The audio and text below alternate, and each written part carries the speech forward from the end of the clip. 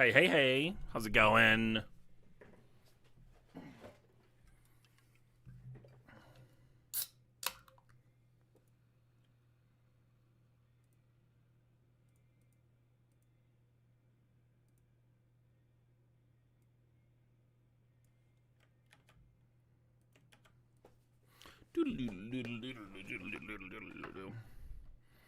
Man, they did not have to go this hard for my fucking theme song. But by Jove, do I appreciate it.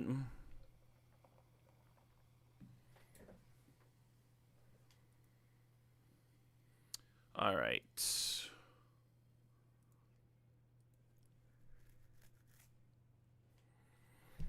Getting my decks, putting them in the place. Oh, you know what? I'm 333.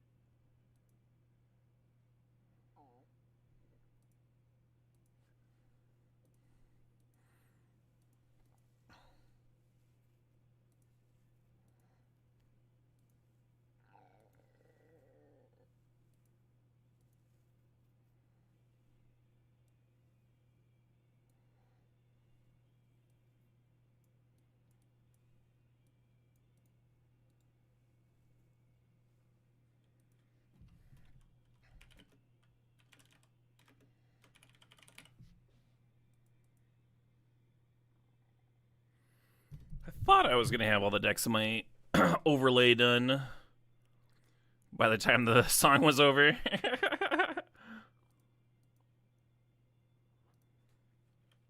I do have them uploaded into my Magic Online account, though. That's something. That's something. Alright, there's one.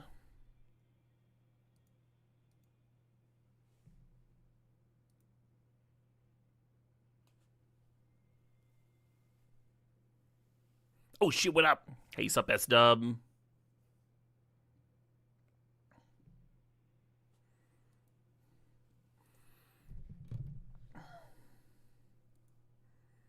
Just throwing a couple more decks in the old overlay. Let's see. Blue, black, tempo.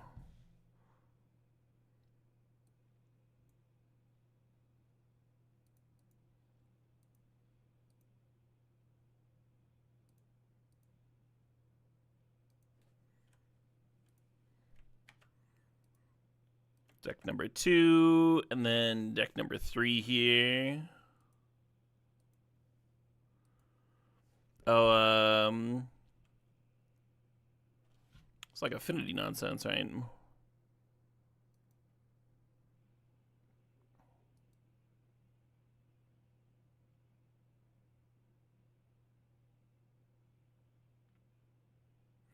Oh, I didn't fucking export it. That'd be a good reason why I can't find it. I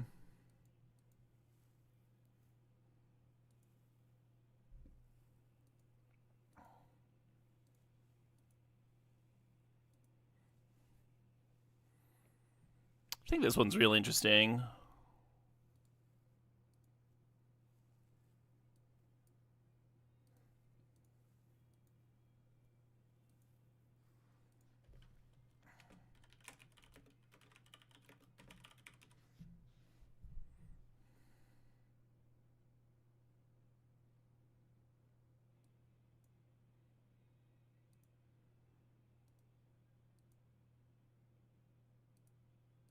It's a wild affinity list. Playing Quantum Riddler is like very controlling. I'm just leaning on Cutter to kill people. It's all you need, right? Why are people making this so complicated?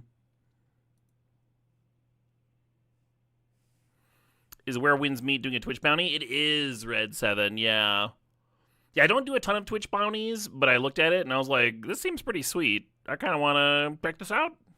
I kind of want to play this anyway.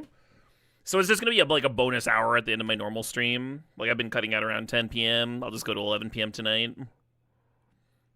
And if folks stick around and watch or leave the stream running, maybe I'll make a couple bucks.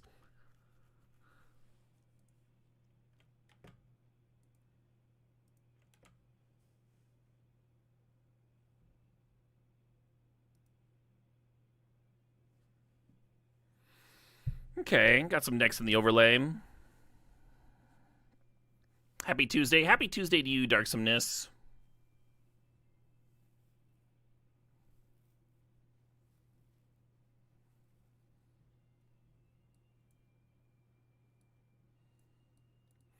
I think I'll start with this deck, because I've been playing a lot of, like, traditional affinity lists.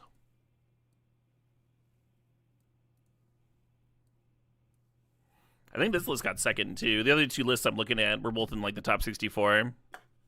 Oh, damn it, it's Tuesday? It is fucking Tuesday. Am I playing Brute Scale today? I don't have it in my list. I did import it. I imported a Brute Scale list that's, like, also playing Yawgmoth. Anyway, I'm probably not going to get to it. I probably won't have the mental energy for trying to Brute Scale people. I've played so little of that deck. I do need to just, like, sit down and fucking learn Brute Scale better. Brute Scale and Amulet are two decks that I just, like, need to put the time into.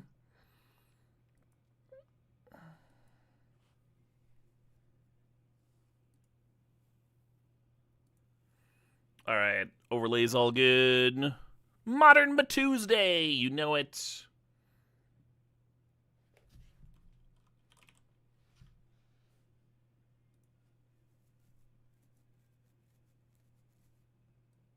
Hey, sup, Jinko. What caught my eye most from Vegas? This second place list, to be honest, that we're going to start out the eve with. There are a lot of, like, kind of stockish lists and stuff.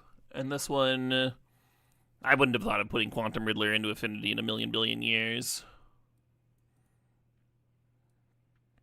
But yeah, we're just, like, dumping our hand with our Moxen. And I guess it makes sense. Just a redraw.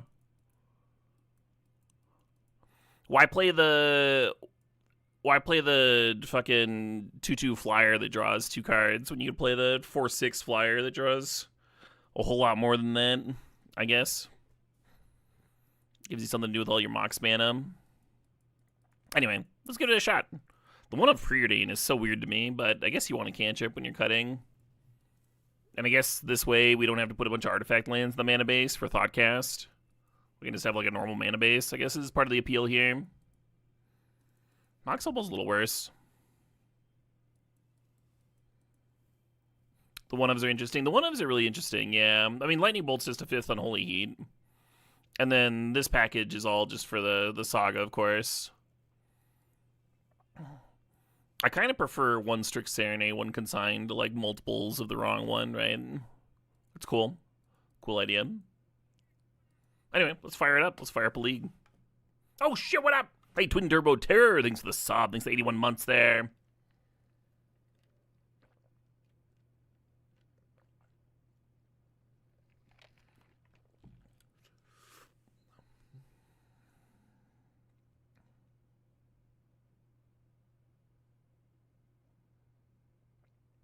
One Modern League, please. Oh, shit! Hey, Rimmerin, thanks for the sub. Thanks for the 7 months there.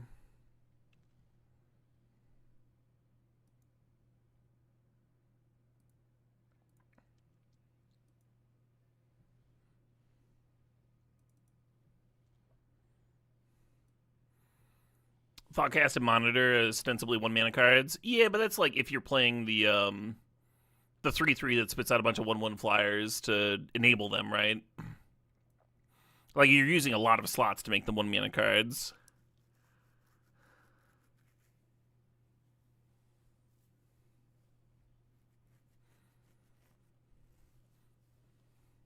Which means your hands are going to have, like, high variety of power levels. This deck should be a lot more consistent, like, doing the same thing every game. Not necessarily better, but different, right? Yeah, this just looks like a blue-red opener, right? Not even affinity stuff. Did they bring back Two-Headed Giant to multiplayer? I saw people playing multiplayer EDH earlier. I don't know about Two-Headed Giant on Magic Online. Modern but Tuesday, you know it.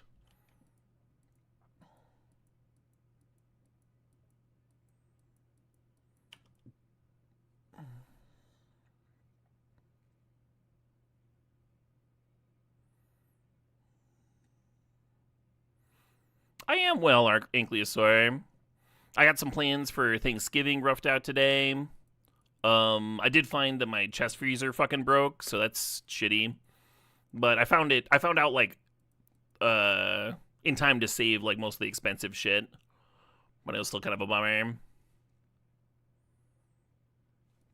Mixed blessing there.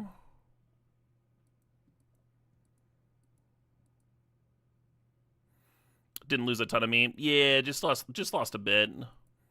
I couldn't fit everything in my my inside freezer, but like the expensive stuff, you know. I'm gonna hold on to my baubles to make sure I can trigger this cutter reliably. Like, yeah, mostly salvageable.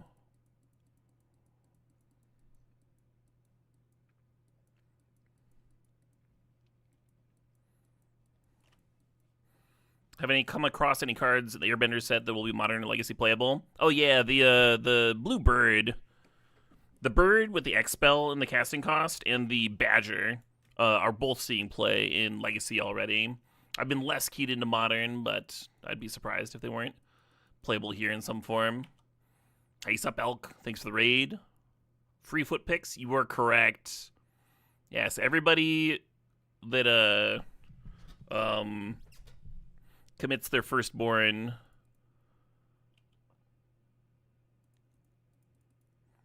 as well as a tier 3 subscription for 55 months gets free foot picks. I don't know, what's a ridiculous requirement?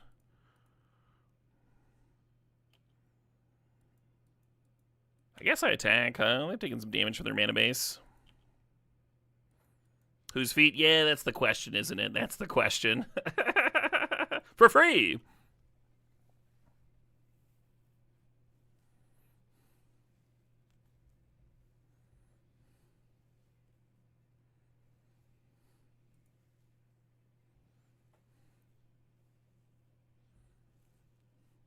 Nice. I tested out Ravager with weapons manufacturing when weapons manufacturing was new, and I never got it to land. And my opponent's just like, fucking bam, bam. All right, all right.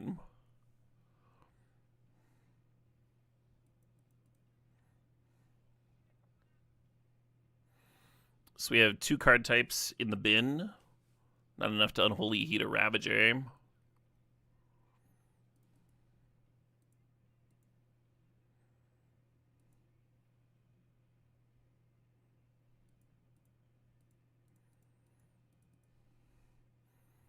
Get this thing off the board anyway,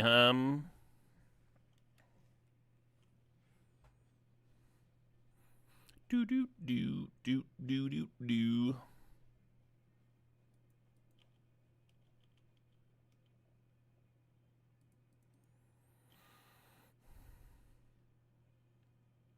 How bad is serving here?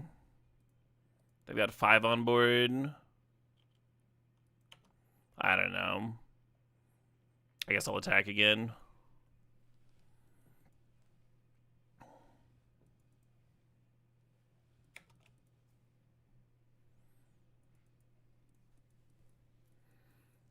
little bummed I'm not going to get to activate this Urza's Saga. I think I need to do some equipping here or something.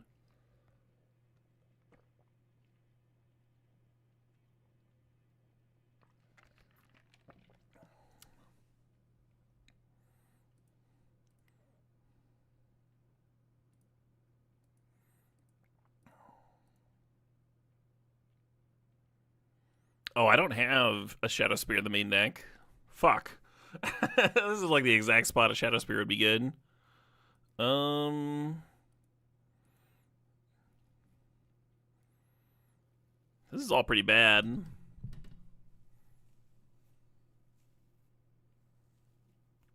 Haywire Might doesn't help.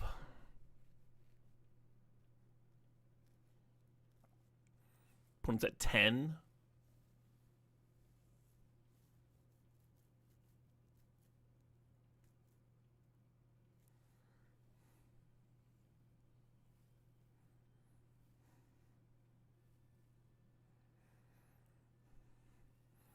Yeah, I don't see how to win from here. I guess...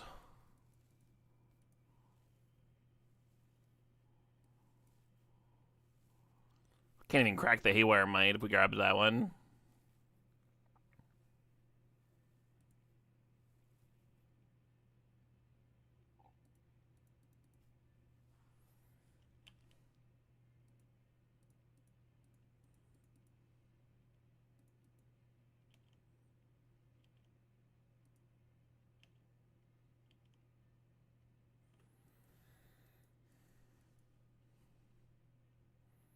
Several mana short of being able to Spellbound Bounce a Kappa. 2 prowess threats, though. I don't think I can get him to 10. That seems like a tall order.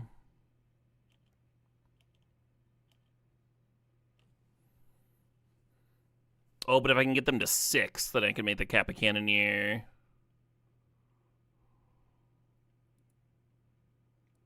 I don't think I can get him to 6. Perfect, a Quantum Riddler. Just the card I needed. Yay! Yeah, so just playing the Heat puts them up to 4. We 4 them down to 6 life. Not really enough, This Thundering Falls coming to play tapped fucking sucks. I guess I'll do this and try and hit 2 Moxen specifically. Like, we just get like another pair of Mox Opals, then no. Alright, you win. Happy day! Day 202!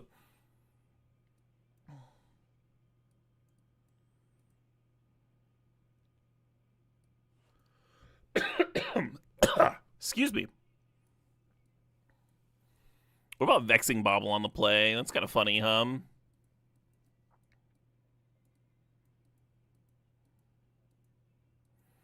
Is Strix Serenade something that I want?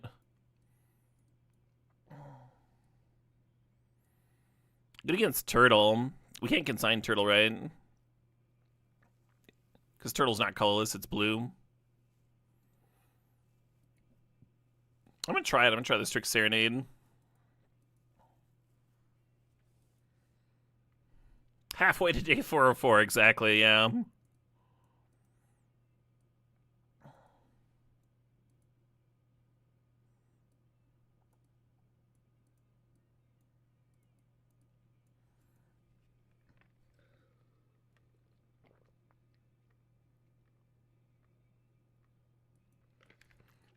They showed me Emery. I wonder if my Crypt should stay in. Probably not.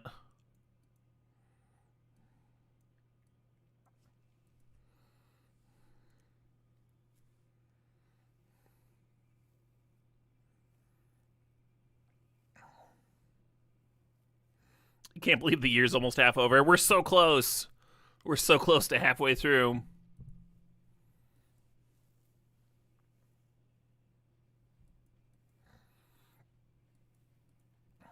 What if Metallic Rebuke is worse than Unholy Heat?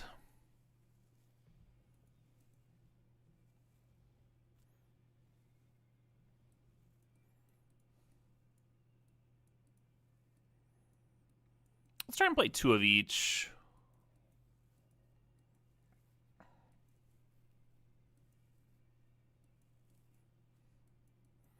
I'm just gonna keep it at 1 Serenade. You like Mystical Dispute? You think they have enough hits?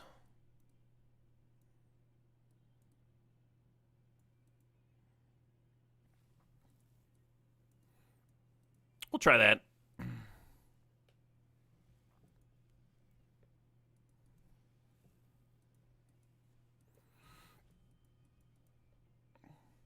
Wow, I almost like this hand.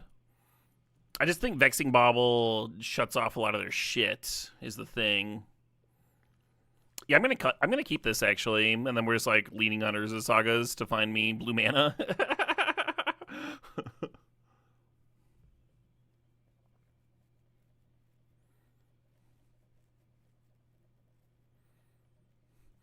Like Saga just finds me Mox Opal, and then we're groovy. It's not a very fast start, but I think the whole idea of the Vexing Bauble is that you get to play at turn one on the play and shut off a lot of their hand. Very similar to Chalice of the Void and Legacy Affinity Mirrors, where you like can dump your hand and play Chalice on 0.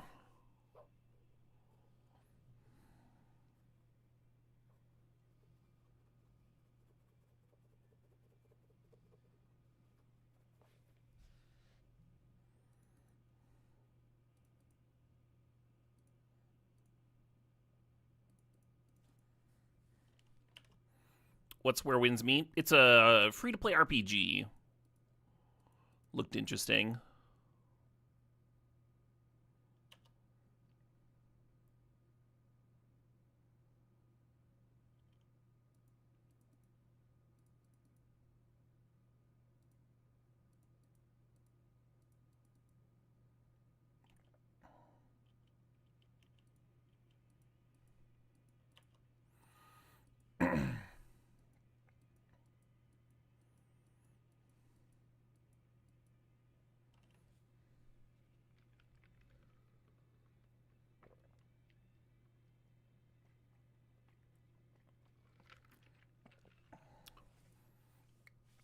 Anyway, I'll be streaming that at the end of my my regular stream. So it'll just be a little bonus thing for whoever wants to stick around.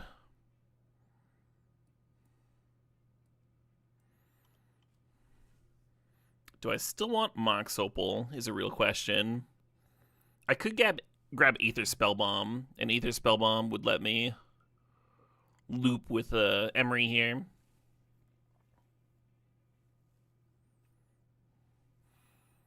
I think I still want Opal. The equipment's interesting too, right? Describe Lava Spur getting with the Construct.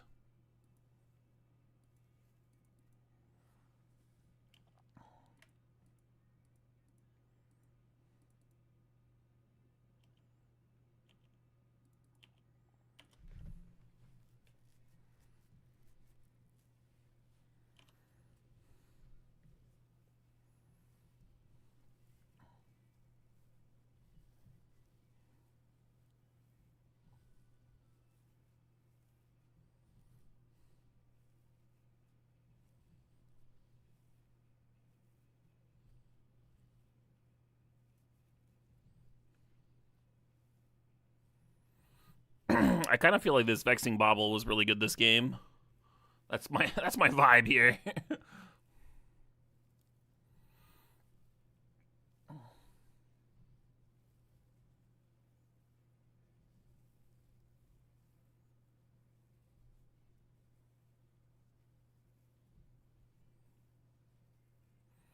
Old needle action, sure.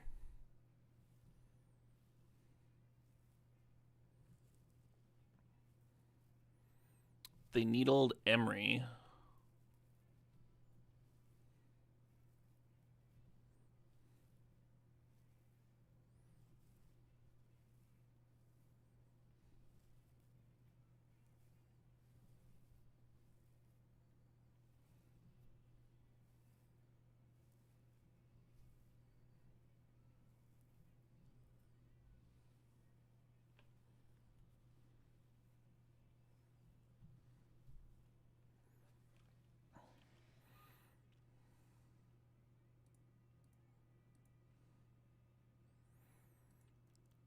See what they think about this.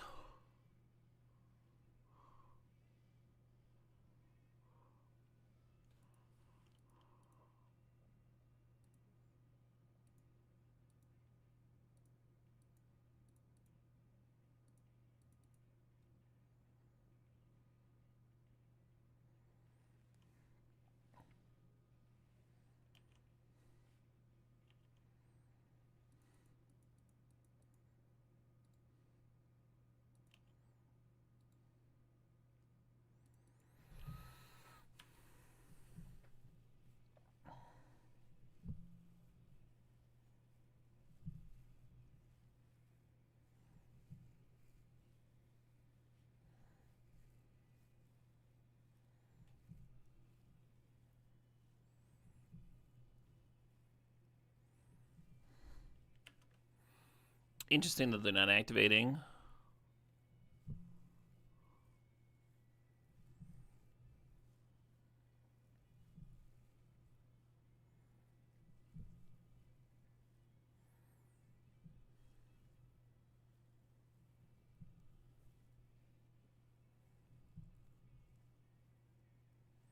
Oh, they're gonna cap a cannoneer down. Nice.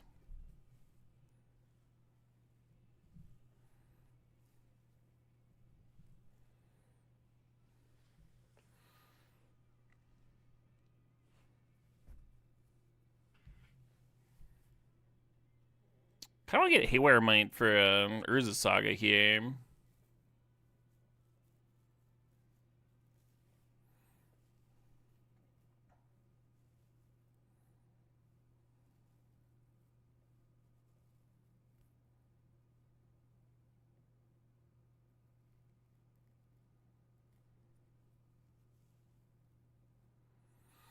Hmm.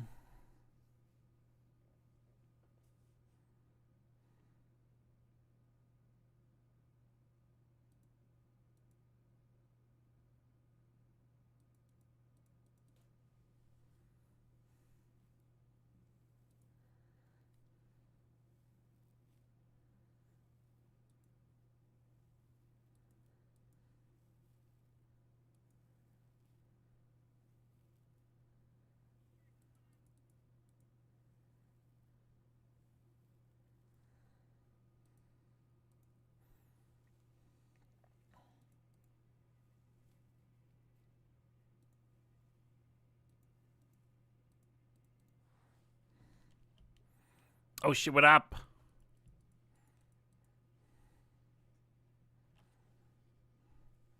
Hell yeah. Bill Riccardi dropping in 200 bits, which they got by taking polls, and now they can give them to my favorite streamer. Hey, thanks, Bill. Appreciate it.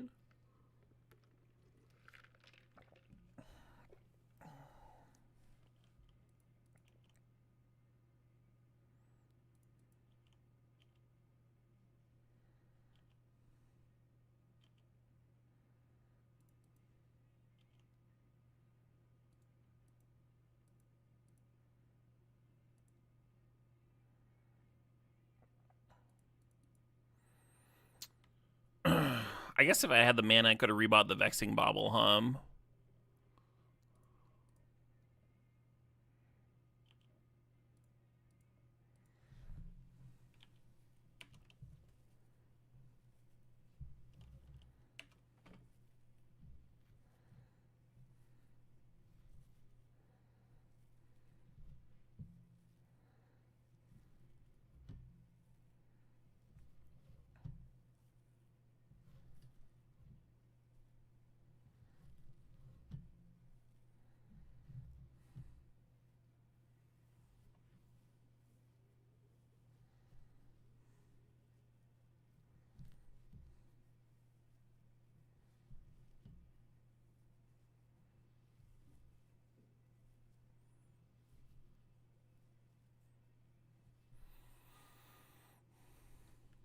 Yeah, I've not been impressed with the Riddler yet. But maybe if I got in a control mirror and we were just like hard grinding cards, maybe one of the best cards. Hey Chew, thanks for the sub. Appreciate it. Hope you're having a good one.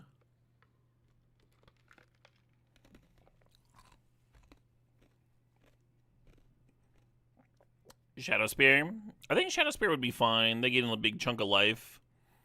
And then we just start like bouncing it with either Spell Bomb.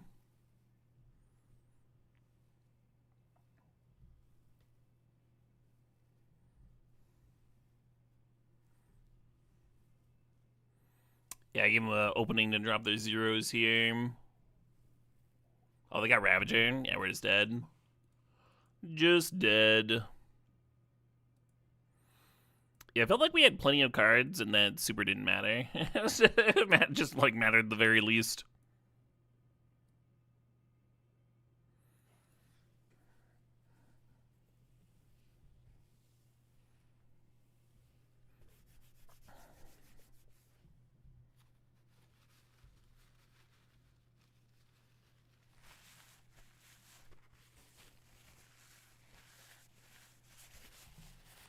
But yeah, I know I have the benefit of hindsight now, but I would like to say that was worse than them having Shadow Spear.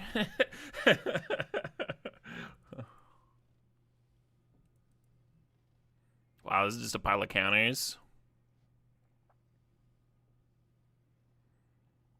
Is this what we want? It's an unknown opponent? I feel like it's not, right? Okay.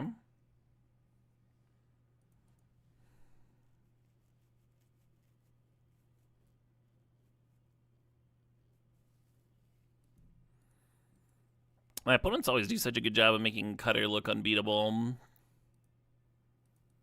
I feel like my Cutter very rarely looks unbeatable. I was like, alright, you got a couple tokens, who cares? Dead you.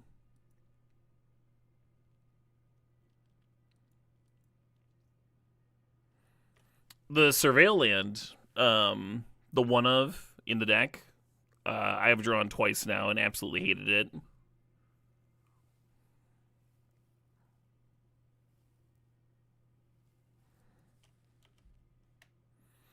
Looks like a Blood Moon matchup.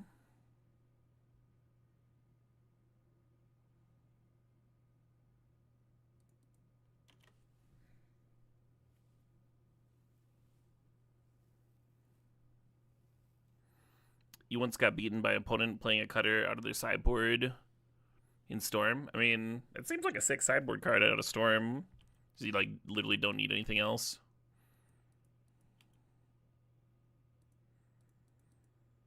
Like it's one of those self-sustained threats, right? Kind of like Murktide or something.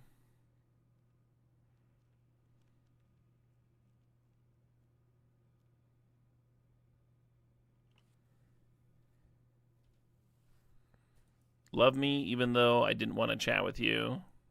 I don't know what you're talking about, but I'm sorry I didn't have time to chat or whatever.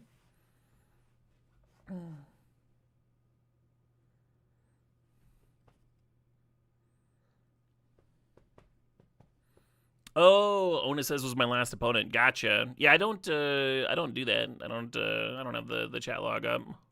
That is not a you specific thing.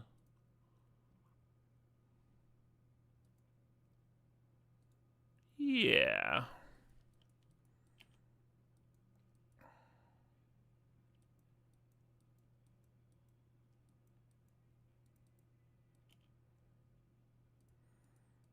But yeah, thanks for the match. Well murdered.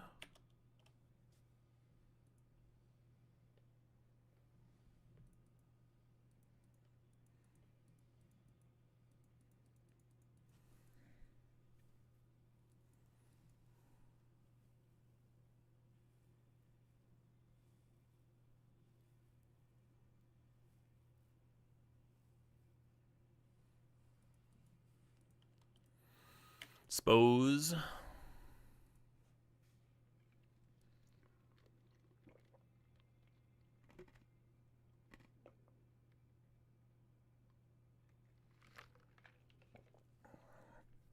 Every time I run out this saga, I can't activate it. A Slam in Trinisphere. That is annoying.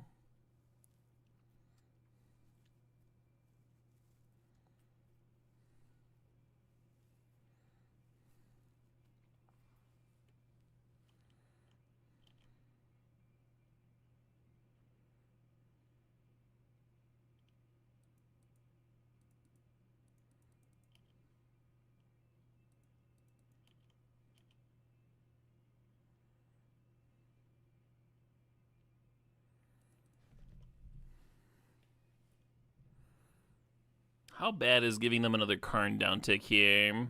I really want to activate my saga now that I can't. Now that I can't do shit. It's probably pretty bad.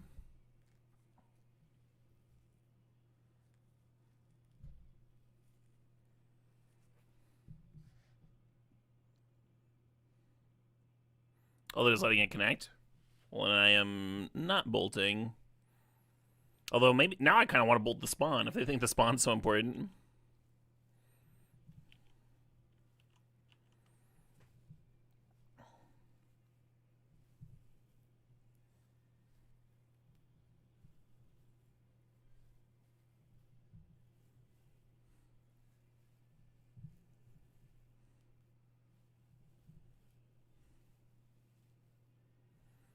When Gucci had the same problem with the Surveil lands. You remember him saying he'd never play tap lands at Affinity again? So, I don't hate a couple of the tapped artifact lands because they're like ramping you. You know, it's like similar to playing an artifact with your 1 mana.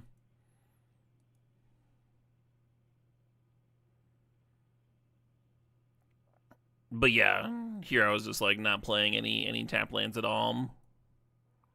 With Emissary, you like kind of don't need to do that shit, right? Like you just have plenty of artifacts now for your affinity cards. The deck that I'm playing right now isn't really an affinity deck, though.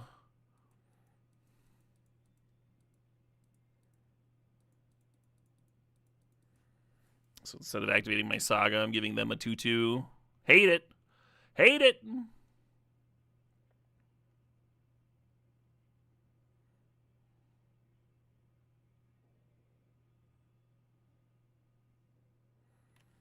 Oh shit, what up? Hey, Stonelock, FTW, thanks for the sub, thanks for the 19 months. Were there any Badger Mold decks at Vegas? I'm not sure. I didn't look through the whole everything.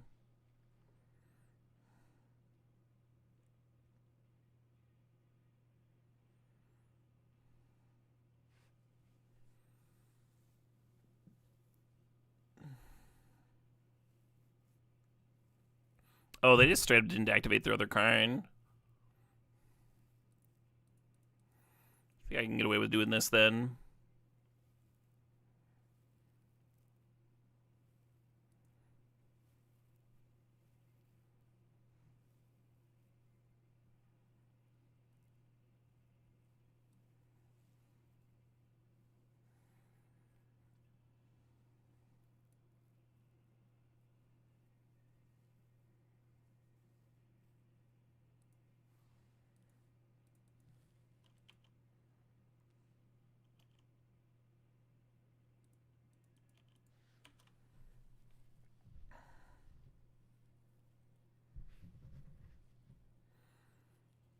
Not starting off with Mono Green Amulet? No. I do need to put some time into Amulet at some point. But no, I didn't feel... I didn't really feel like playing that one.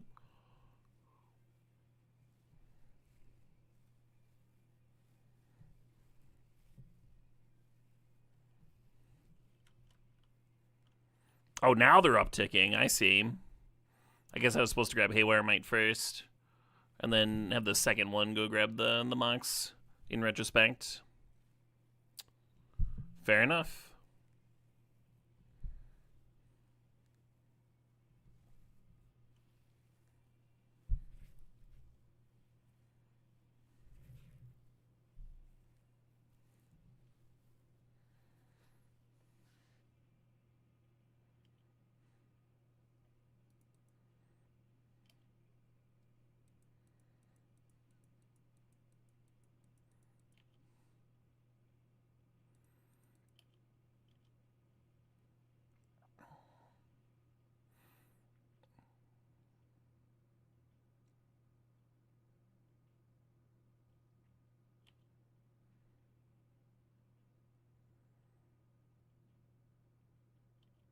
How does Improvise work with Trinisphere? I'm pretty sure it's fine.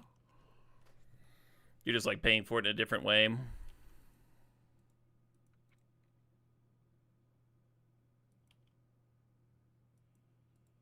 Oh, maybe I'm super wrong. I don't know. I don't know is the real answer.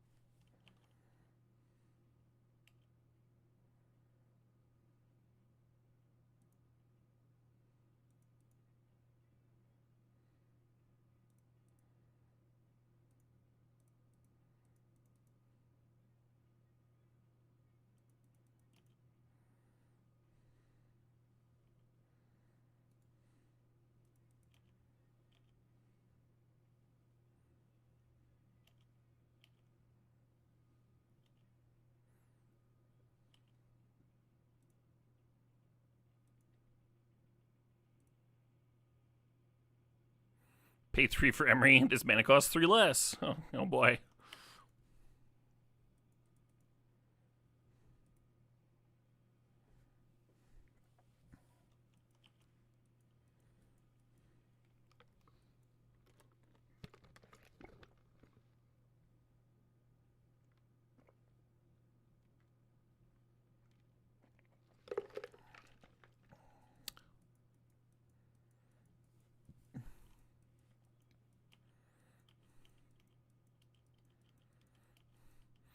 A little redundant with the Trinisphere there, yeah.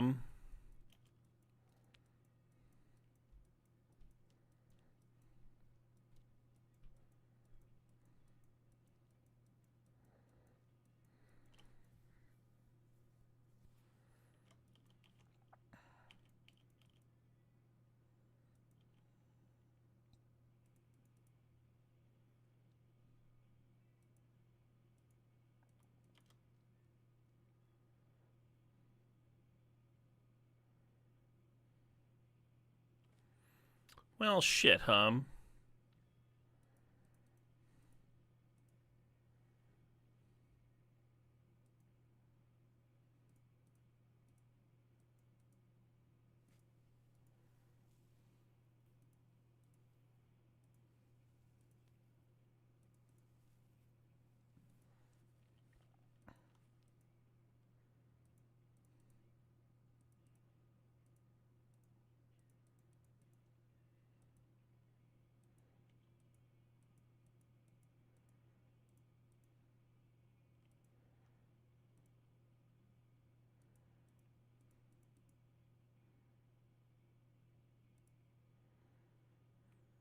Do I just want to rebuy Haywire Might?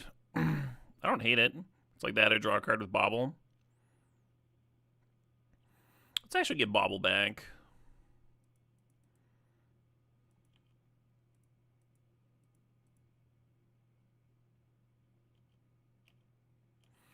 And that'll let us hold up this Metallic Rebuke, which I don't think I'm casting, but they do play X-Spells, you know? It's not like super out of the question. Do we cast this or just let them take it is a question. I'm just gonna let them take it.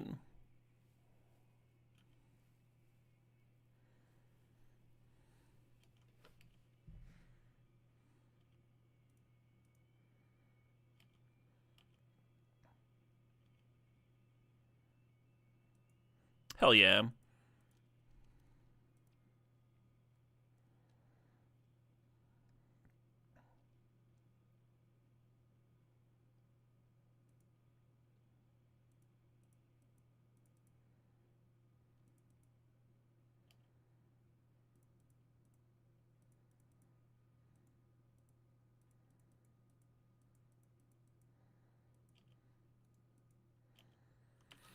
Let's get a real clock going here.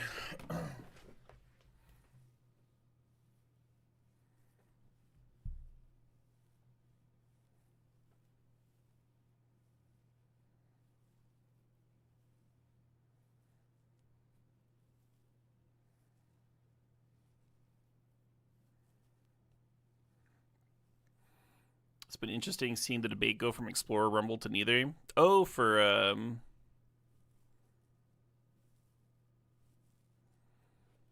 Amulet. I like Rumble a lot. And I think Amulet players should base their deck lists around what I like. I think that's polite. These fucking Riddlers out of here.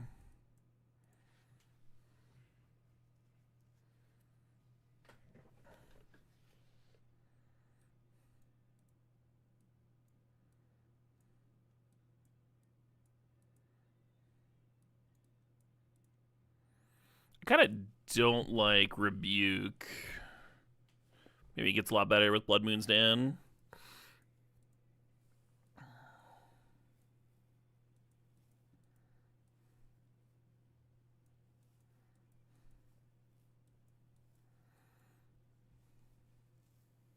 Thinking something like this.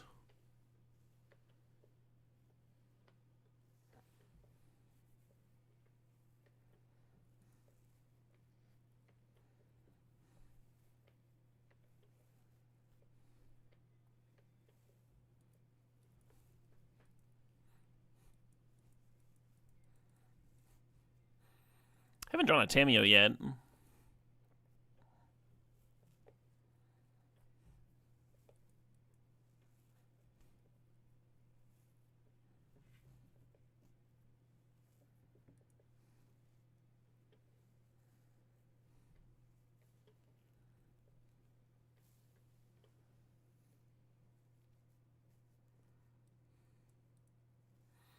Yeah, maybe Rumble's supposed to be an over preordain or something.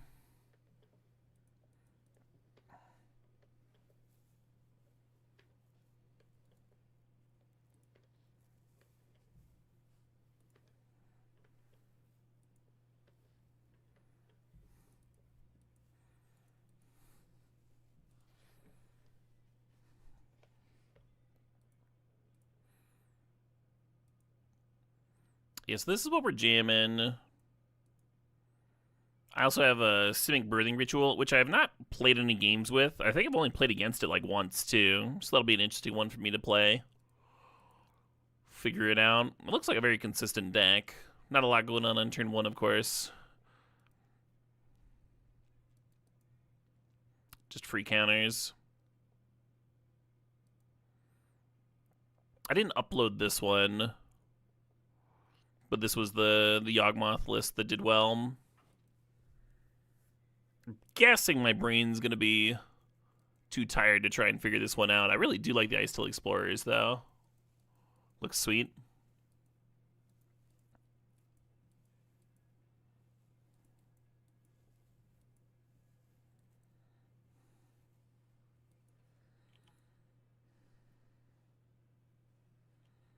Depends on the deck I'm rando. I've been kind of cursing the Surveil land that's in this one. Happy Tuesday, y'all. Happy Tuesday to you as well, Mulligan to 8.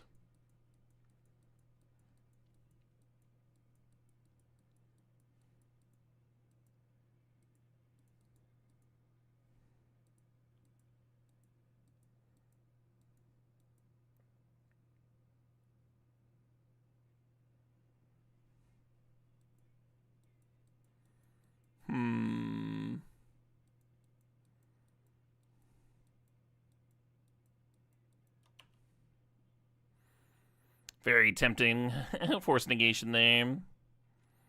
Against old school Tron, it'd probably be correct. I think with our plan being Blood Moon, chilling on the force negation makes sense. Am I streaming Thanksgiving Day? No, I thought I would take Thanksgiving Day off, you know?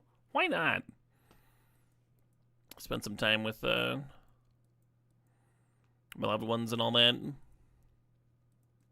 I deserve a day off. That's what I was thinking. Can't think there's anything any kind of commitment I had to... No, nothing comes to mind.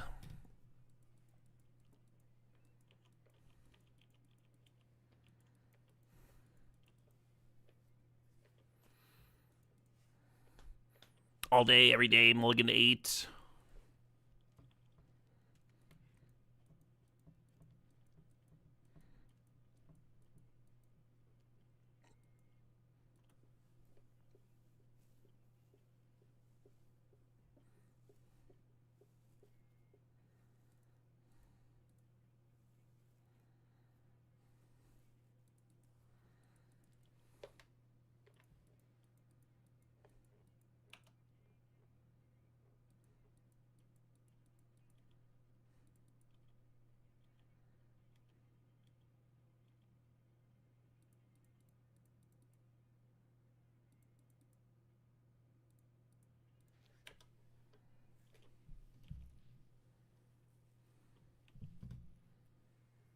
Yay.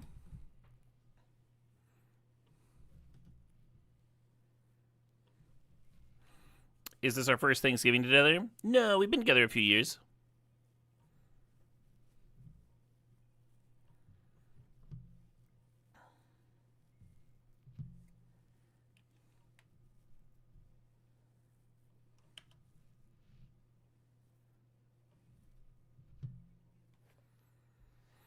Hey, that's not bad.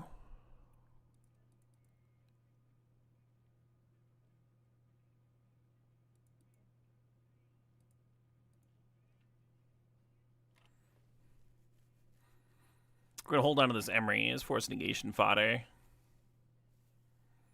Very awkward that we have to play the Tamiyo to turn on the Mox Amber and then play Cutter as our second spell, but it is what it is.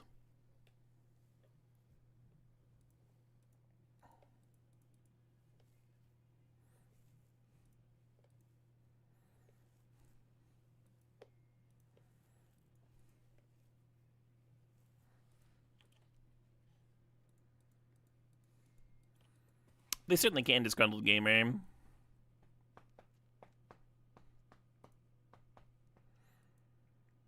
We did just get married over this summer, but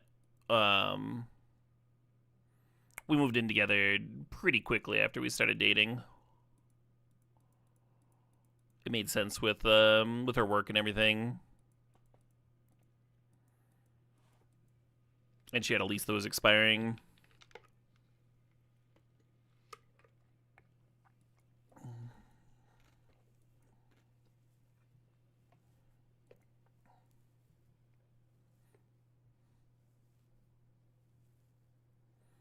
Fuck this Thought-Knot Seer. Fuck, it's so hard. Been sitting here at 2 mana with a Blood Moon this whole game. Finally gonna untap with it. Nope. Nope.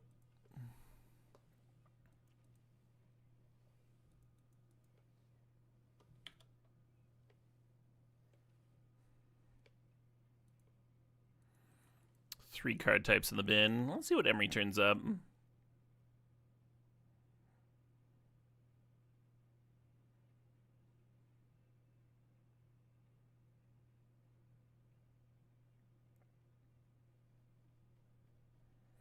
I think I should tap the Mox Amber for the Emery.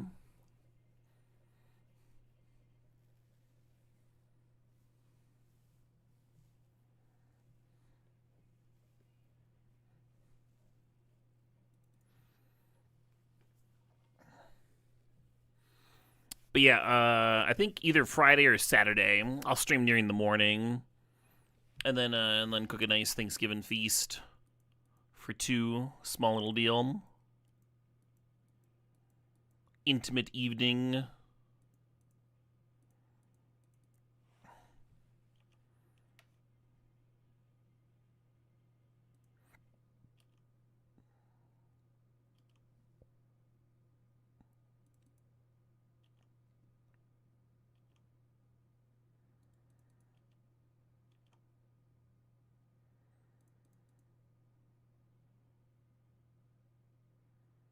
Kind of digging for a replacement. Oh wow, I flipped my Tamiyo. Nice. Because I killed the Thought-Knot Seer. Yeah, I wanted to draw there because if I draw Mishra's Bauble, I want to be able to cycle it and then have a better chance of having Force Negation up on this turn.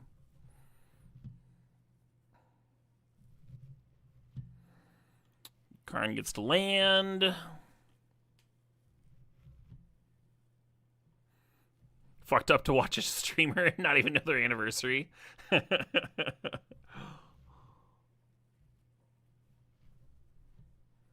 yeah, Mulliganate.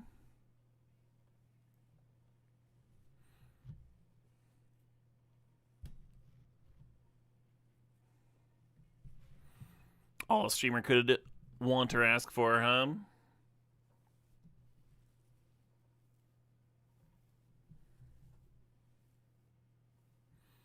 Oh, they're tutoring up Tormod's Crypt to nuke my graveyards. The Tamiyo's not too juicy.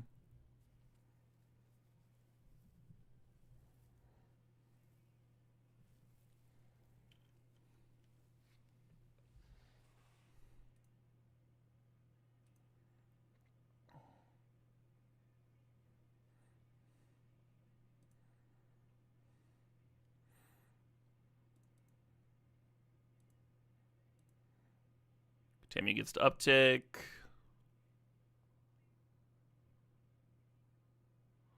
Moxable gets to trigger prowess. We just get to clear the Karn anyway. Opponent's got 1 card in hand, so if it's a removal spell for the monk token, it's like whatever, we'll force it.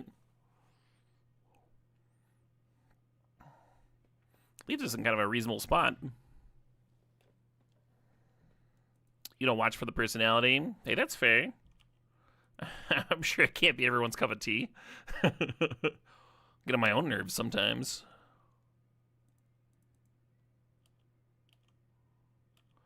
And I also clearly enjoy Modern and Legacy as well, right?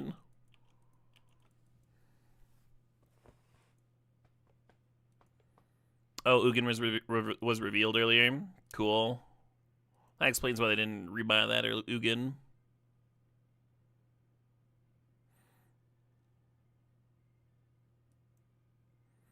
Devourer looks pretty strong. Sure.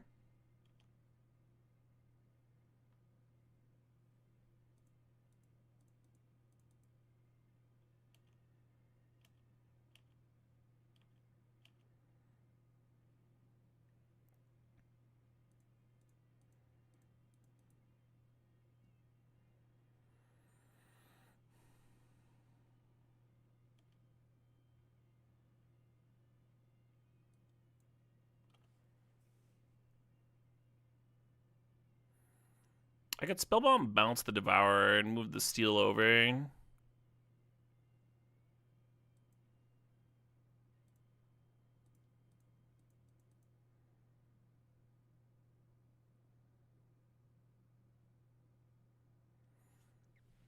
Which gives me 12 damage. My opponent's at 14. Not quite enough, huh?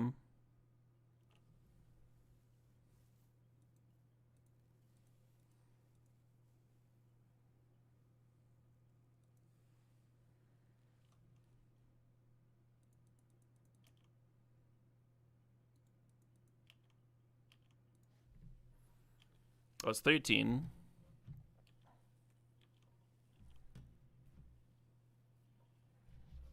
Lava Spur Boots are in this deck. I don't know why people are saying they're not in here.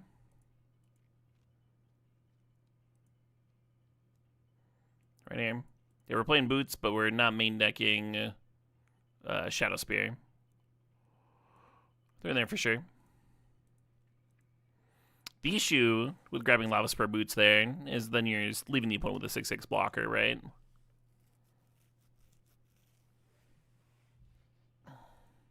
Yeah, and they just have to hope that I didn't draw a blue card for Force Negation. Wouldn't it have been lethal? Why would it have been lethal? They still have a 6/6 blocker. The 6/6 blocker gets to block. Am I missing something?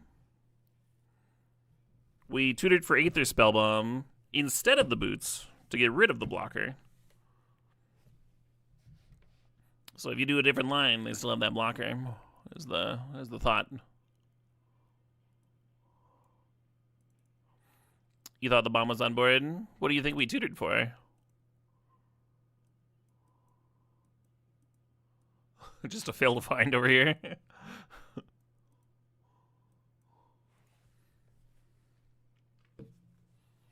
We don't need an artifact. If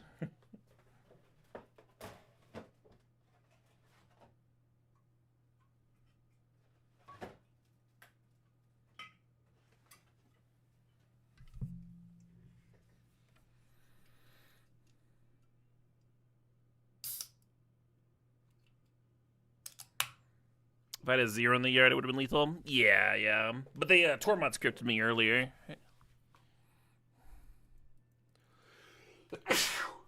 Whew. This looks keepable. Really not sold on these Riddlers.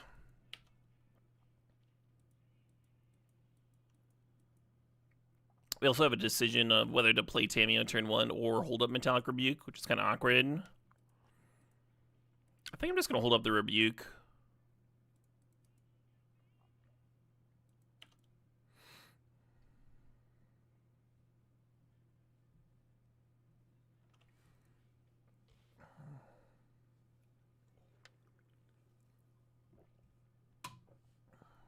We're playing against... Fuck. You're probably not supposed to counter random draw spells out of the out of this particular deck.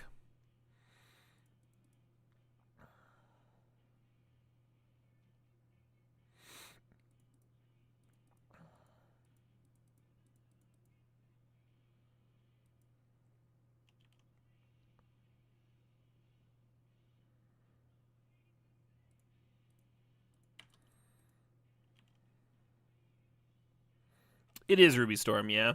There's nothing else for it to be. Which I should have realized when they've been Gemstone Caverns. And then when they put Ren's Resolve on the stack, I was like, oh, right.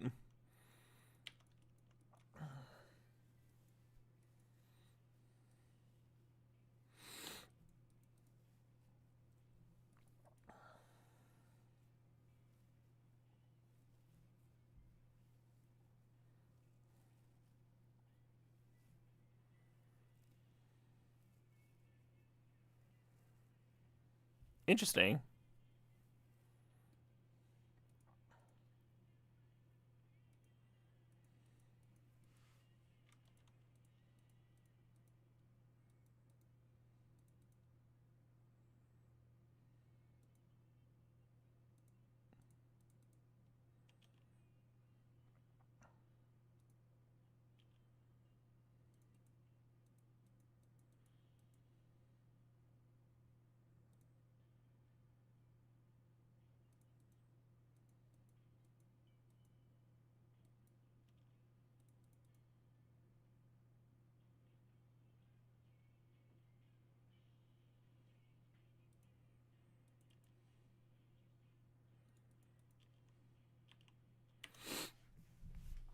Use the fetch as a scry there. Look at the top of my library, the bauble, and decided I didn't want that. Kind of just hoping for another Metallic Rebuke. I think that's the only thing that can save me in this spot.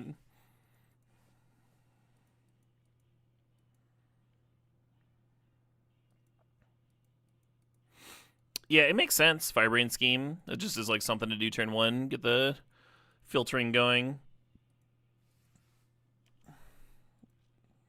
Now they are going to win, essentially.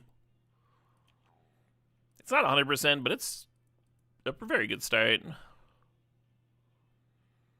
Hi, I'm Mio. Thanks for the sod. Thanks for 39 months there.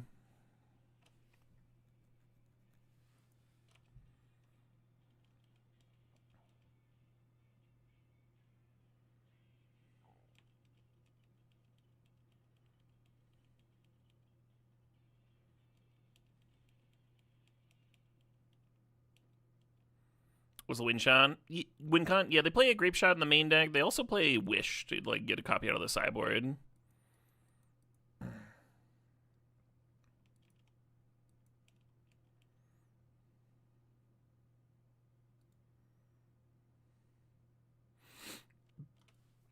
The Artist Talent means that you can level it up here and basically already have lethal.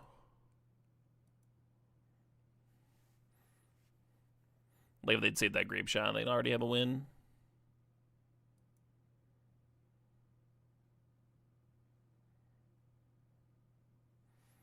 I'm a card type short of Unholy Heat being able to kill a Ral.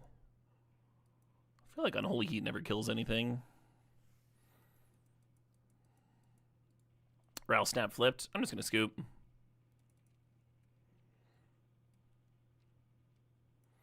I've seen Ral whiff before, but it's so rare.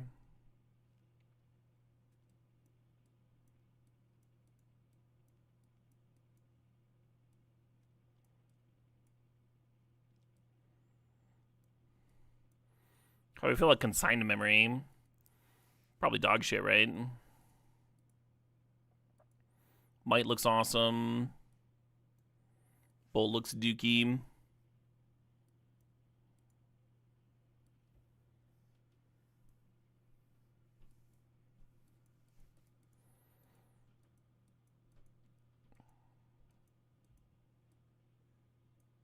You can consign Storm Triggers. You think that's likely to win?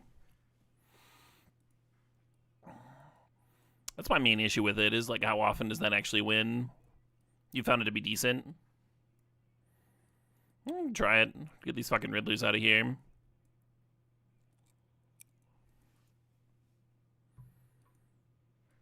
Right, Darkling Scribe. That's my. It feels like you're like setting yourself up for failure if you're boarding for them like full comboing you and then hoping to get a storm trigger.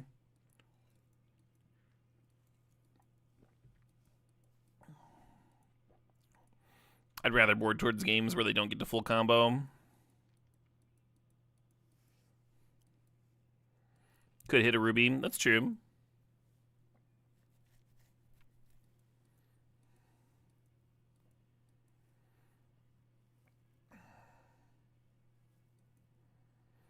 I think Flame of Anwar is more likely to get a Ruby. I'll leave one in. The Miser.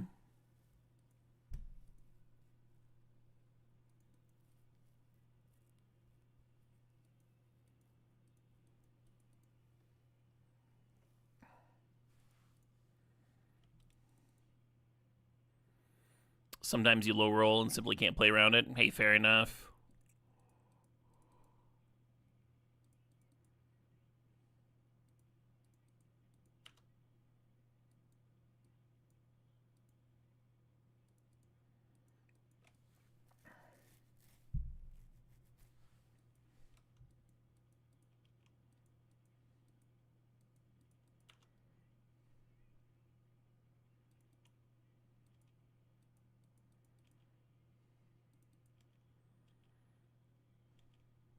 I think I play the Opal out.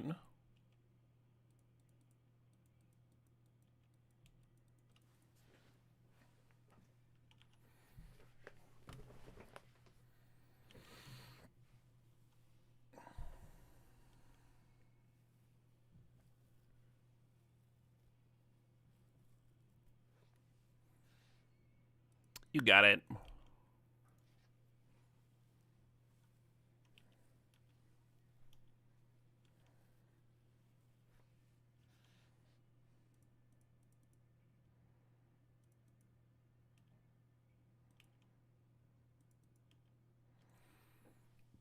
All right, I'm feeling pretty good about this game.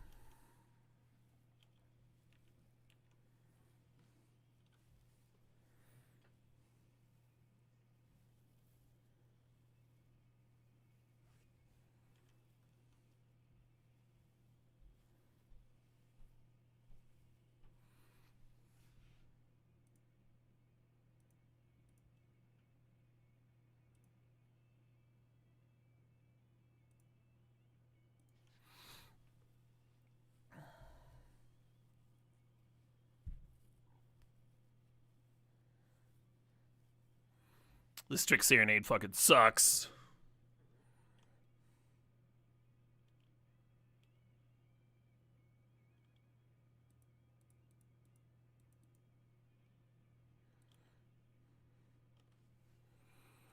We have an interesting decision to make whether to go and tutor up a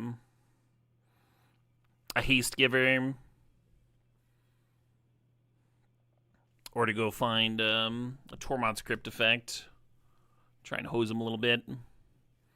So how much damage are we looking at? You activate, get the Construct, get the Haste Giver, that's +2, +3 artifacts with the Tameo. And 16 fucking damage.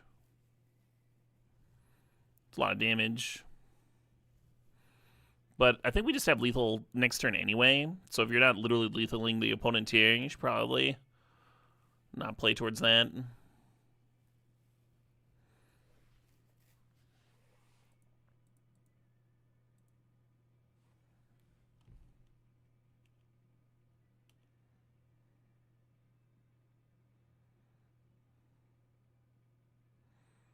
Oh, derp. Haywire Might.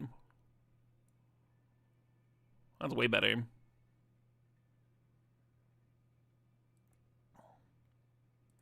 Glad I left the Mox Opal up.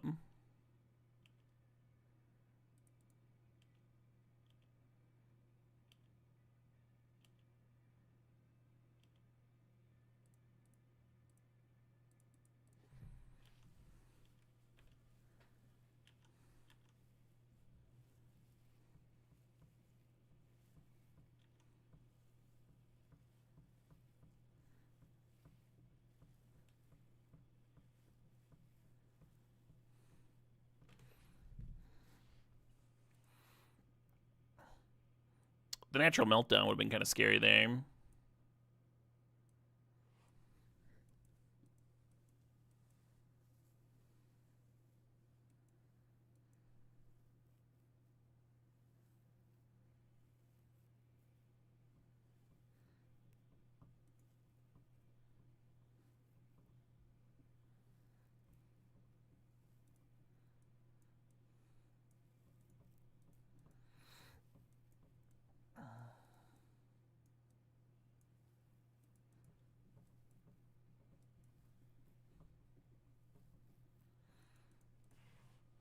How am I playing the Vegas decks if what happens in Vegas stays in Vegas? Yeah, I'm playing on Vegas servers. That's the ticket.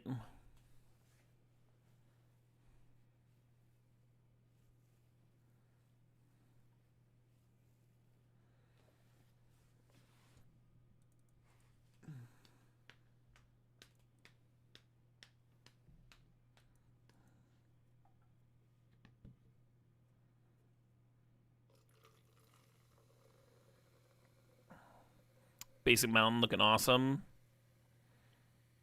I think you keep this, actually. It's not pretty, but... You got a free counter, you got a little bit of pressure, we can go like turn 2 Cutter plus Bobble, start activating Saga.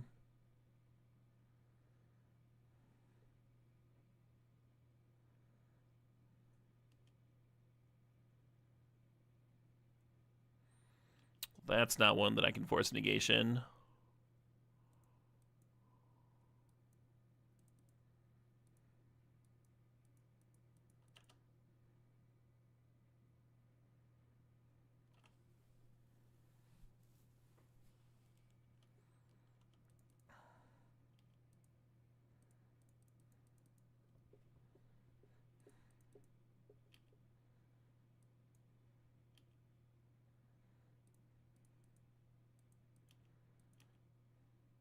Wear and tear on top.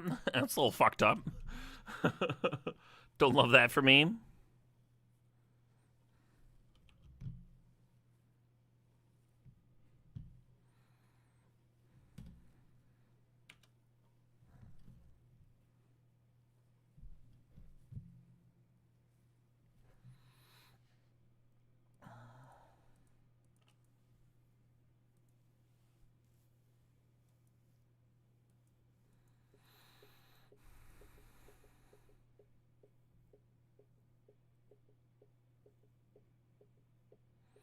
Be interesting to see what mana they had with Manamorphose here. Whether they go for the win or...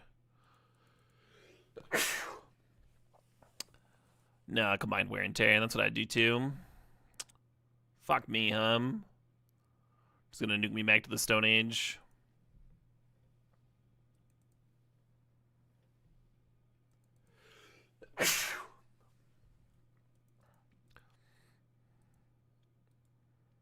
Should just be able to fuse that.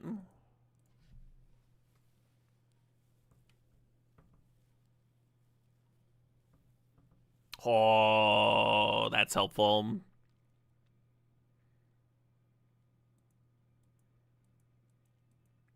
I guess they just play a fresh one, but then they've got to flip their fresh one.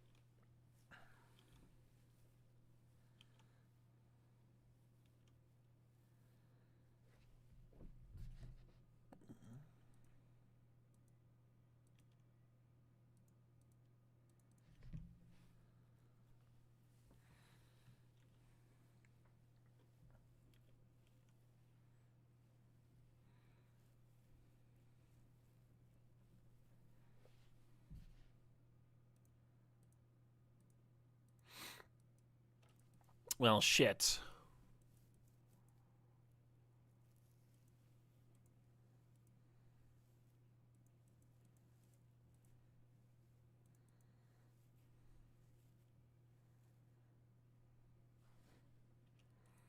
The yield to all button is very annoying. So, I think this is an opportune time to rebuke the wish now. We were kind of baiting out the ritual, so the rebuke would be able to counter the wish, assuming the last card isn't a mana production card. And they do get a chance to flip and save the Ral, of course, because then it'll be a new object. Shit. If I'd gotten lucky on that flip, I would have just answered all their things right here, except for the Ruby Medallion.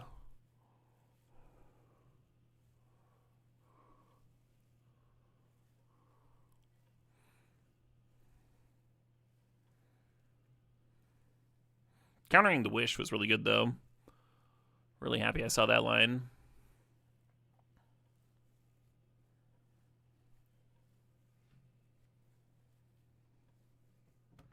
Ace up Barbarian.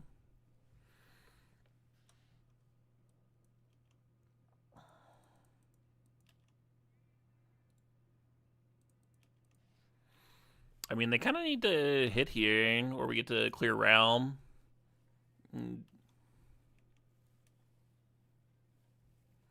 Just top deck another heat. Easy.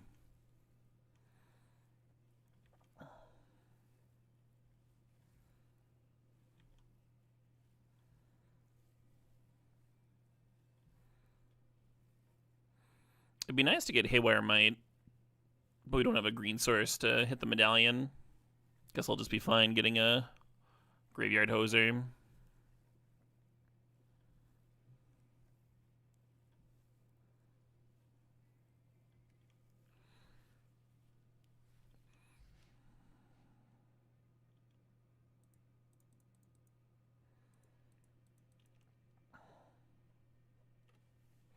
Oh, hey, that's a... The question is whether we would leave up Strix Serenade. Activating the Saga could really increase my clock. But then I won't have Serenade up. I think that's okay.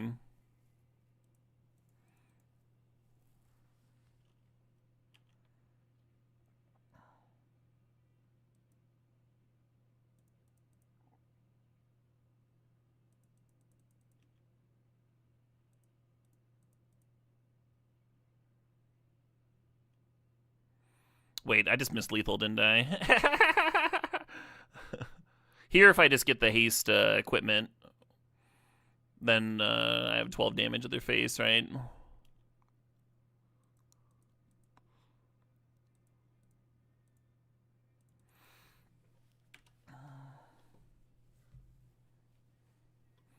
The way this could really screw me is if they top deck Wish and go get Meltdown.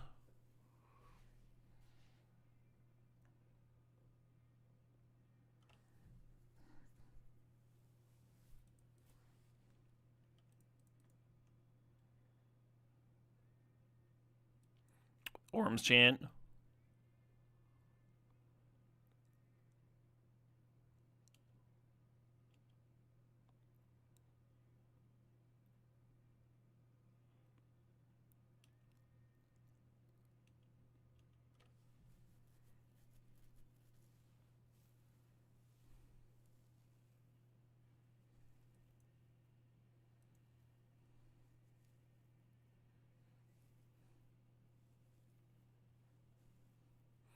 Yay. Well, I didn't manage to flub that one too badly. Game 1 seems like borderline impossible, where you're leaning on like triple Metallic Rebuke, and I did use my main deck Metallic Rebuke pretty poorly, just countering a random draw spell. But then post-board, you get like all those extra counters. Felt a lot better. Board out your stupid Sphinxes, Riddlers.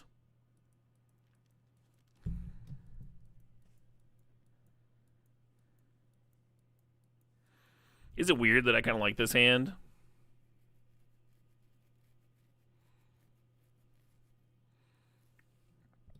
I think I would keep this hand if we had like a Tamiyo.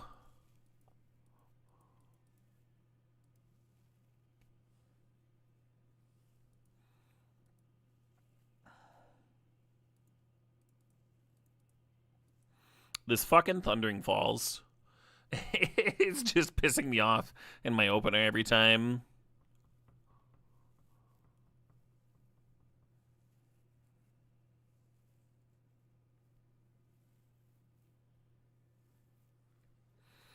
A friend of yours just returned from an RCQ and made top 8. So happy about it. Hell yeah.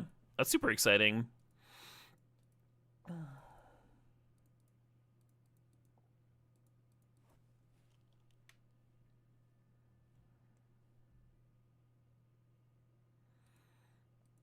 Before I went live, right before I went live, I made a dummy batch of Yorkshire pudding. I'd never made Yorkshire pudding before. And it seems like there's a lot of like freedom in what to use for the fat. Like the traditional ways, like meat drippings from like whatever haunch of meat you're cooking over like an open fire, right? And then some recipes like substitute in like vegetable shortening or something. Like, anyway, I used yak ghee because I happen to have yak ghee from making a type of traditional Tibetan tea.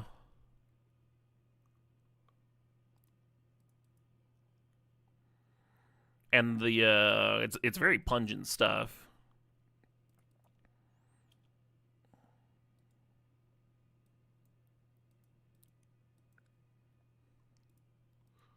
That's what I'm smelling right now. That's why I'm getting at that. That's where I'm going with this. Oh man, we're just playing Storm again. Anyway, it was good, but I think for the actual for actual Thanksgiving, I'm gonna be using Wagyu beef tallow, and then I've got some. Ooh, that Serenade might be good here. Some camel hump fat. So I'm going to make like 3 with beef tallow and 3 with camel. You see which I end up preferring.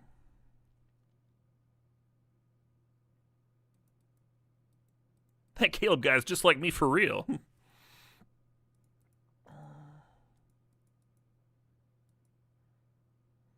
Kind of want to fire off Emery and just get more options for the graveyard. Maybe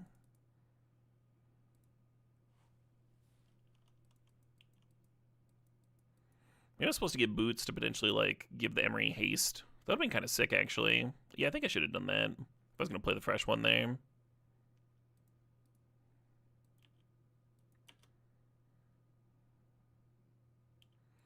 Simple recipes with staple ingredients you probably have in your pantry. I mean, the actual Yorkshire pudding bread is super easy and simple. Like I tried to out it in cast iron at first, and then I scooped a muffin tin so I could make them in smaller portion sizes. But it's like water, flour, milk, a little bit of salt. And then, yeah, whatever fat you're using. And you cook it at a high temperature so it rises fast and super quick.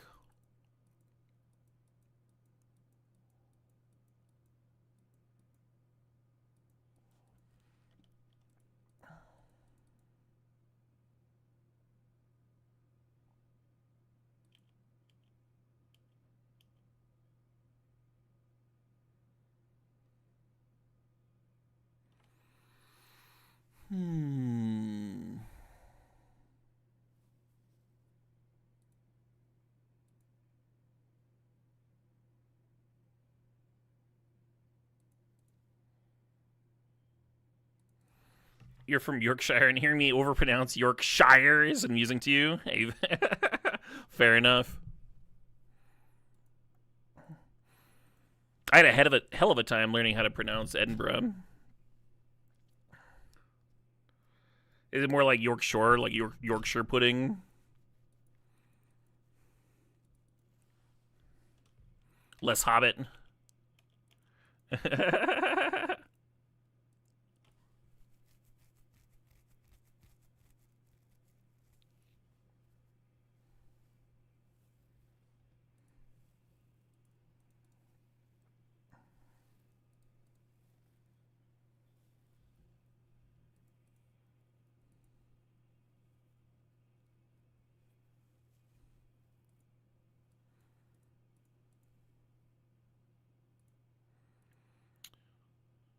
Try this.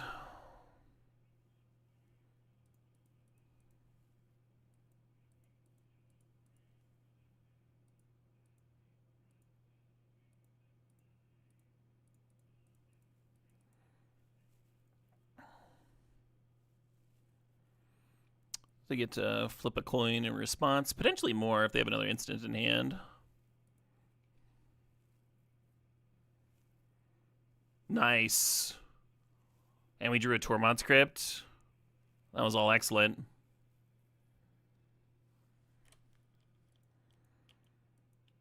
Have I ever made a Dutch baby? I have not.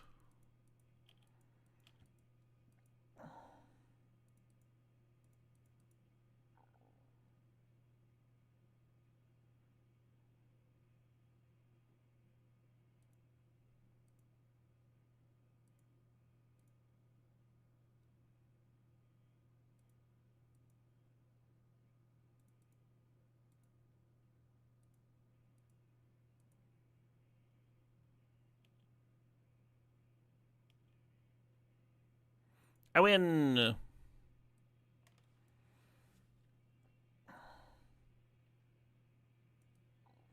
Oh man, I just won a game one. Good sign for this matchup,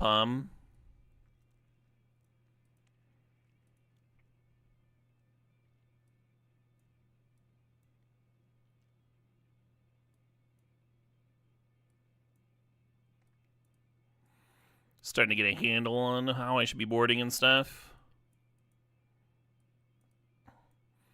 Maybe the rebukes should be in somehow. I don't really see how to do it. Oh, I cut Riddlers last time to leave the rebukes in. Yeah.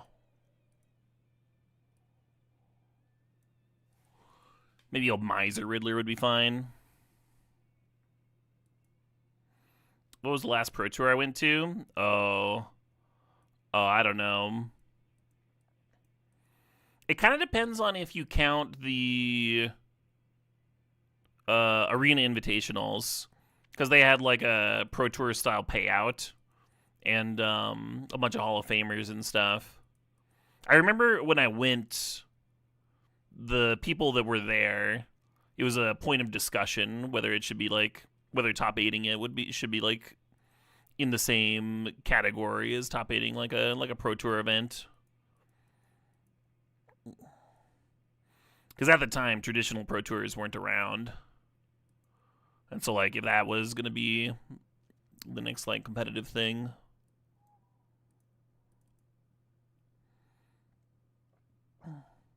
How the Serenades been? They've been solid so far. They were really bad in the mirror. They're pretty good here.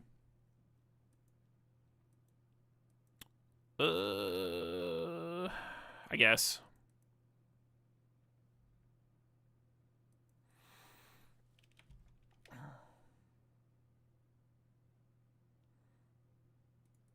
I think what happens with keeping this hand is we brick on our second land, and they realize what we're doing because we shock on turn 1. And so then they just like play out draw spells until they can overwhelm me.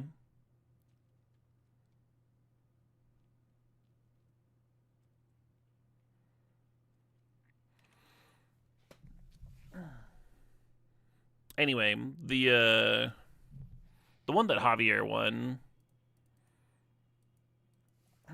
with red-green was the last event that I remember going to. Hey, second land.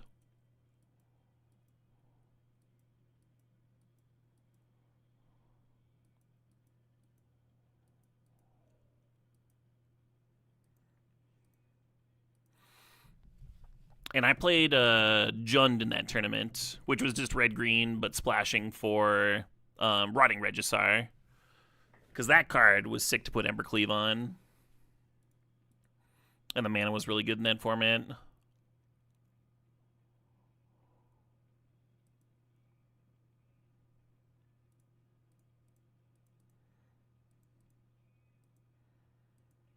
Ended up beating Kai Bud in the last round of day 1, but didn't make day 2 on Breakers. That was one difference between that event and like an actual Pro Tour. Pro Tour, the cutoff was always based on record, so you never had that. I wonder if I should have tutored up a green source, huh, for the Might. Probably.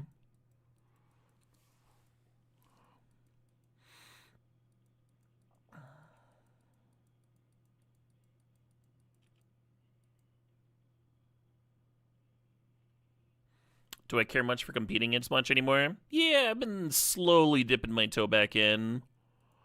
I was trying to qualify for both of the upcoming RCs, but I only qualified for one of them. So I'll be playing in Milwaukee, and by top 32 that would be a way to get back on the Pro Tour. I think we're like already on the next RC season.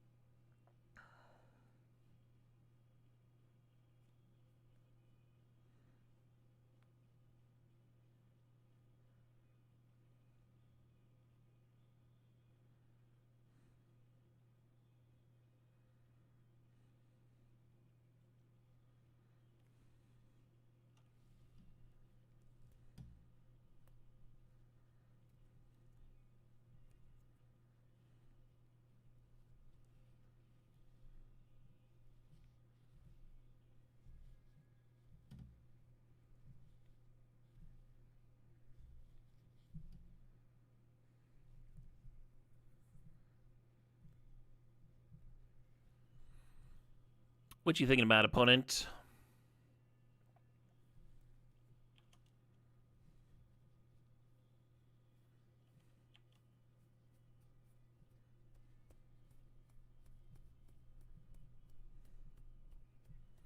Oh shit, what up? Hey, Opaline21, thanks for the 6 months.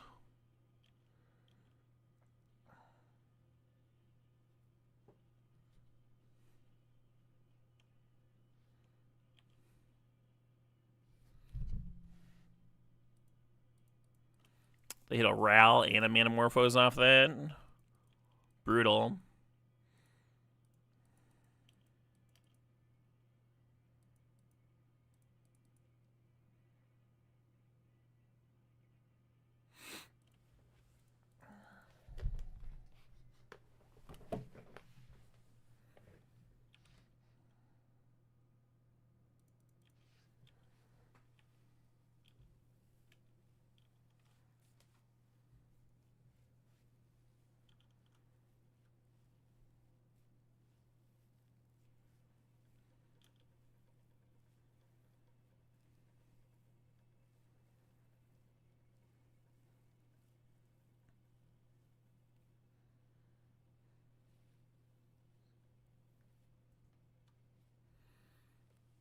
Leading on Desperate Ritual is interesting.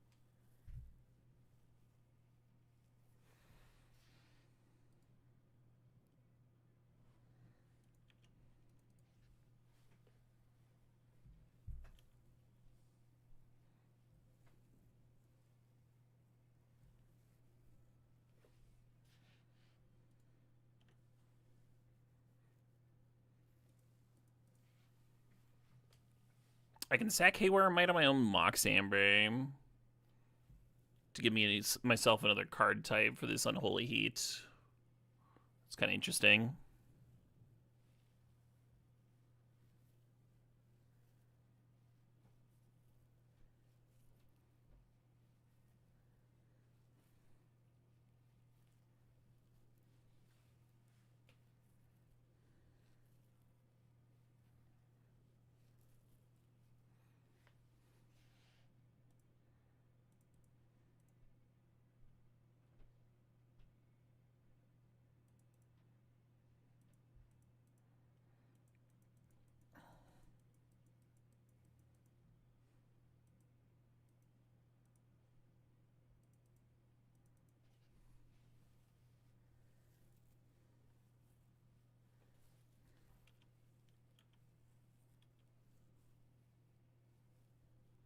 Might can only target non-creature cards, so Might will not be targeting itself.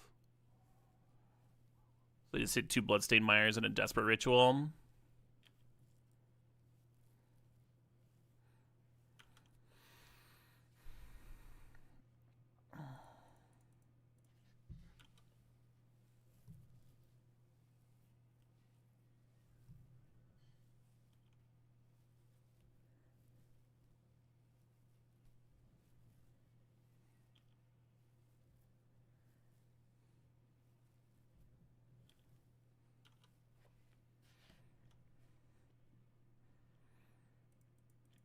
Kind of need like an Emery to rebuy my Might now, I guess, as an answer to that talent. Really just need Urza Saga so I have some pressure.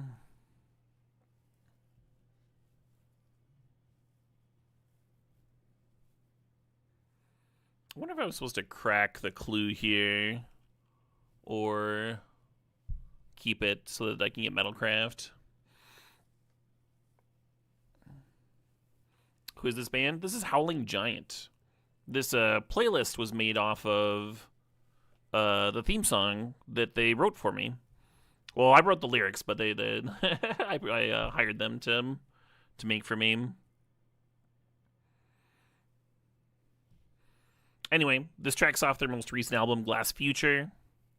I agree, it is a banger. They got some real good ones. Working on a new album. I'm stoked about it.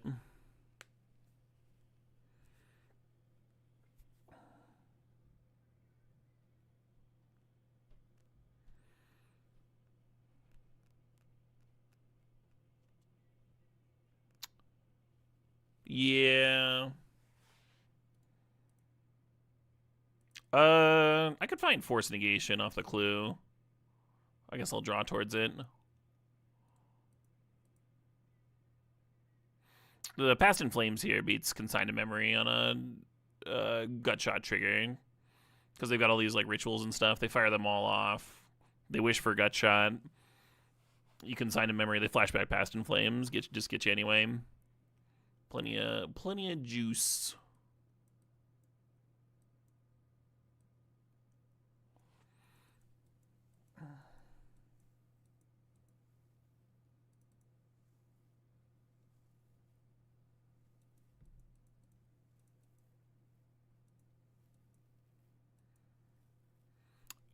So like against an unknown opponent, this hand would be solid. You know, you just get cutter things going. In this matchup, I don't think you can keep this though. You need some counters. Much better.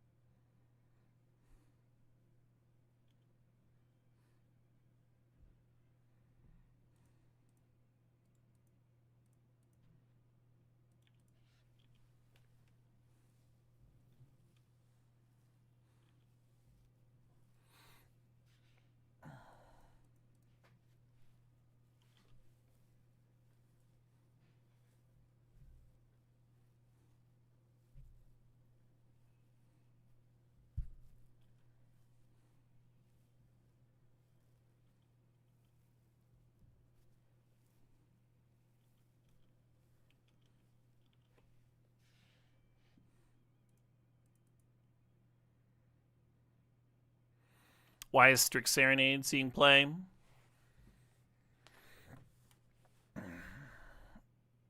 Probably because it's good against, like, the individual threats. Like, it counters Cutter, right? Cutter counters Riddler, counters Frog.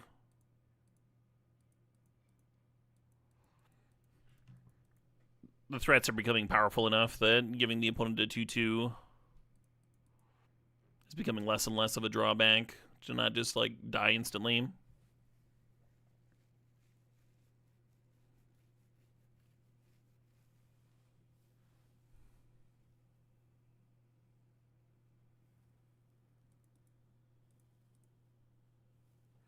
Some decks care more about giving the opponent a 2-2 as well.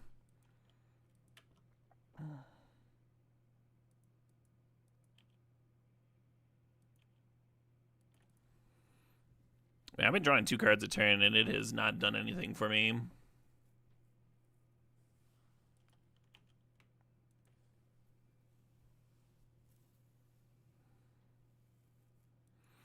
I wonder if I should have serenaded my own Mox Amber just to get a clock. Probably not.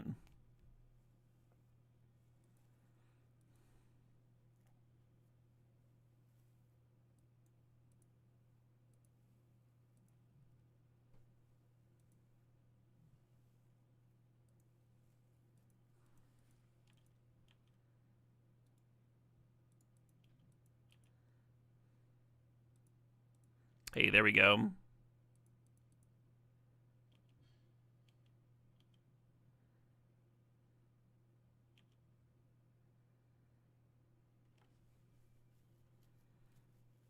I didn't think Consign looked like a decent counter on paper in this matchup. It's been playing out better than I thought it would. I've mostly just been countering fucking Ruby, right?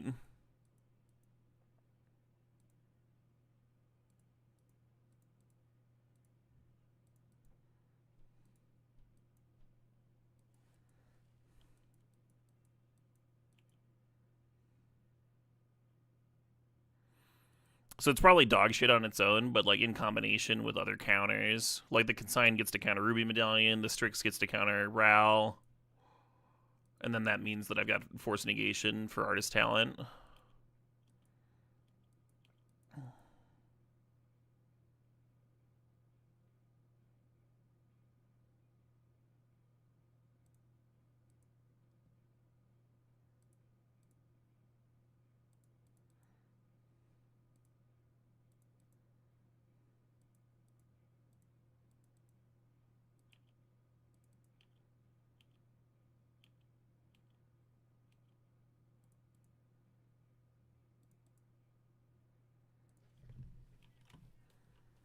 Oh shit, what up? Hey Azilla, thanks for the sub, thanks for the 32 months. Why doesn't this deck play Ragavan? I don't know. I didn't make the deck. Hey Seven, thanks for the 85 months there. There might have been too much tension between the turn 1 Emery and Tamio and Ragavan.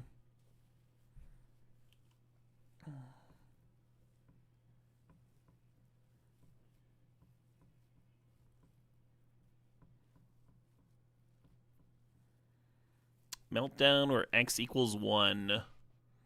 That is kind of just fine, right? We'll crack our clue.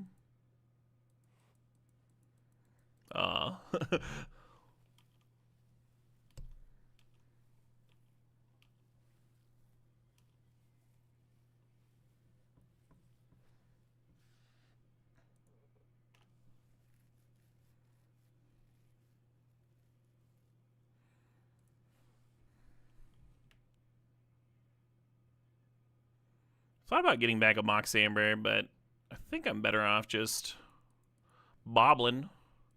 Bobbling!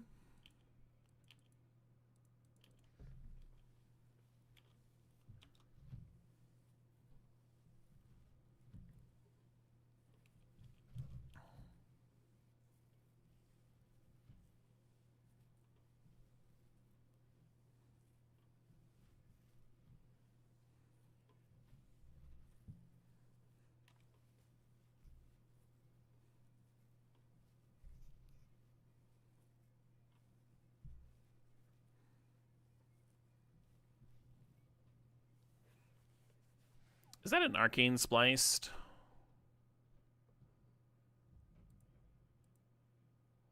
Seems real bad for me. So if I rebuke this Desperate Ritual, they just play the other Desperate Ritual. It's not tied into the Splice the Arcane, right? It's just chilling in their hand.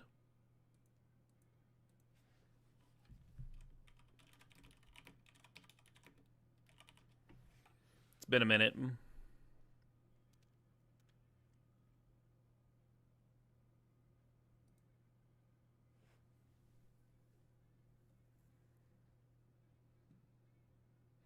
You're adding the rules text to another card. Does that tie the card up?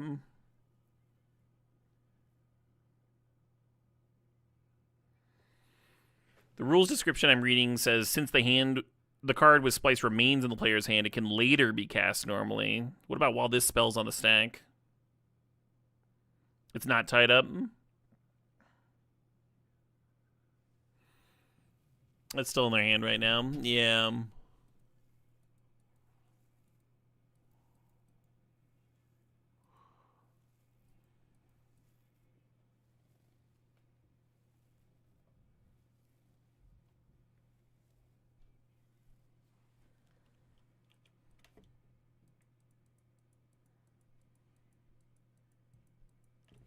Oh, I was supposed to rebuke that.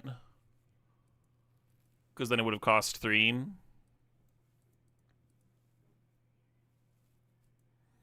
And they would have only had 1 mana floating afterwards. It's kind of bad on my part. With a Past in Flames on the stack.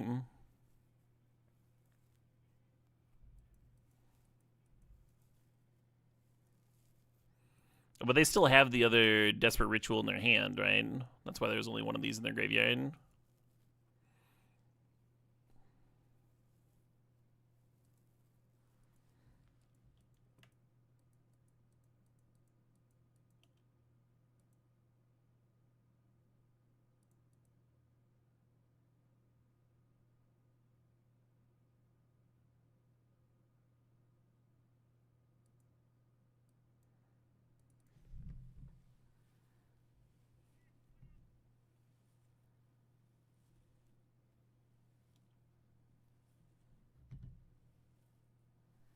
Oh shit, what up? Hey, you dude. Thanks for the sob, the 113 months. There's nothing funny about the number 113. Trust me, I checked. I do trust you, you dude.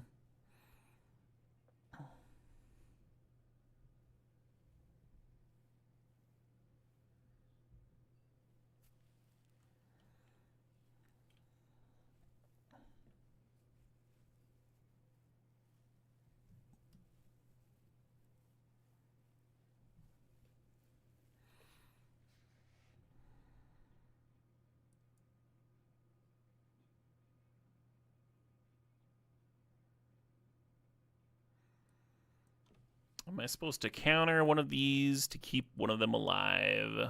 Yeah, I'll try and keep Tamu alive, I guess.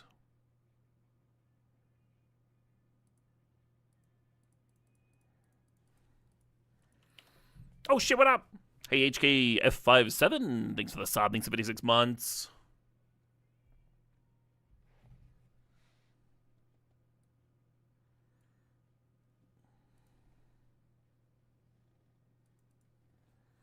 I'm just gonna Desperate Ritual to pay, which was bound to happen sooner or later.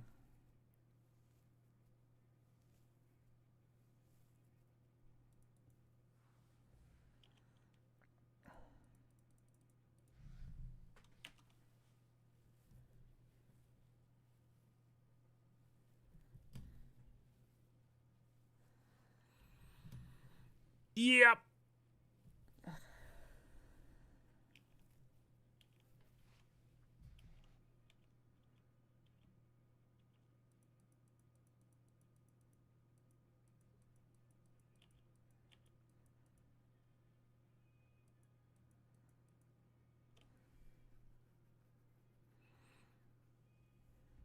Just gonna be a little too slow here.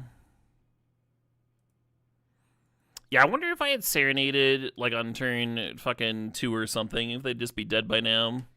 If I just, like, Serenaded one of my zeros to get myself a 2-2. It certainly feels that way.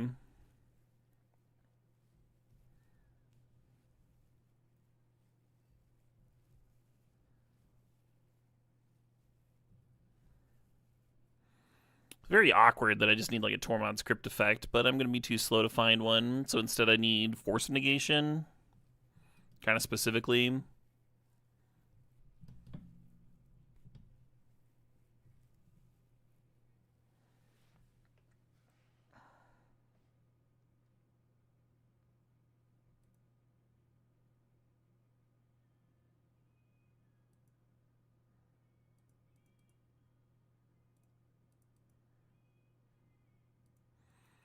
Not a card I want.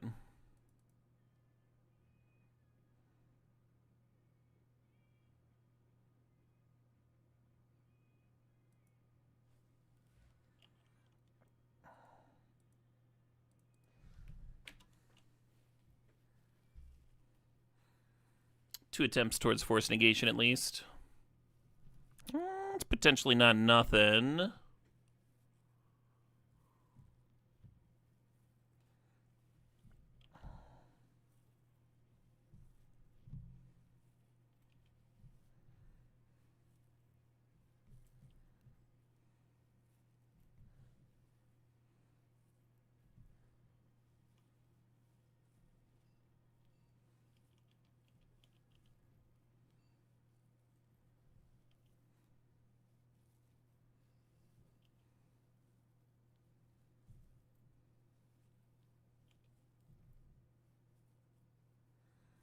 It's in play right now, Thundering Falls. I used it to give myself a better chance of finding Force Negation. So I looked at my top of my library with Mishra's Bauble, and then I cracked my fetch and grabbed Thundering Falls.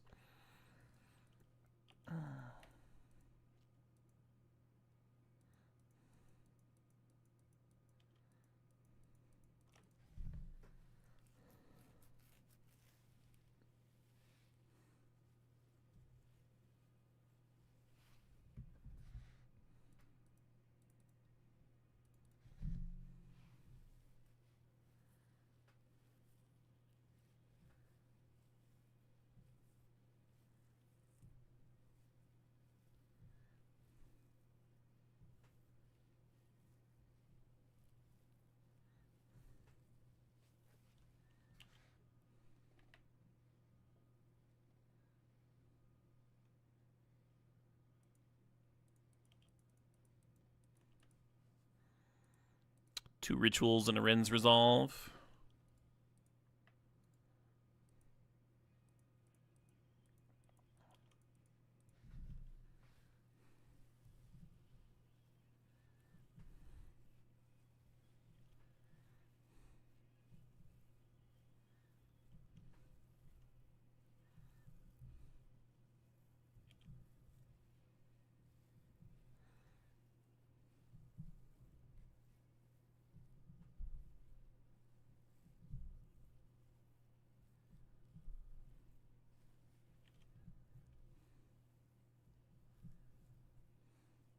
Storm count of 10, looking pretty good.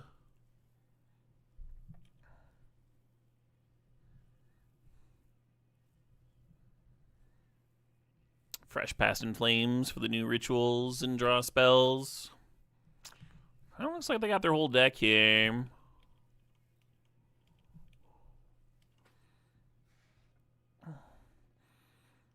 I think in Flashback, the Past in Flames. I don't think the Consign to Memory is going to be good here.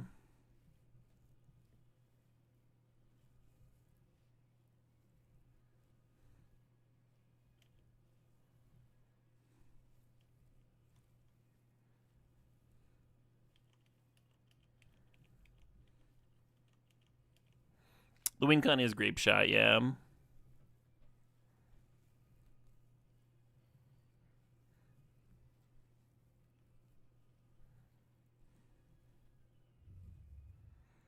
Well, Orm's Chant certainly does the trick too. GG. Well, we got to see what it looks like when we win the matchup and when the opponent wins the matchup. That was interesting because, like, against Blake, we lost game 1 really hard and then won game 2 and 3 really well just by overloading counters. Opposite game 1, we won, and then game 2 and 3, we took too long to do anything. They eventually burst through my wall of counter magic. Cool. Certainly, I feel like I learned a bit about the matchup.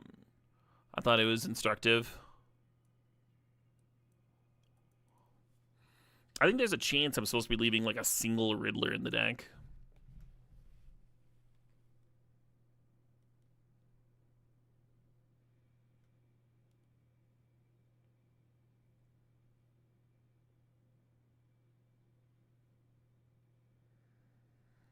Set an alarm.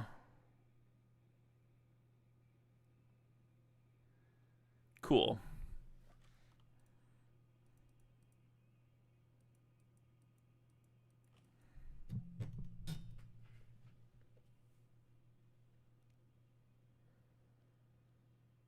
This sort of hand probably shouldn't be tempting to me, right?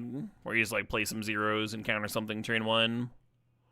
Scry around a little bit, bobble a little bit. I think you want like at least one action spell. This hand looks better to me.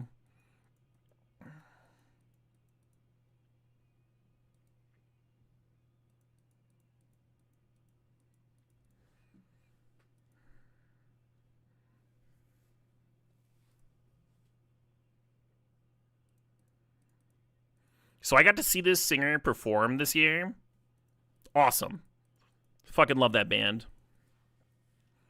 Even though the audio quality of the venue is kind of poop, it was still sick to see them. An Eternal Champion singer came out and sang with them because they were touring together, and then they went out to sing with the this singer went out and sang with the Eternal Champion singer. That was kind of fun to watch.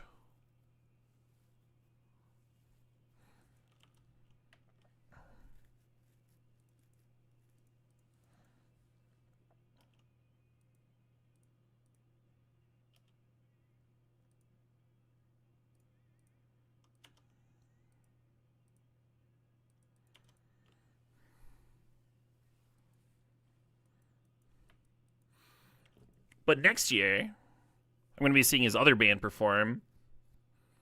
Galabrate, I think they're called. He's got a black metal band, too, that have never performed live.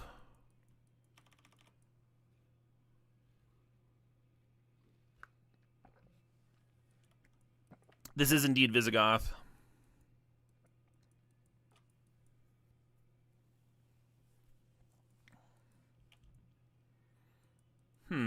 Getting kind of wrecked for cracking both baubles here, but oh well.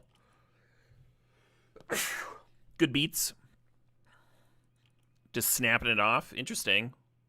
I think you want to wait for the Emery to activate, because like I could play another bauble from my hand, and then cracking the lantern on their turn would have given me an extra card. Could happen. Does Eldrazi play Punishing Fire? I don't think Punishing Fire is legal in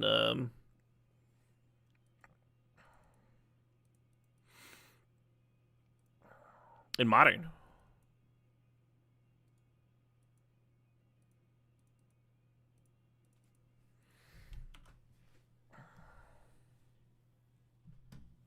They play Grove because it's just like a pain-free dual land that also taps their colorless for their cards that care about colorless.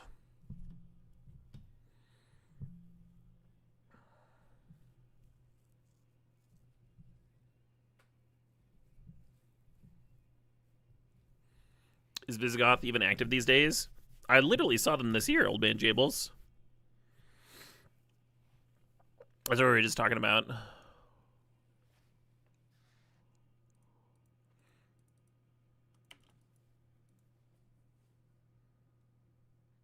Three Inches of Blood is back. I also saw 3 Inches of Blood this year.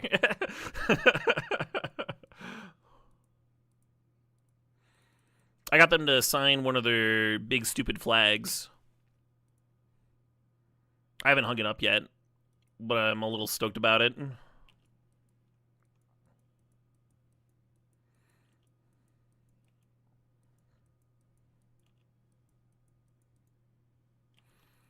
Oh yeah, Pi, there's a new album coming out.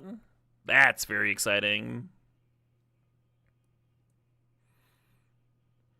Who measures blood in inches? Old guys. Old guys do.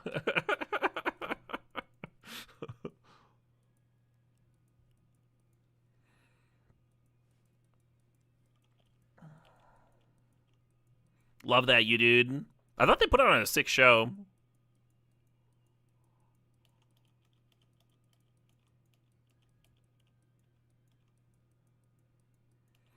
Is Punishing Fire strong enough that it still deserves a ban? That's a weird question. I don't know.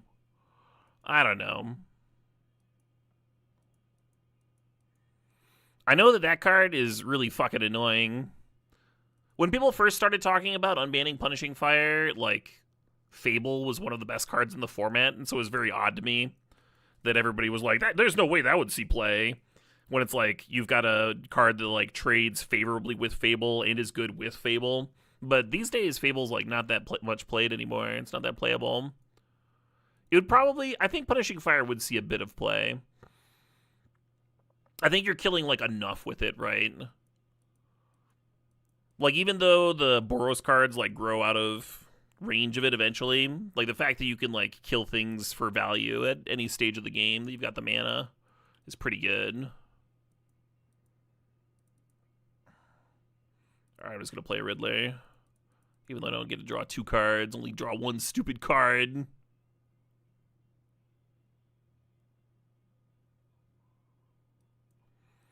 I wonder if fucking Boros would play Punishing Fire.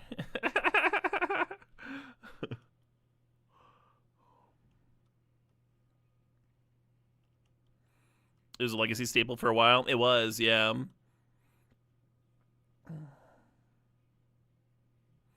Would Lantern use it? That's an interesting question.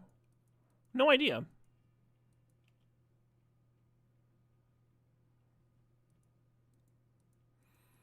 You're talking about Troll? I think Troll should have been unbanned when they decided to ban Entomb. I don't really know why. Because they banned Troll to, like, nerf Reanimator so they wouldn't have to, like, ban Entomb, and then they banned Entomb anyway, and it's like, well, okay, well, why not give the janky Reanimator players their Troll back? That's how I feel. I think that would be fair.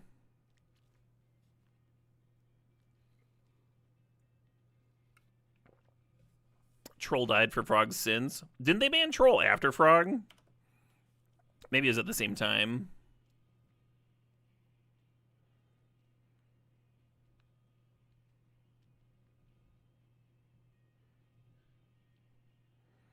So they got some, like, bolt or whatever. Might be literal lightning bolt.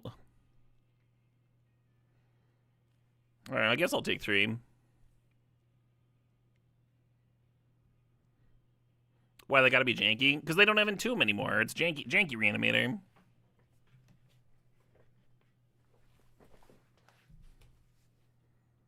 What the fuck is going on?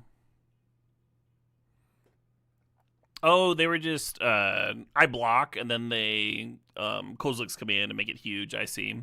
Sure.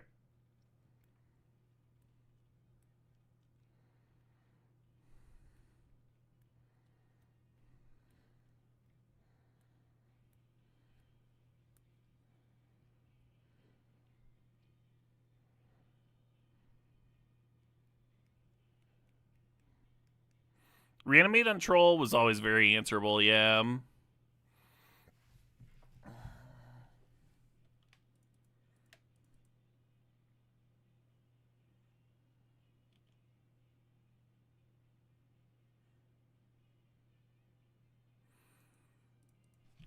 I don't know if I'll ever understand why Unholy Heat is a format staple. I mean, I get it, but, like, you stare at it when it's just, like, a shitty shock, and it's like, okay.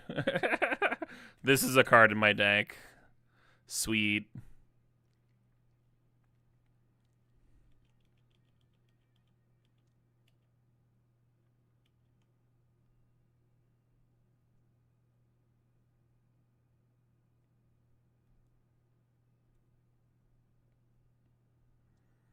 Something big is in the pipeline.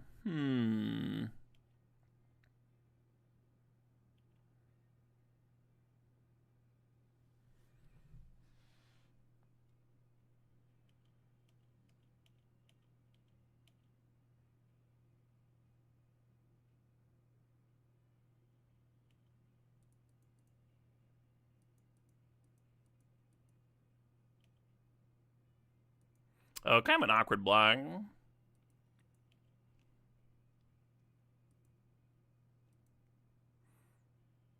Because it means the heats are turned on now. Yeah, I shouldn't have jumped with the might there. I was playing on Otawara bouncing the Emrakul. So it doesn't need my Ridley.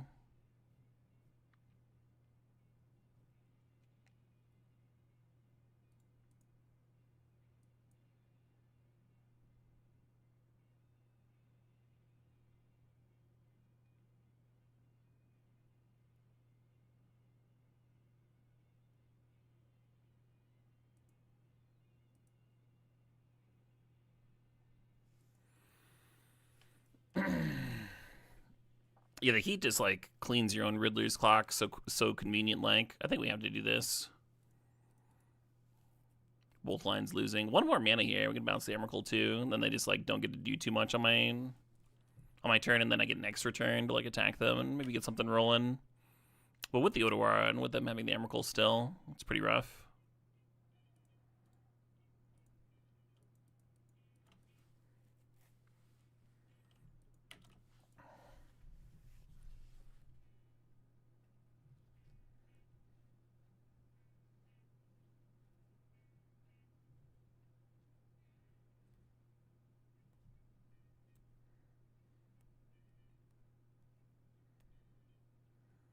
Cost one less for each legendary, right? And we have a single Tamiyo, so 3 mana Otawara. We had 2 mana.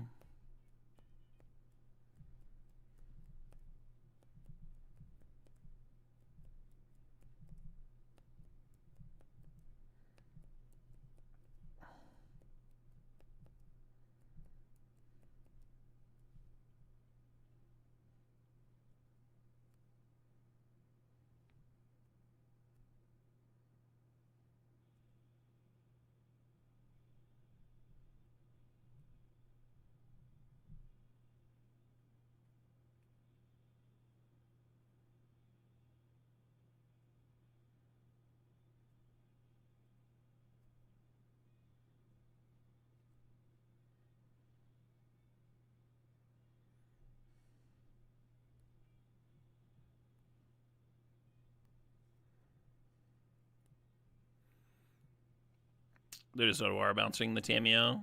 Makes sense.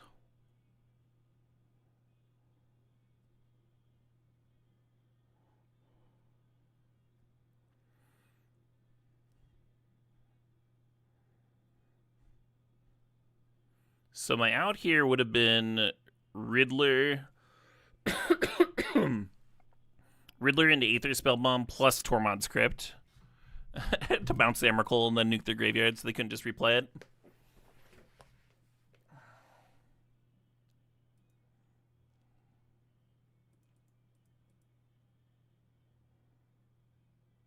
Yeah, it's just not enough mana, huh? We play the Cutter, we play a 2 mana Emery, we equip the Emery, and yeah, it's just not enough. I need to scoop. No need to waffle around.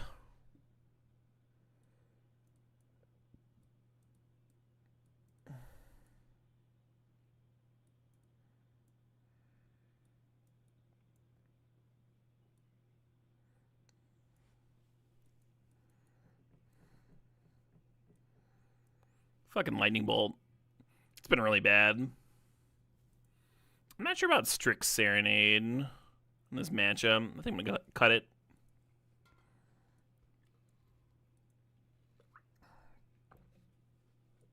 I think I'm gonna play the Crypt and the Lantern.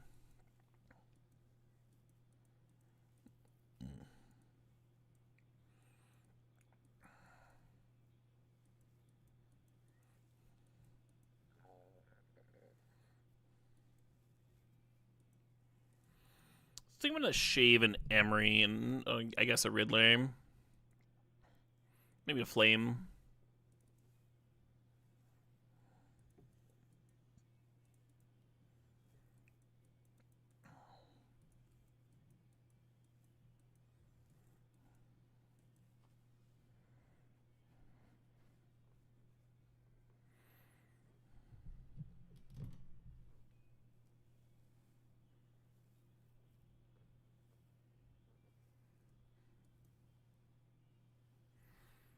Chump with Tamio. You'd, what, like, go to 1 or 2 there? Maybe. They get to untap 2, right? Yeah, there's a Saga going. Seem unlikely to win with Monk tokens.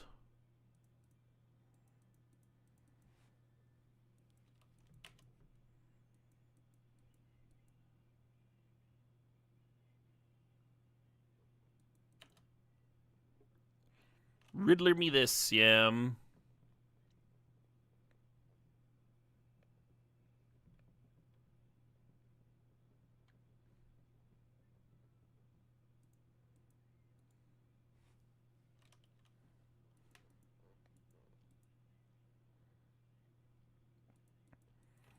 What are the odds that I want to activate this Saga next turn? Probably pretty high.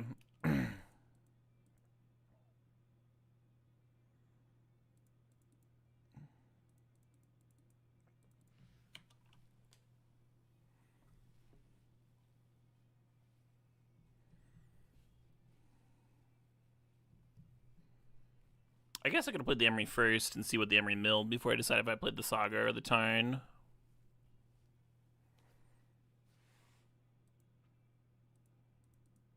I have a response.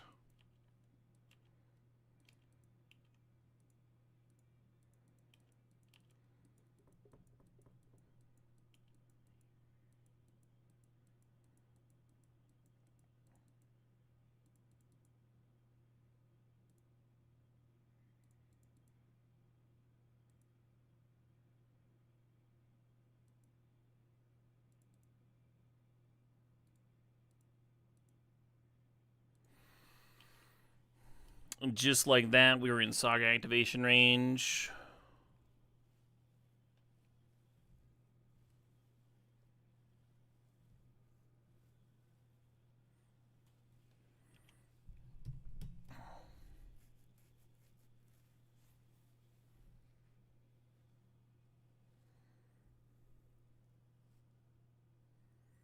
They tutored Vexing Bobble. Sure thing. I guess they didn't tutor, they didn't impulsed into it.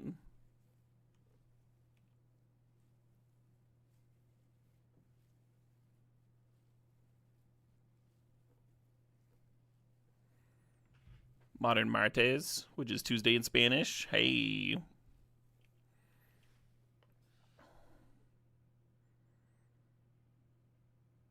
You better believe I'm blocking.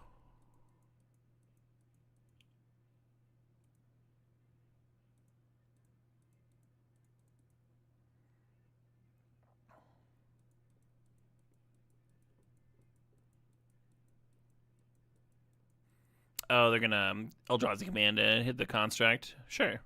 Well, then why didn't Thief serve?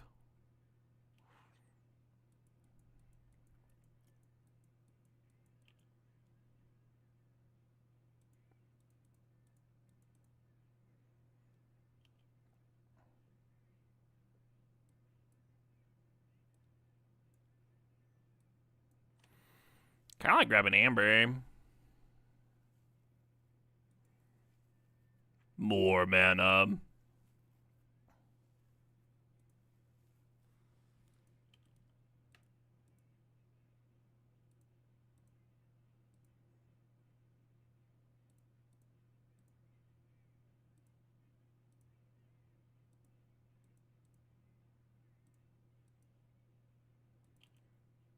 Oh, I should have hit them first, huh? Hit them for 7, then crack the crypt.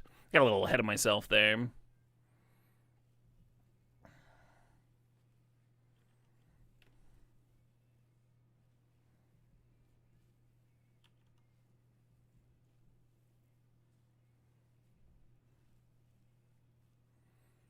Oh, cool. Brute Scale.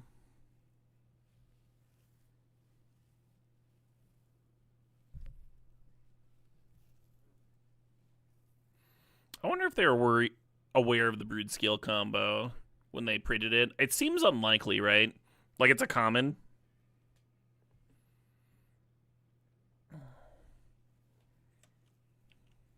Kind of feels like they didn't leave up mana for the ward. Embarrassing.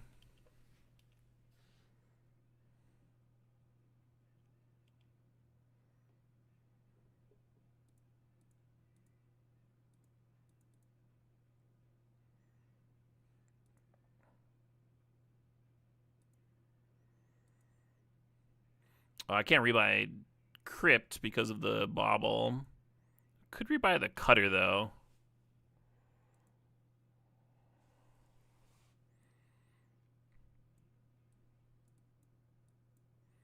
Or just attack, I guess.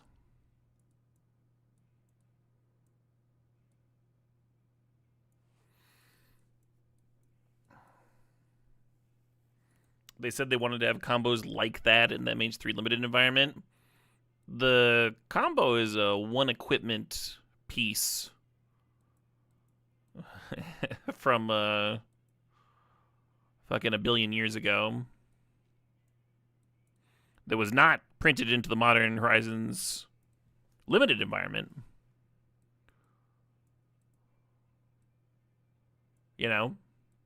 If it was a combo that was in that limited environment instead of a random common card, then I'd think you'd have something. I'd be like, by Jiminy, that chatter's got something. The specific equipment, the one that makes it competitive, Snarky Skunk. It's not like I'm like drawing out some like obscure example. I'm talking about the one equipment that people actually play with the card in a competitive setting. The topic, you might say, of the conversation. I don't know why I'm going so hard about this. Keeping bad hands. Regular Caleb stuff. A little castle rat in here, sure.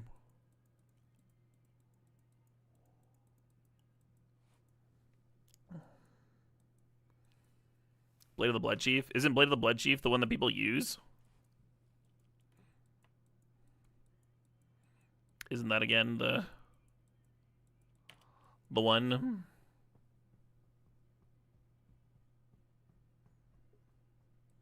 Yeah, the Eternal Witness was sweet. Have you ever got extra counters on it?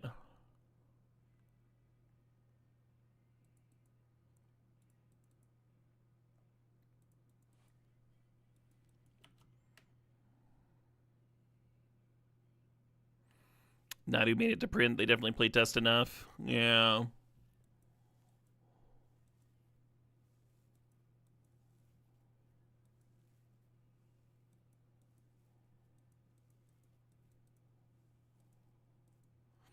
I mean, they had several consultants on that Modern Horizon set. I kind of wonder if any of them saw it.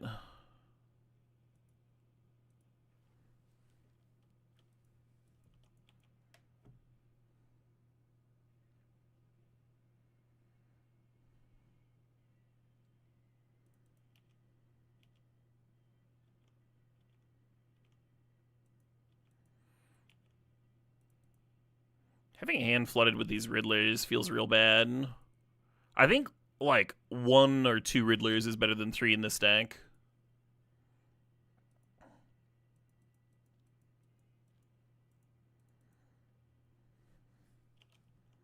It's weird, but I'm going to heat a token here. Things are heating up.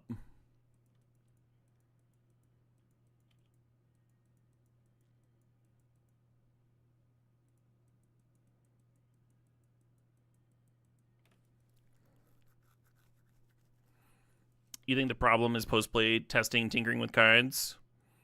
Yeah, I don't know about that. It's like very hard to know unless you were like inside the process, right? They said that like last minute, late minute changes have also like saved breaks like that. And it's hard to know how often that actually happens.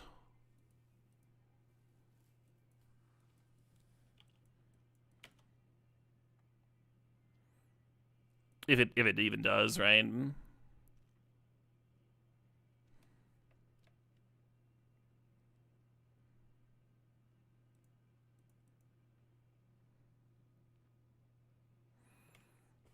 There's like 300 cards and 10 testers.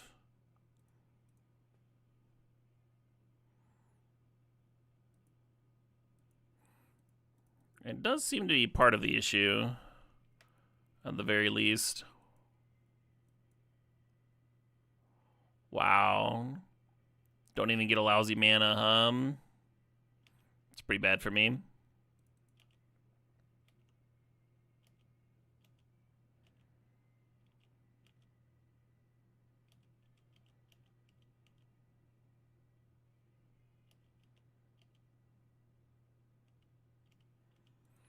Right, Grateful Head. So that is something with Nadu specifically, and like a couple of other cards that were like they made last minute changes. You certainly see a history of that.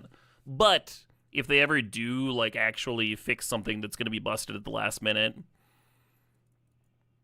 then that we wouldn't see those examples, right? That's the argument. That's the argument that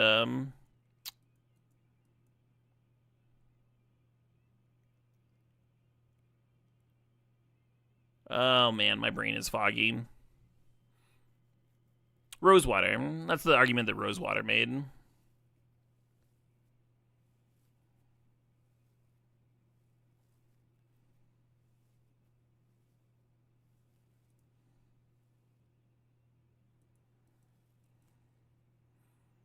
I shall crack the clue.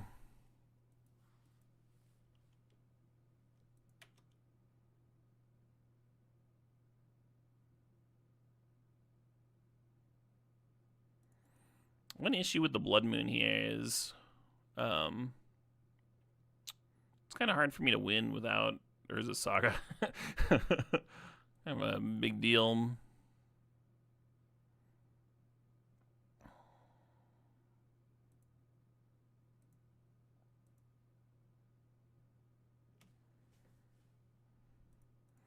That's not true, Grateful Head. Oh, right.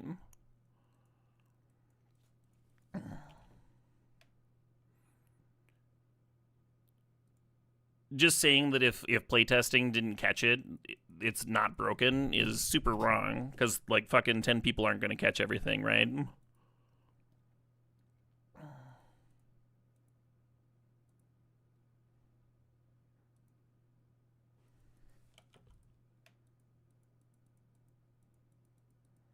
Not every design mistake that made it through was a change at the last minute. Obviously, there are mistakes that come through.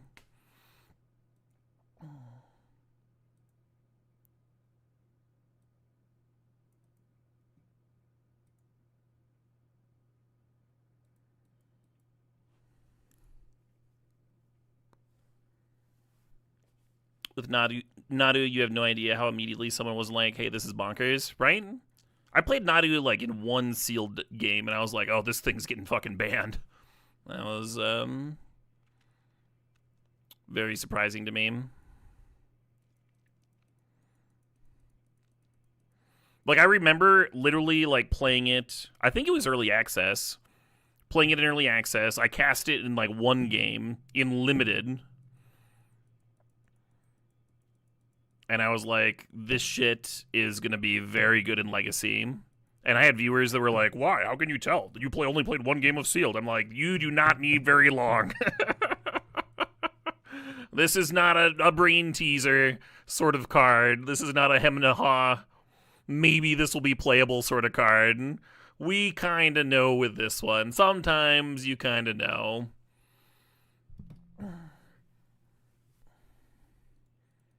I thought when Oko was spoiled, it was pretty clear, too.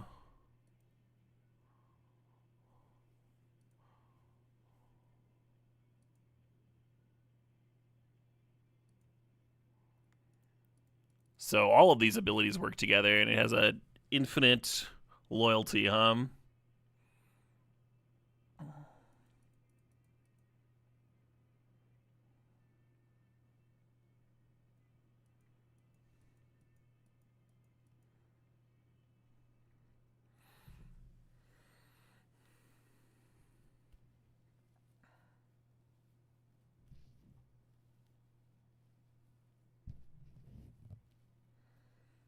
It was them not using Oko +1 on opponent's creatures. That was part of it. Part of it was that they changed Oko like so many times that it never actually got tested properly.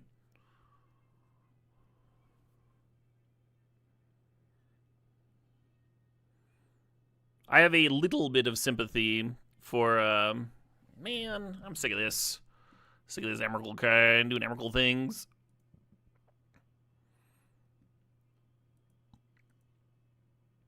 Overall, I like kind of got the feel for what this deck's trying to do, but I didn't like how it played out very much.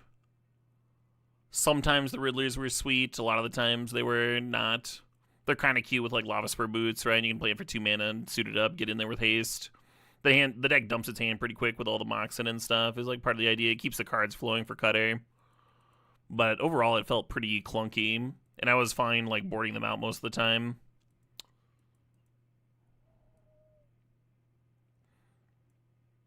Preferred regular Affinity for sure, but that also might just be my playstyle, right? Also, this fucking Thundering Falls sucks. Why isn't it another Spirebluff Canal or something? Hated drawing that one. Let's play Simic Birthing Ritual. This deck's probably old hat to a lot of my viewers. That's you folks. That's you folks watching right now. But I have not played it at all, and I think I've only played against it like once. And apparently it's like a meta deck in the format because a whole bunch of lists placed in Vegas with it. A bunch of folks did well with it. So I should probably learn the ins and outs at the very least, huh? Probably get some games in. Seeing the Stupors over here. Got plenty of mana sources, I guess.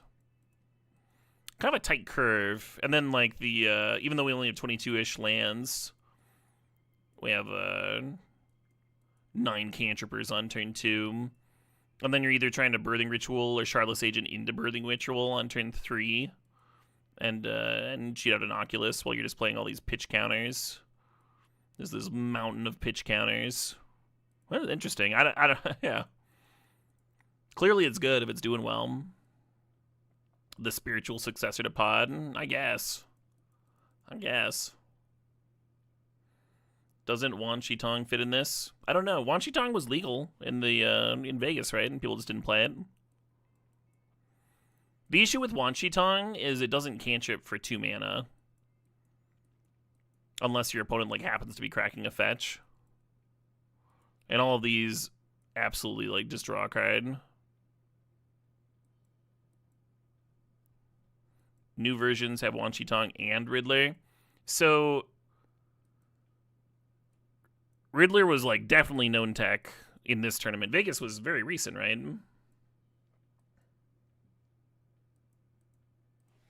Like dummy recent.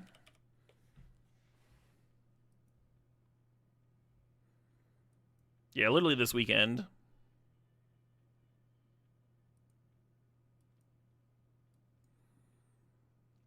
I can look at more lists, but I think this was the highest placing list. No Riddler, no Wan Shi.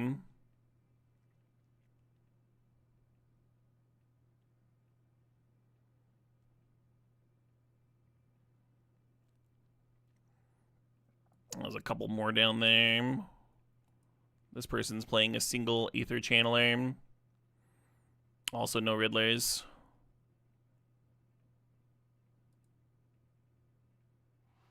This person's playing Quad Riddler.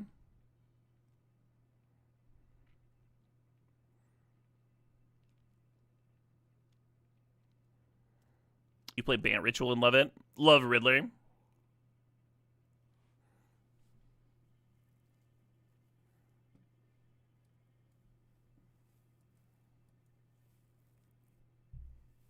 Yeah, the idea for today is I was just playing decks from this event. From what did well in this specific tournament. Which doesn't necessarily mean that they're going to be the best deck to be playing on Magic Online. So if people have been like doing better with Riddler, and the new Owl, if people have been enjoying those, and they've been performing well, then this the results of an individual tournament shouldn't dissuade you from them for sure. But that's what I'm doing. Just doing some net decking, as it were. Trust in the highest performing list. Hey, Fluffy Face, thanks 40 months there. 40, just like my IQ. My God.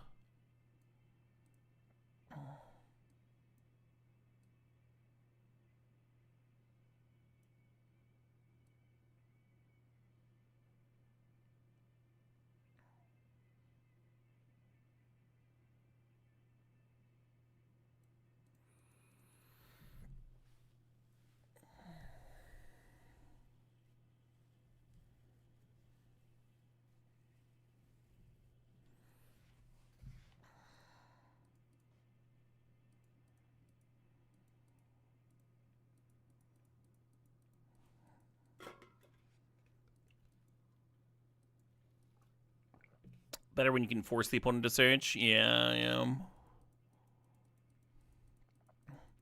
I played it in Legacy the other day. The Owl. Really enjoyed it.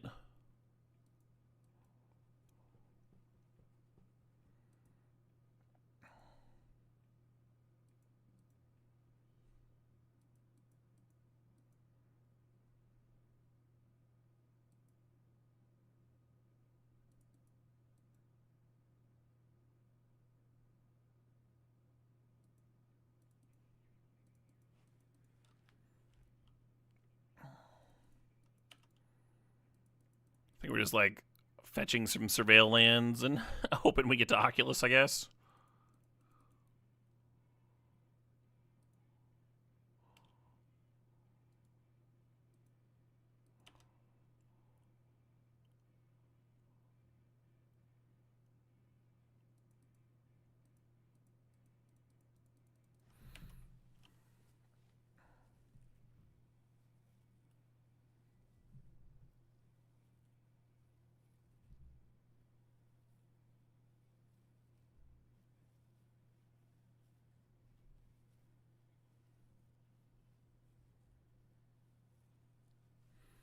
Hell yeah, Chukasaka.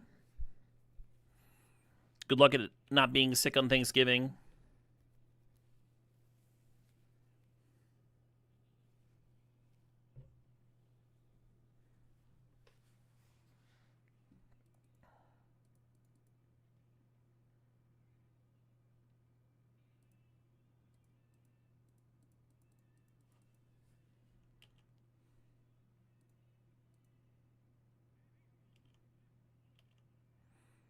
One hell of a driver.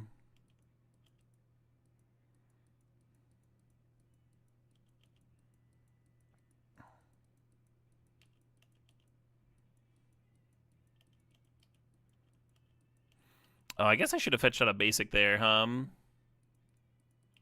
Get closer to Death Touch.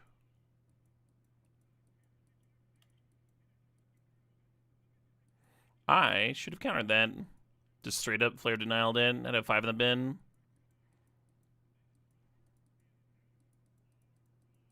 Kind of miserable.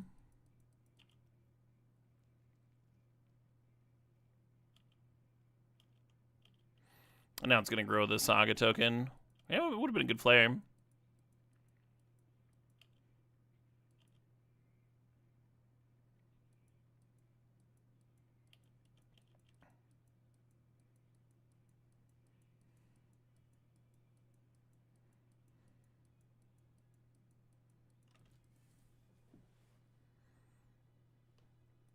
Last minute over nerfs instead of buffs.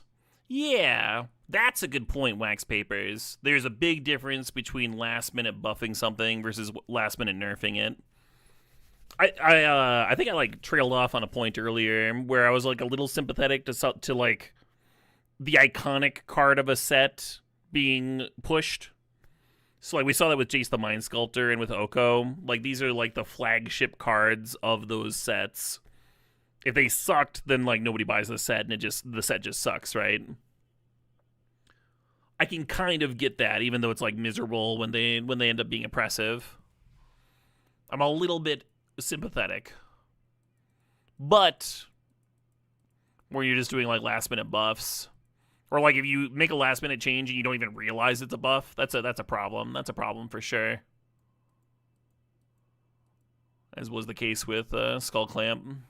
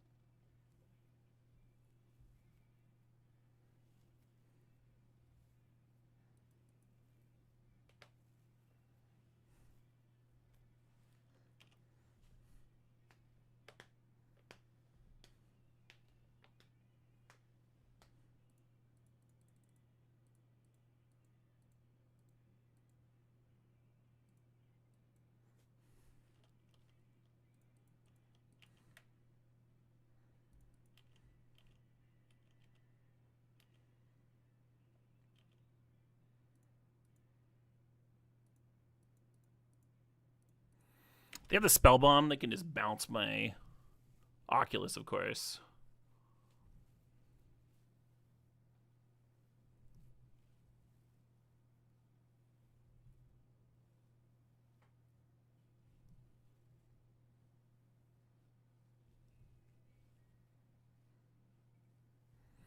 I think they realized that the Umezawa's change was a buff.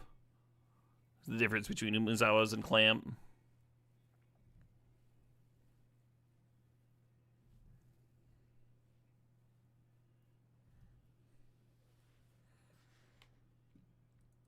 That's not how I remember it, 7. I remember them thinking that giving it -1 toughness was a nerf.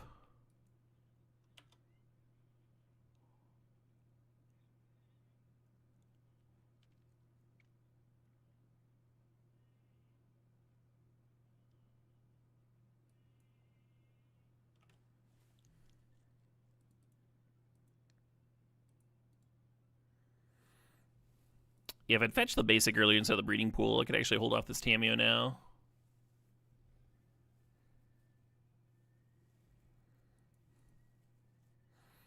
Do you have a link, 7?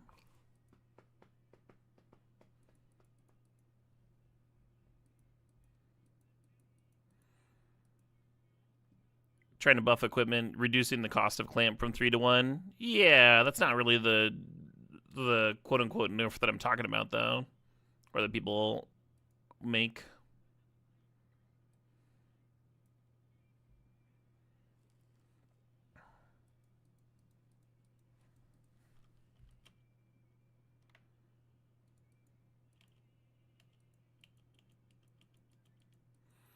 I'm a little worried about that cutter in the graveyard.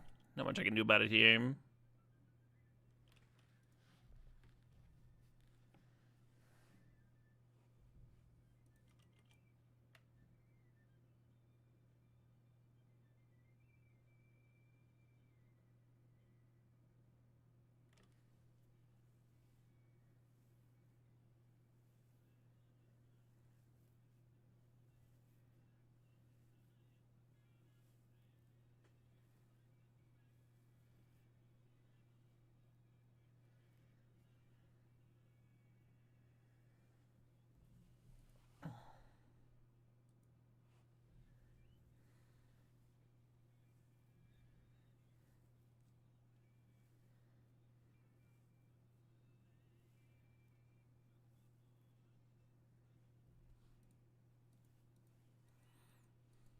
They're rebuying Mox Opal, not the cutter at all. Oh, they can't play cutter without the Opal, I see.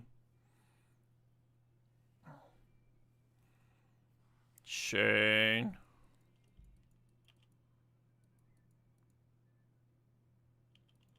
Yeah, a little bad for me. Can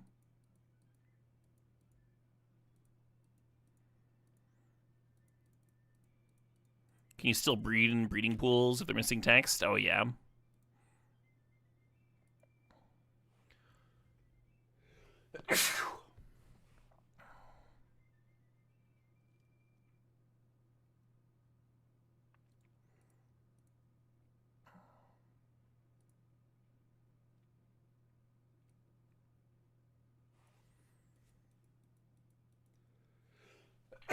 Man, I'm sneezing up a storm today.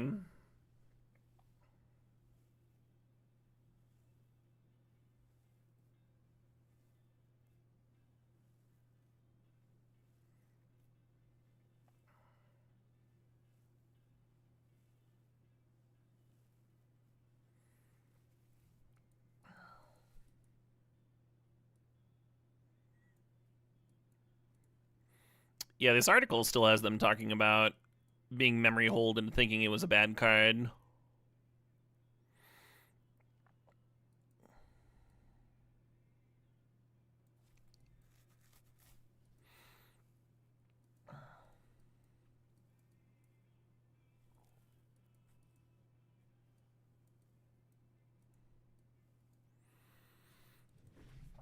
Despite having buffed it.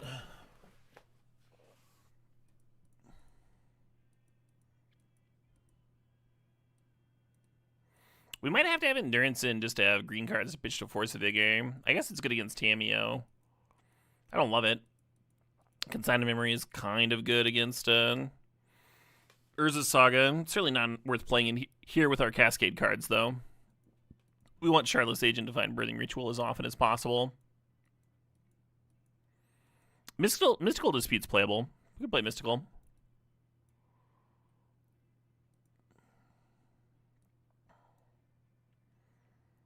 I'm going to cut Arbinger of the Seas, even though it was, like, interesting there.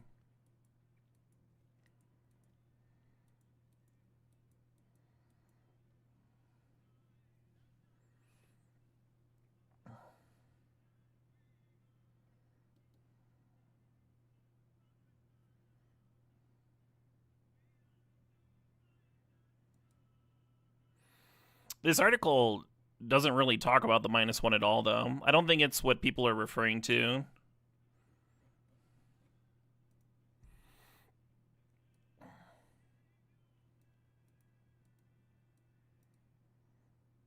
When they're talking about that nerf. Let's get these forced negations out of here. Nerf being in quotes there, of course. Still like the dismembers. I think I'm going to cut a Subtlety. They just don't really have that many creatures. I might even cut 2. Oh, Endurance is good against the Graveyard Critter, too. Yeah, I guess I'll play all 3. And just go way lower on Subtlety.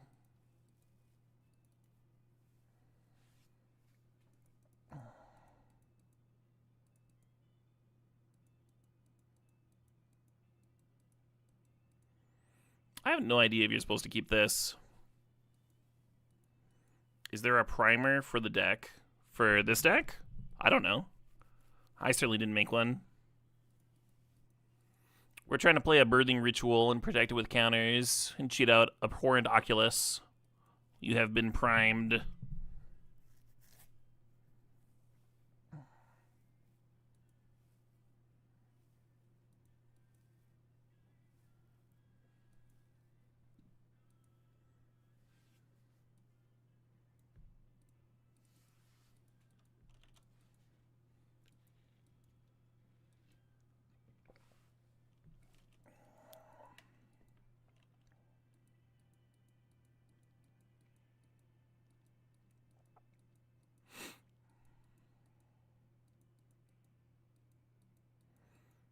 Did someone say Prime? Someone might have.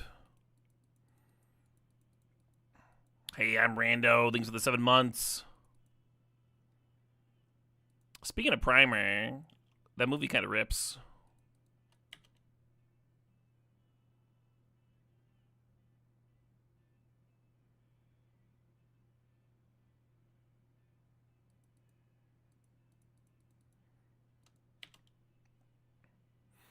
Playing the Birthing Ritual here instead of Quarreling Oracle with the idea that if they counter one of them, I'd rather have the Oracle get countered. We have more random critters in the deck.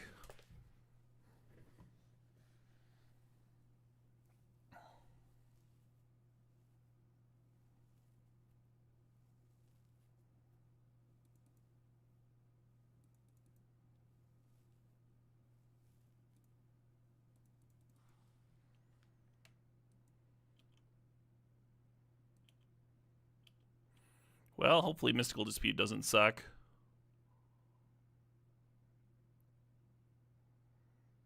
I was trading Quarreling Oracle for a Ice Fang Quaddle.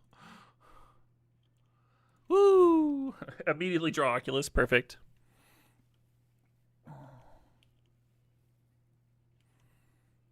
Are you a Karen for asking Domino's to make your pizza again? I mean, that's a question missing a whole lot of information.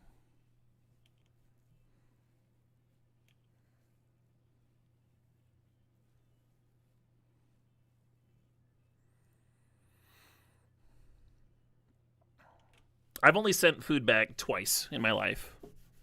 Once, like if a place serves you medium food, you just like don't go back there. But if they serve you like actual inedible food, or a food that's like a health hazard, then that's probably something they should be made aware of.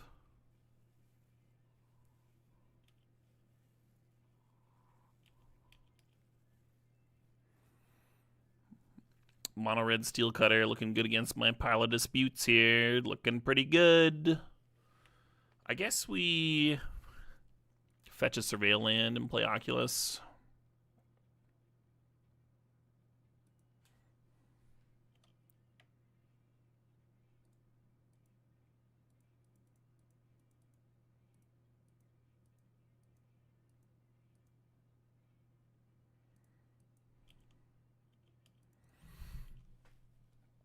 Yeah, so one time I had like bone shards in my food.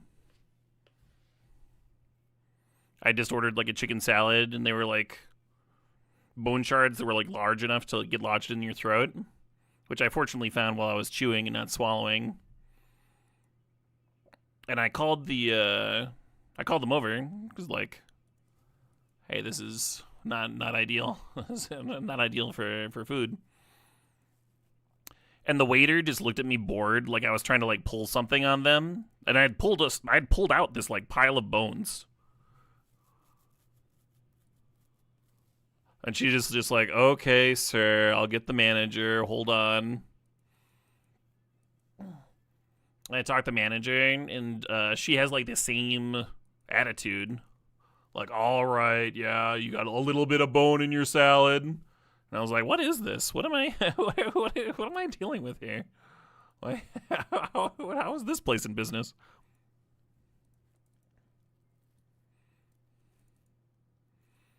Don't worry, sir. We'll comp the salad. Are you gonna tell the chefs that there's fucking shards of bone in their food? What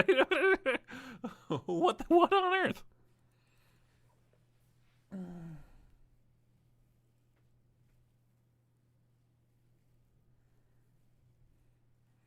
The one other time I sent food back was at a Red Lobster, and you don't expect like a lot with Red Lobster, but we'd ordered 2 medium steaks, and one of them came out like blue rare, like actual like just like hardly cooked at all, and the other one came out like blackened, like burnt. Just the darndest thing.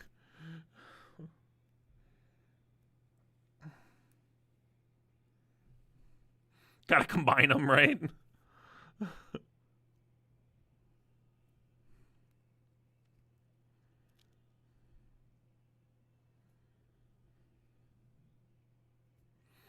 Anyway, those are the only 2 times I've ever sent food back.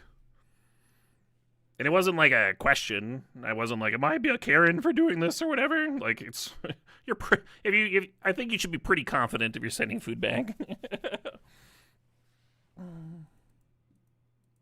Am I doing the right thing?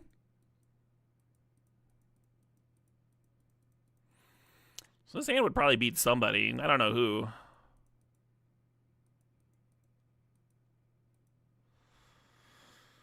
Whew.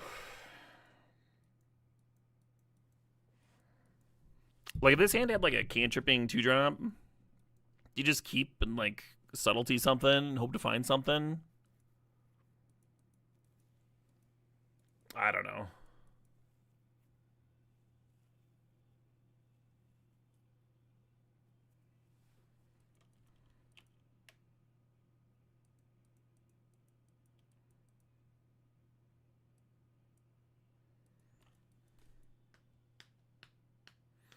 If there's bones in the pizza, it's okay to send back to Domino's. If there were bones in my pizza from Domino's, I would indeed send it back, yeah.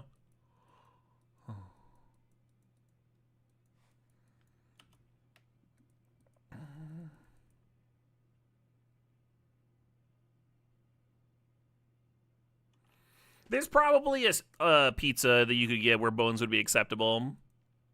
Like, if you got a pizza that had like actual chicken wings on it.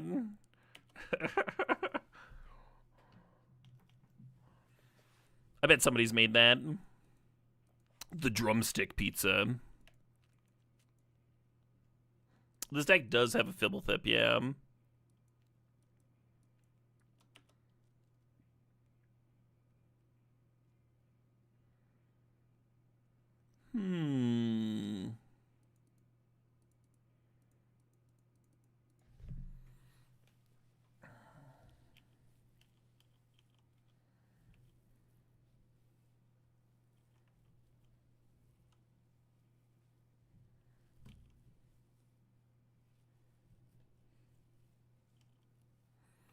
You think they serve anchovies with bones? I think so too, yeah, right? Just like the whole little fish. I never much liked the taste of anchovies.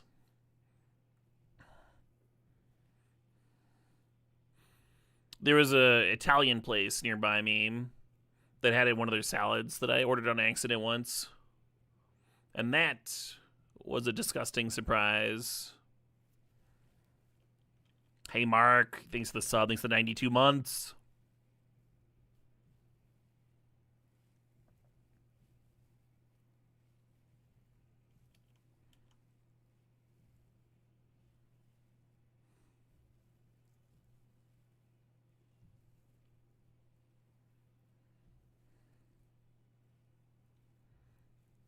Caesar salad's supposed to have anchovies? Gross.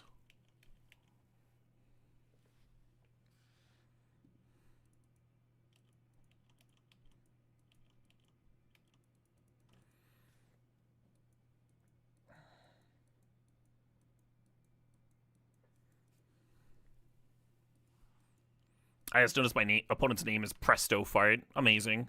Incredible.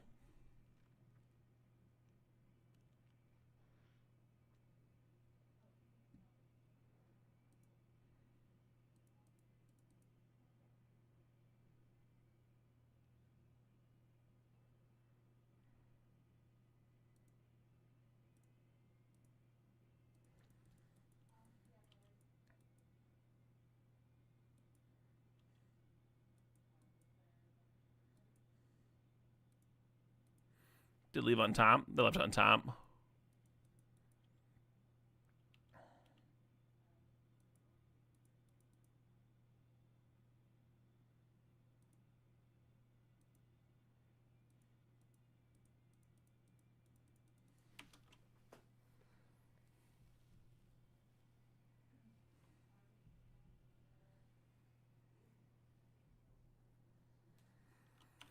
Gonna hold that thing.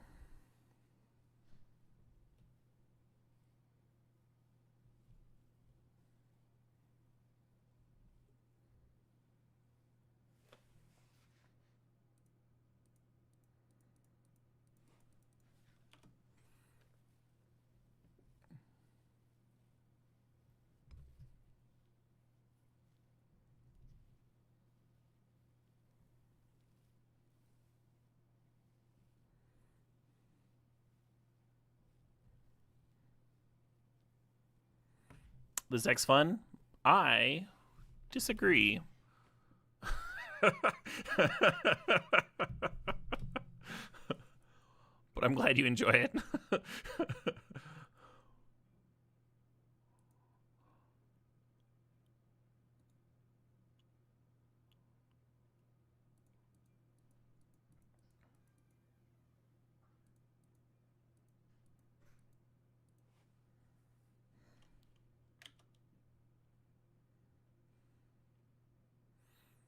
I've had multiple matches now of Hardcast of Per and Oculus not doing fuck all with Birthing Ritual.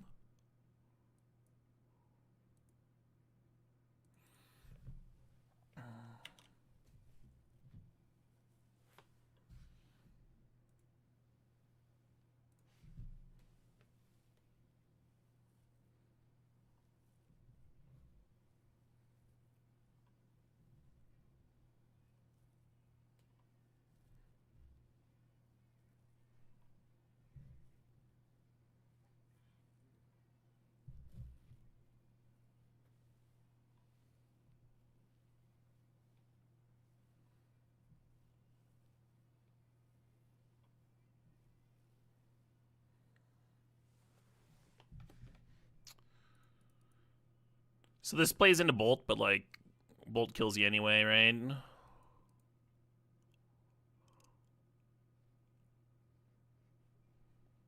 Oh, mutagenic. It actually beats my Oculus that I spent the whole game trying to get into play. Okay. Ooh, here we go.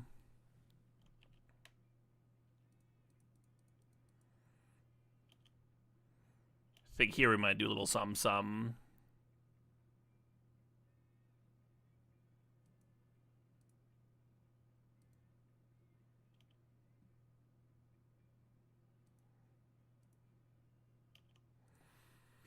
Opponent's Hellbent. Oh, yeah. Haven't had that feeling in a while.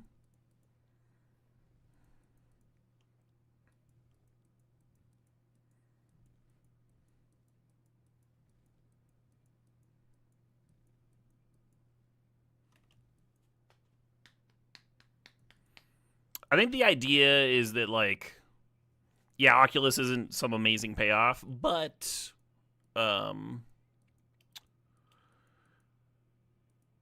it like doesn't have to be much. You're just looking for like the best shell to get to play all these fucking free and pitch counters with all these value dorks.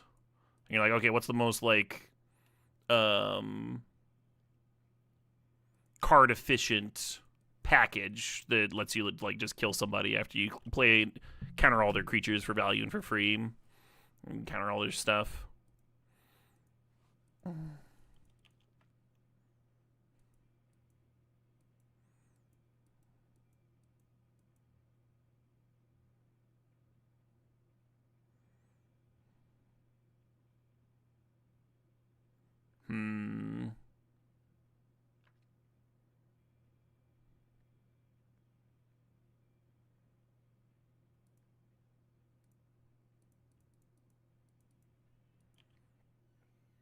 I was gonna attack with one of these.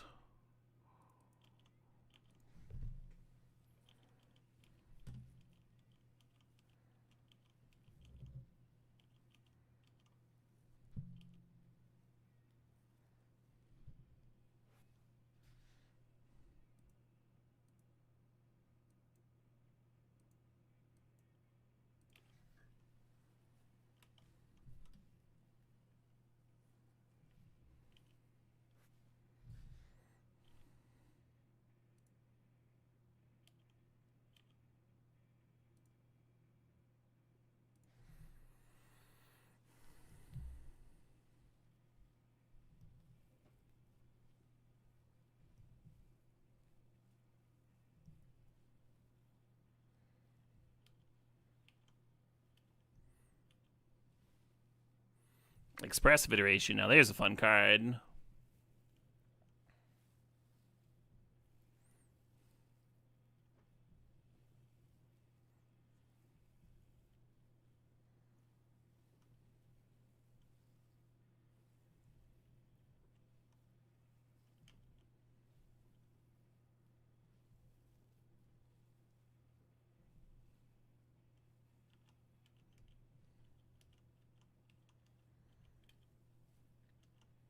The iteration needs to find with mutagenic growth to it.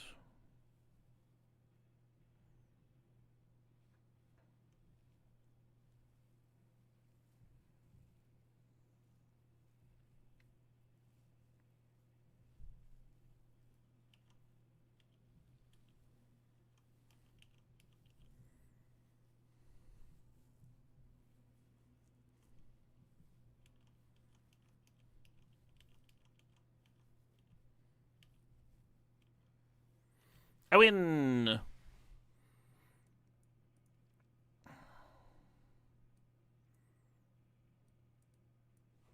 This Gemstone Cavern is probably supposed to come in on the draw.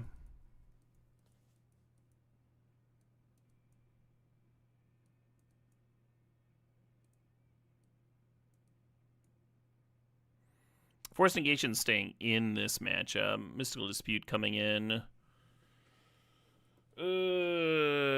Don't love Subtlety. Don't love Arbingers. Alright, I gotta go to the bathroom. I'll be back in a minute.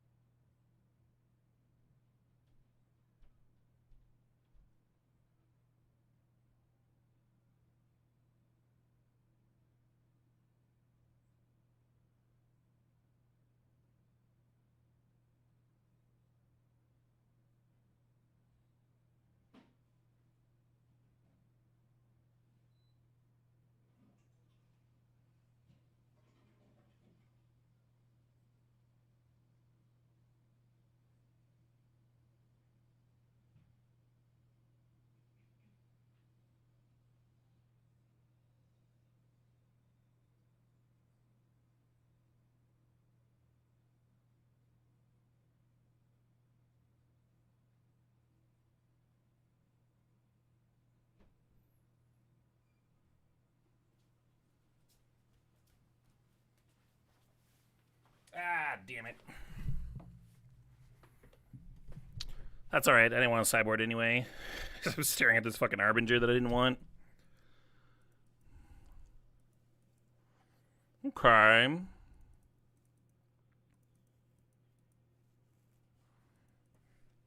Oh, wow. I won the last one. I'm on the draw. Nice. I won a game. I won a game.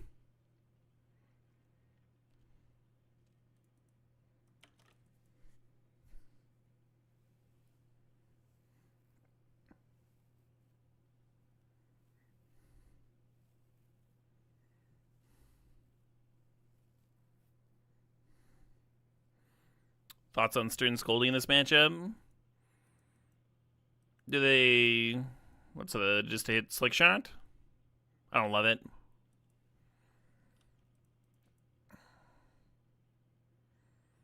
They might not even play 4. I don't know.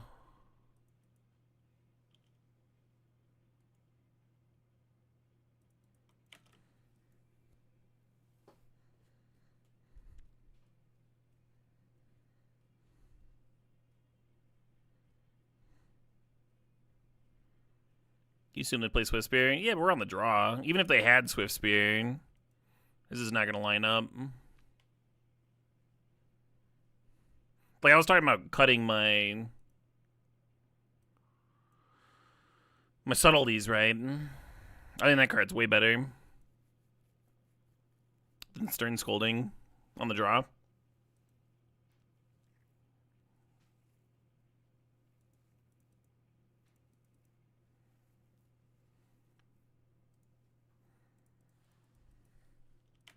Yeah, I was originally just going to play a Breeding Pool tap turn 1, but then when I drew another fetch, I was like, okay, this is probably fine.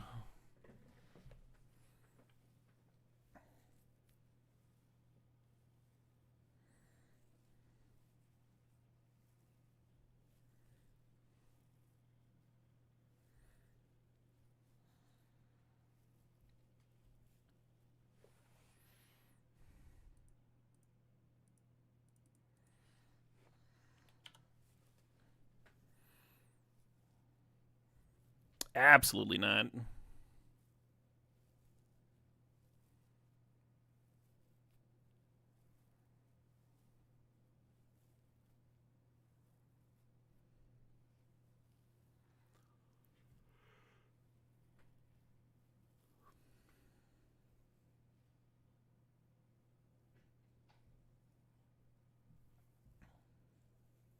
I guess DRC's the other one drop that they could play.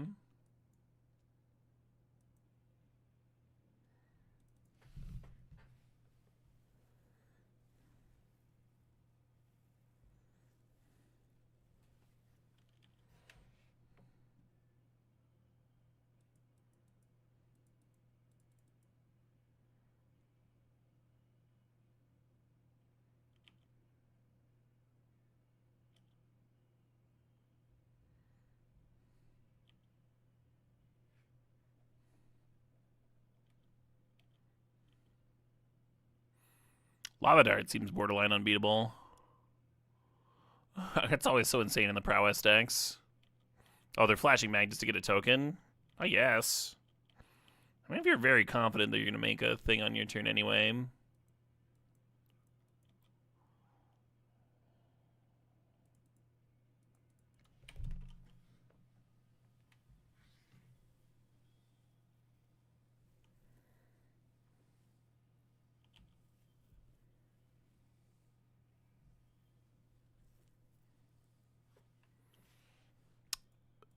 DED dead.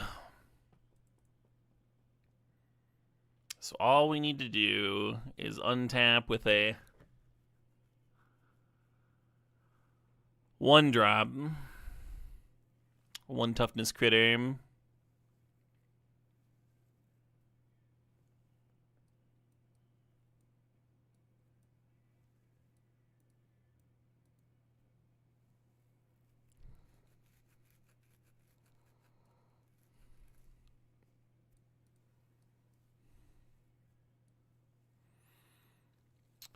Y'all like Stern Scolding, huh? We can try it.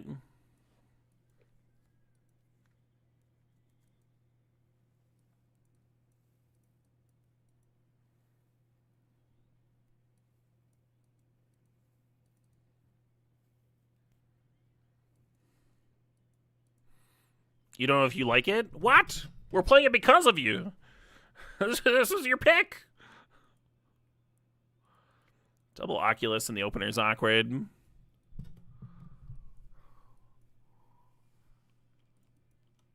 Less likely to hit it off the birthing. I think I actually want to keep this.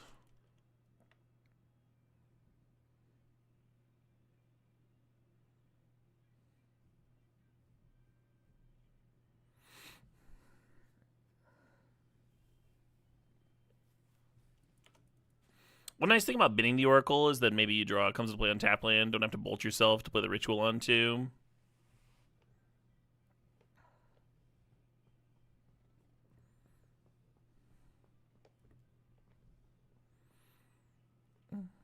Go down with the ship together. I don't want to do that. Where are the lifeboats?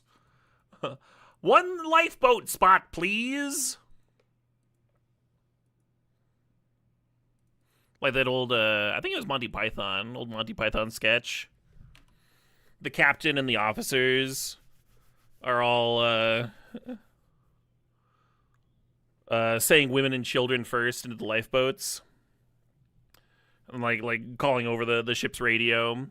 And they're all like dressing up as women and kids so they can get on the lifeboats sooner.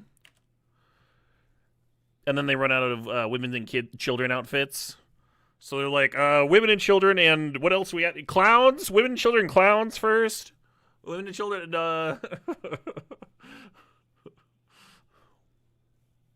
keep adding to it.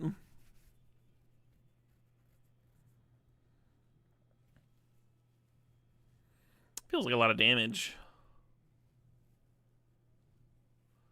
That deck looks way better than whatever the fuck I'm doing.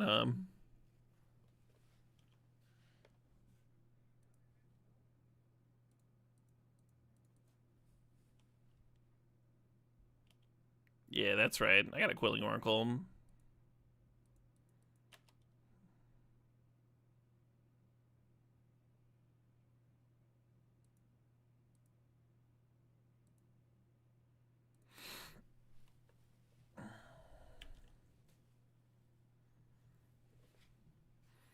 And then the Oculus won the game.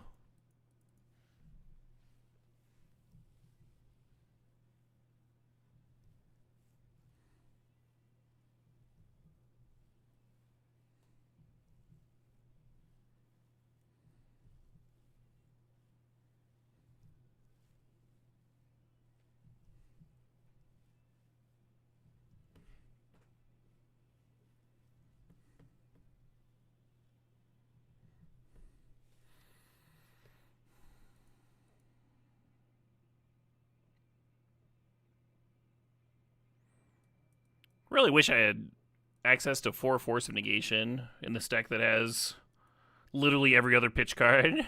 we have more endurances than Force of Negations here. They probably had a reason, but...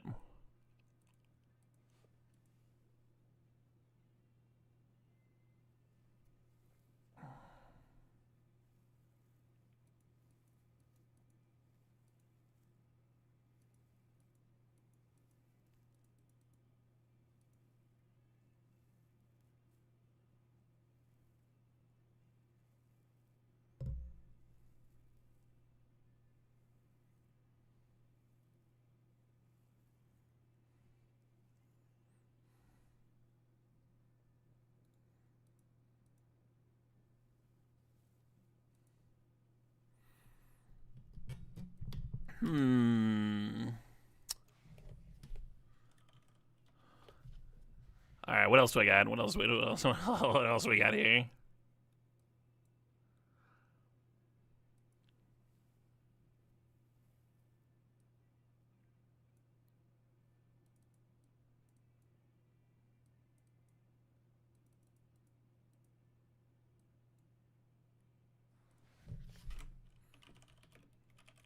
Looks like my account didn't like these spell snares.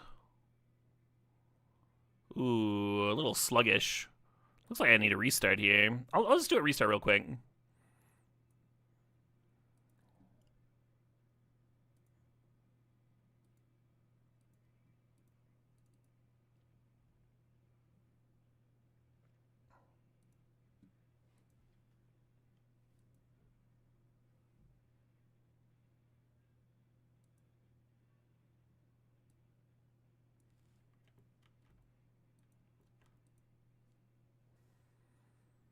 Is old school Red Green Tron still playable these days? I don't know if playable is the word I would use. If you played old school Red Green Tron, you would win some matchups, some matches. It'd be pretty far and few though. There's been some busted cards printed. The current Tron lists look a lot different. It'd be funny to like play against modern Tron though, and just like Karn them out, just fucking 7 mana Karn, exile your land.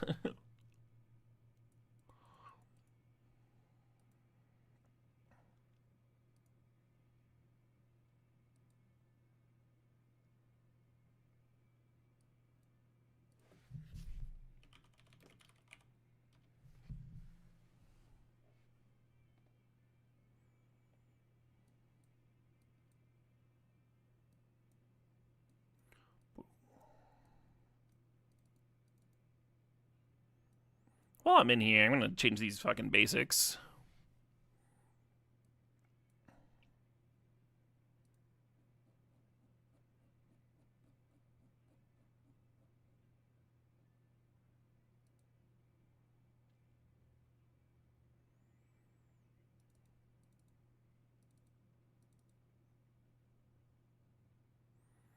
I actually have what I consider a semi-impressive collection of Saga basics in paper.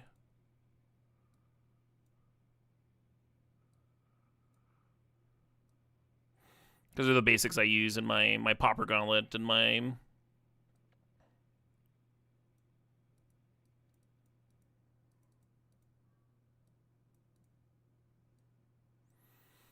pre-modern Gauntlet. Yeah, so this is also a list, the top 64, the RC. I think it looks pretty sweet. Get the Thoughtseize and a Psychic Frog. I like the Kaidos in here. I think that makes sense. I think they likely solve some problems for the deck. I'm not sure how in love with Riddler I am, but Riddler and Psychic Frog do play well together. You can like bin your hand to Frog and then riddle me this up some extra cards. I like the main deck Clean to Dust. I like the Shoot the Sheriff as an extra removal spell. Oh yeah, I like a lot of what's going on here. I think it's a smart list. Let's see if I can win a match with it. At least one.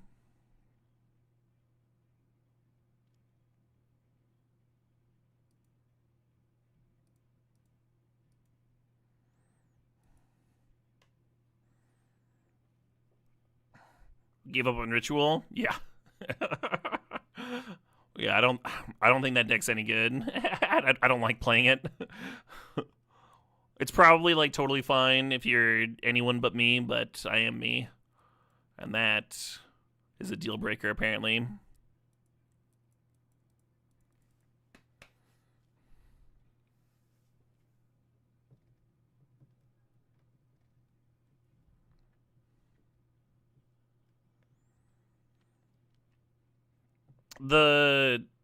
It kind of reminds me of like shitty Rhinos.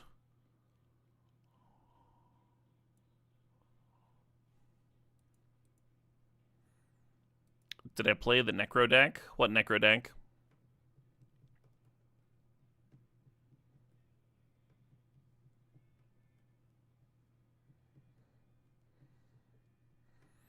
It can't beat Affinity? Then why does it only have 2 Force of Vigors in the sideboard? You had 4 Force of Vigors, you could beat Affinity. That card's fucked up.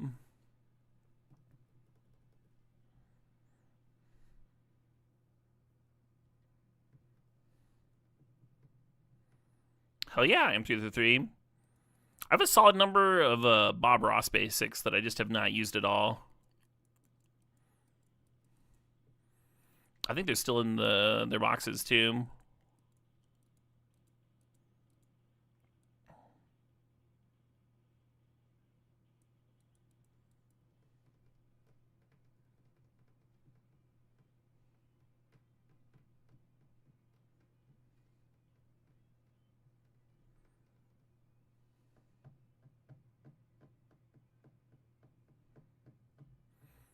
You couldn't tell them from Draft Chaff basics at a glance, right? Yeah, the art is so good, but The fact that they're in draft shaft borders is awkward.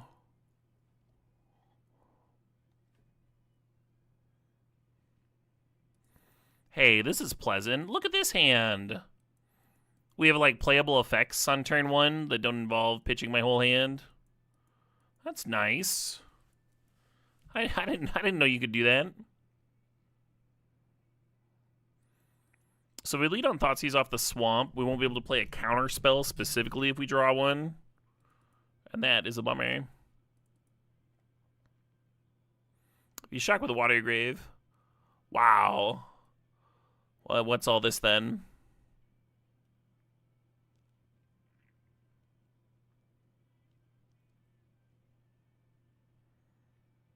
I kind of want to take the Mox as their only artifact. Should probably take the Riddler. Like, that's their plan for next turn, right? Is just to riddle up a card. I don't know.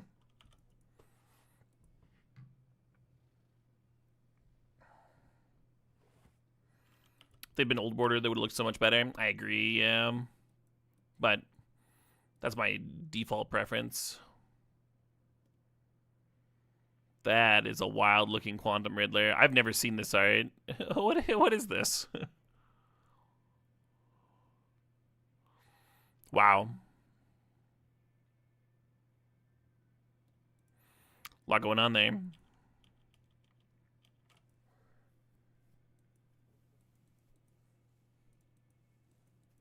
I hate saying no response. It makes me feel like I'm going to miss something. Or like I'm committing to more than I am, actually.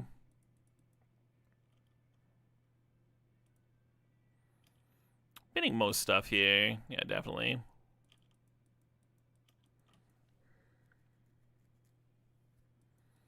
What's up, Tammy, yo?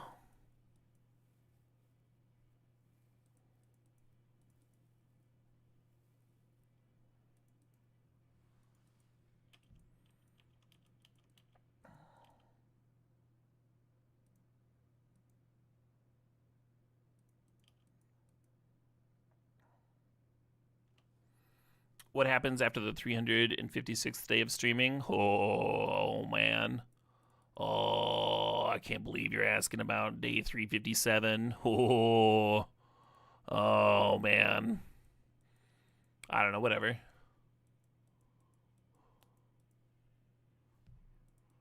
I mean, asking about day 357. Oh.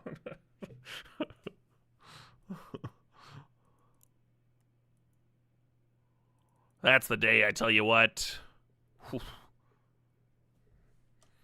You think today's a day? You're wrong. Now, day 357, that's a day.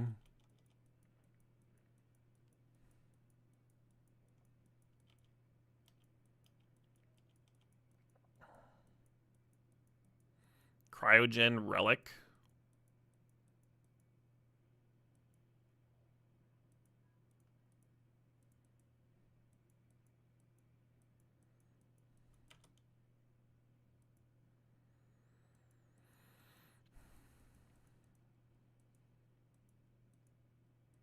So I could Murktide as a 6/6 and force them to Galv plus Shrapnel to clear it.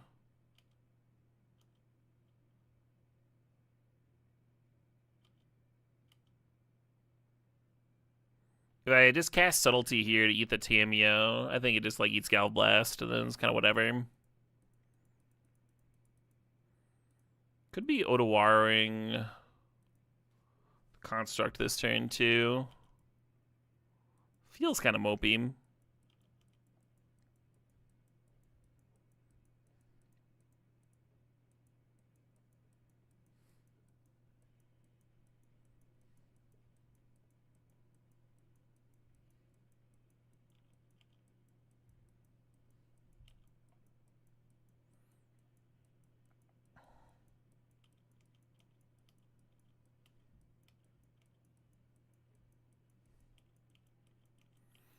Yeah, I think they're realizing that that's what they want to do.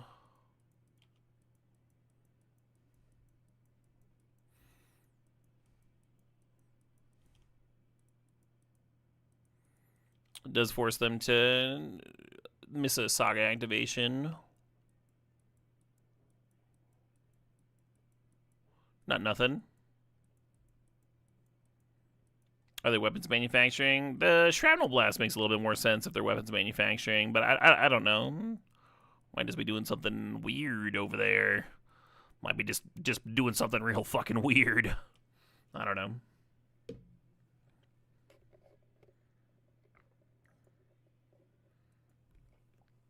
Wow, just cash in Tamiyo for a clue. Sure.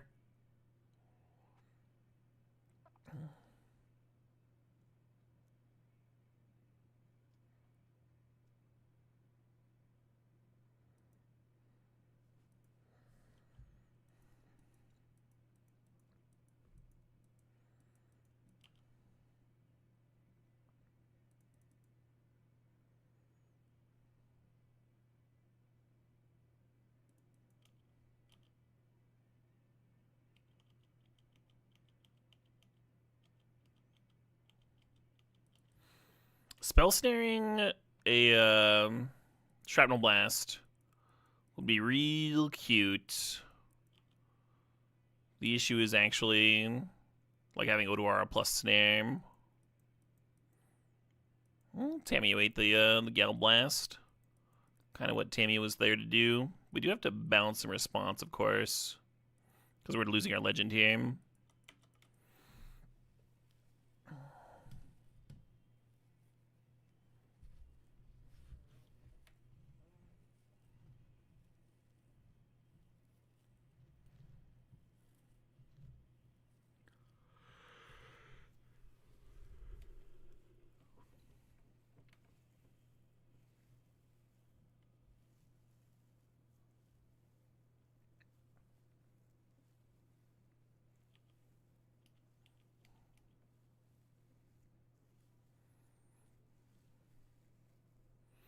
Now, some of y'all might be asking, Caleb, do you regret attacking with the Murktide Regent? Yeah, I do.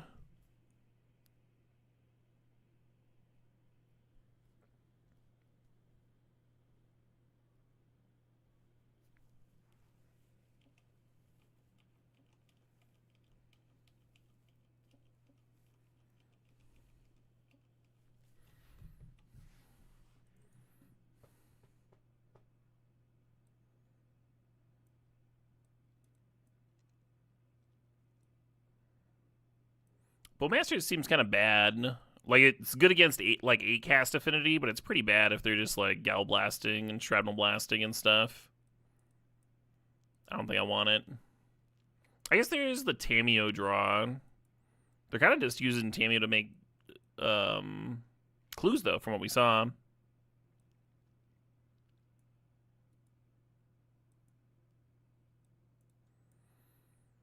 Consign is reasonable against Saga, as is Explosives.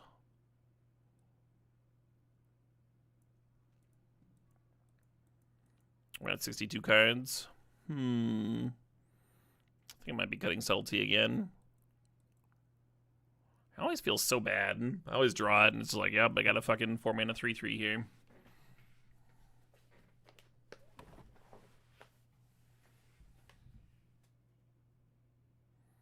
Hey, thanks, One Freeman. Pretty good. Pretty good overall. I wonder if I'm supposed to Toxic. I feel like no, but maybe.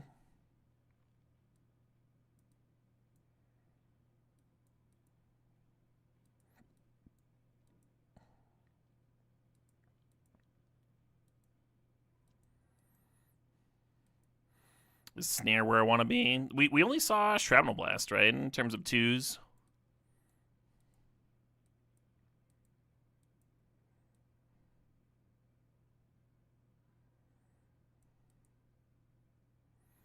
We'll try this. Try this mixture.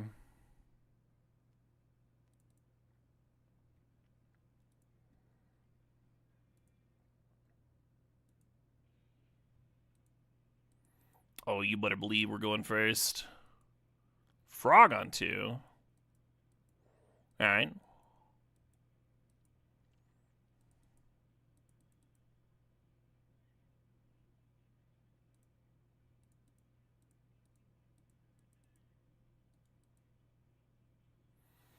Ophelia. That's funny.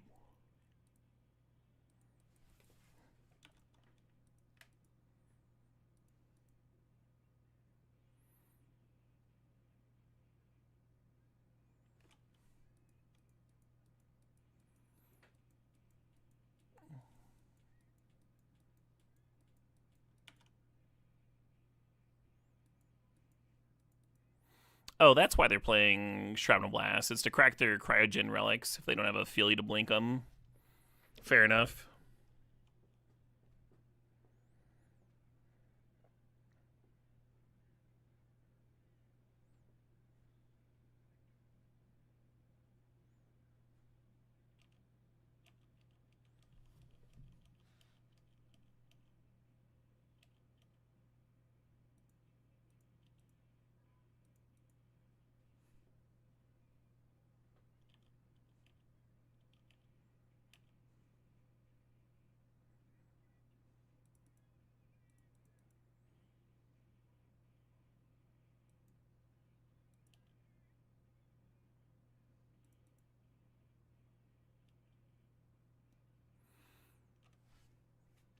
Can you ninjutsu after damage?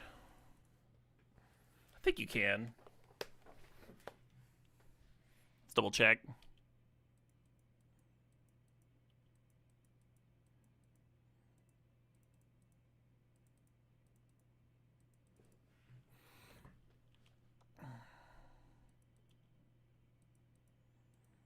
Gonna uptick here to get out of Gal Blast range if they are still playing Gal Blast.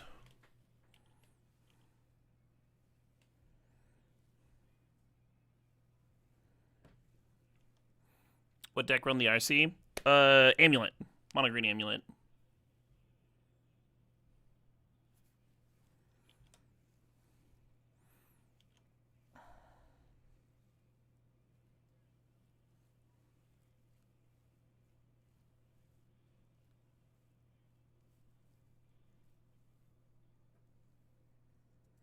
Why aren't we playing Amulet? I should be playing Amulet.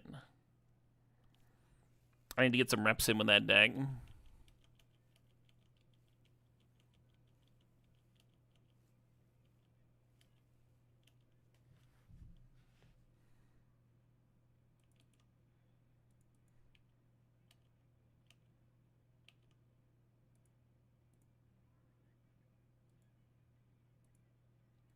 I guess.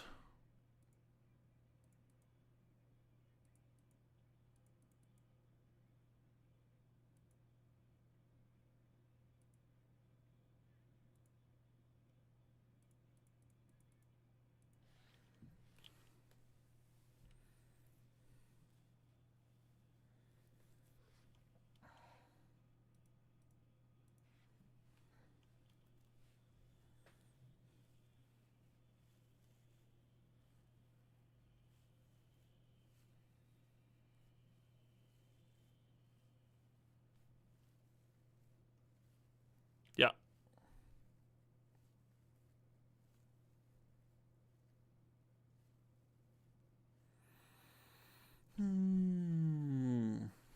Yeah, not the best explosives I've ever seen,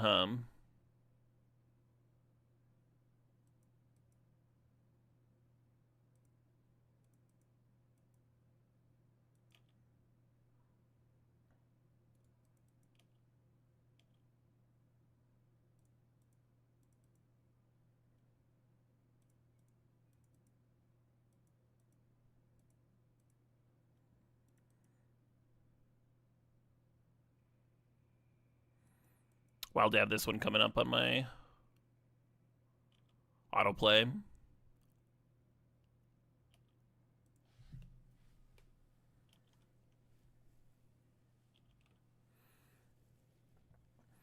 Then next turn we'll have two potentially lethal threats. Well, maybe less now.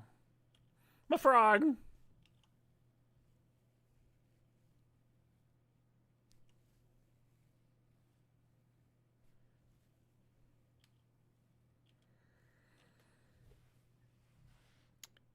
You're sad that Haner is hurt in New Japan? Oh, he's a wrestler? Gotcha. It's cool walkout music.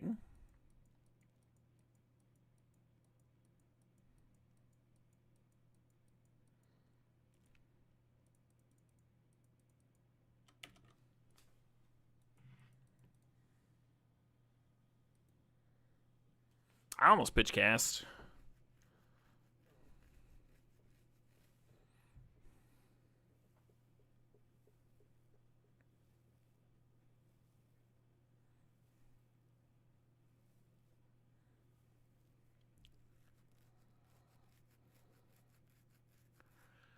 Bit of a whoopsie,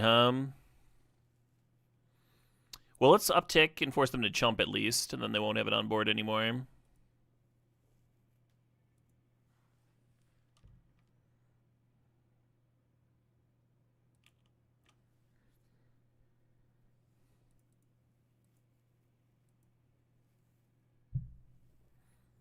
They can't stun counter it. It's got hexproof.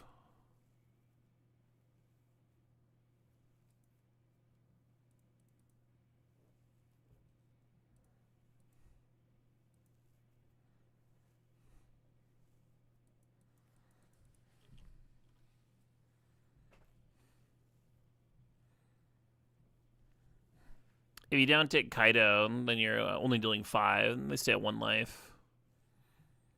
I think this is better.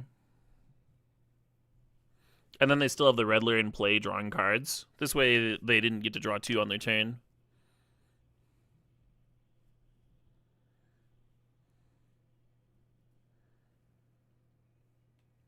They had to block. They had to block because I upticked the Kaido. Otherwise, it's 5 damage and they don't have to block.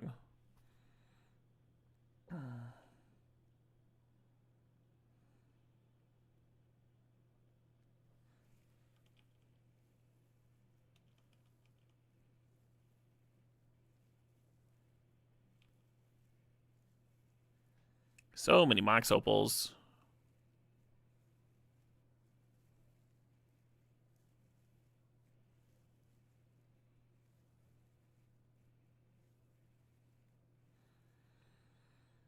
I said 2 lethal threats last turn. Yeah. Involving the Kaido uptick. Anyway. Doesn't seem like we really have anything to add to the convo, huh? Seems a little comboed out.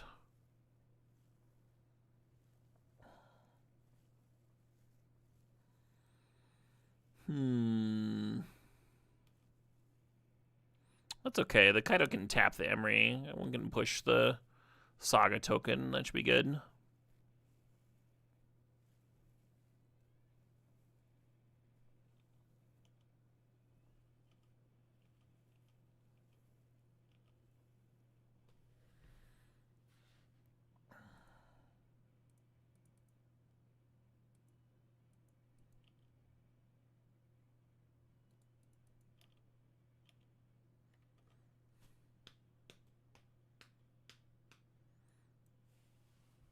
You may declare blockers.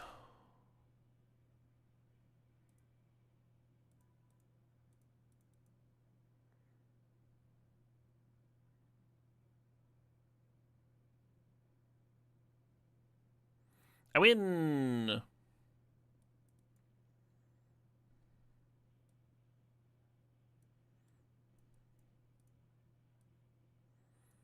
Yeah, I wonder if Toxic Deluge is where it's at.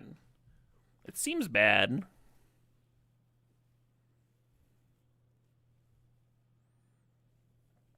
Stern Scolding seems real bad on the draw, too, though. I bring the second Force Negation back in. Kind of hate it.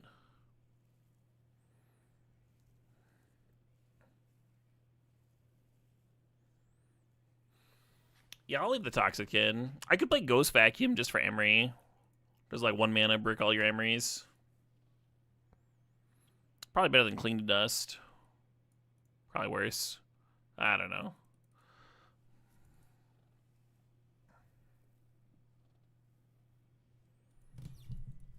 Arbinger seems real bad. They're playing a bunch of Mox Opals.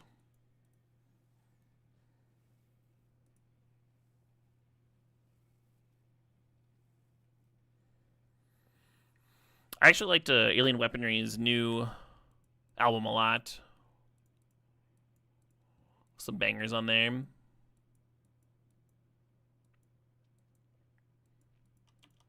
No turn 1 Tameo. I'm actually gonna Sewers here. If they turn to Emery, I can't even kill it with Fatal Push. So there's no real reason to leave the Fatal Push up.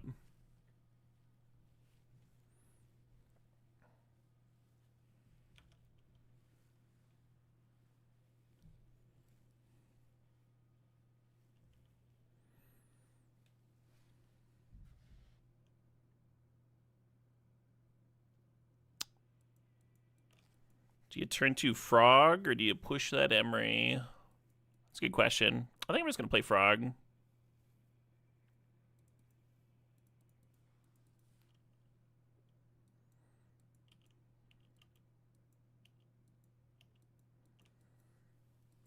You have a bowl of 1,000 grapes in front of you. One is deadly poisonous. Every grape you eat gives Professor Dumbledore 100,000 pounds. Do I eat any? Oh, gives me 100,000 pounds. Oh, that's a very different question. I was like, this is an odd question. Do I eat any? A bowl of 1,000 grapes? Hard to say no to the gambler in me. An idea that I've brought up with my wife for our retirement plan is that when we're at like 10 years off from retirement, we liquidate all of our assets. Just like everything, you know, like sell the house, fucking all of it. And then put it on like one spit of the roulette wheel.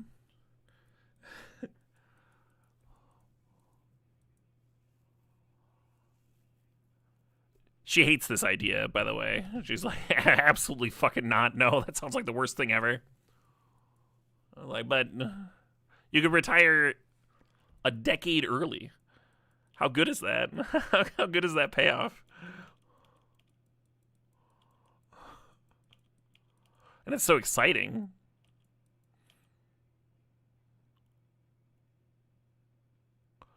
Ooh.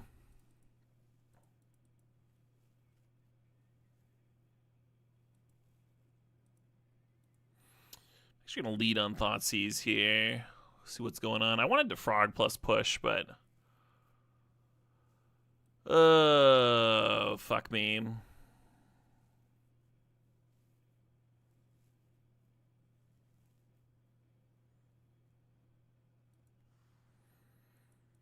Do we just like leave them with the Emery? I guess they've got Cryogen Relic that they can rebuy.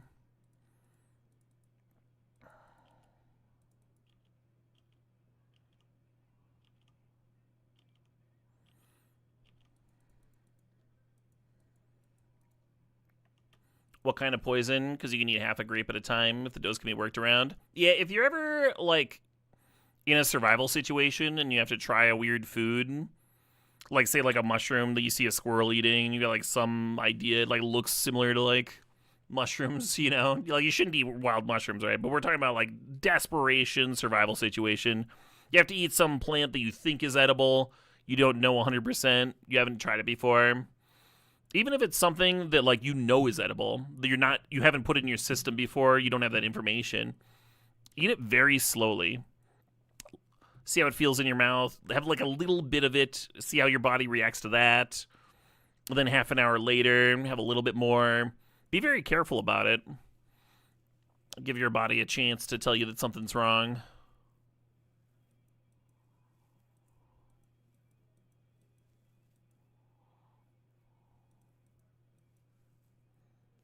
Rub it in your eyes. No, no, don't do that.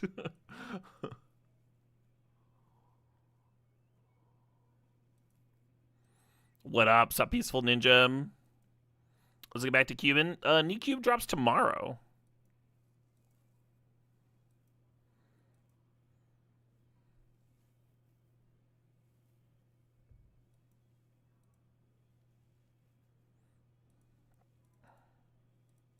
Drawing the basic swamp was real awkward.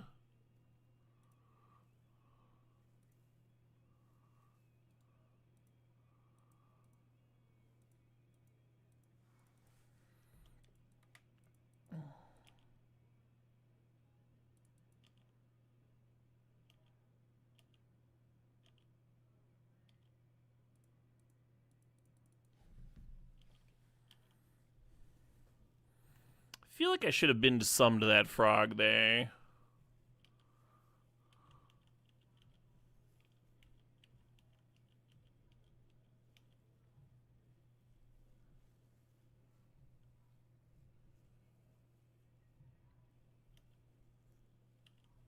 Oh yeah, I should have brought snares back in after I saw the Phelias.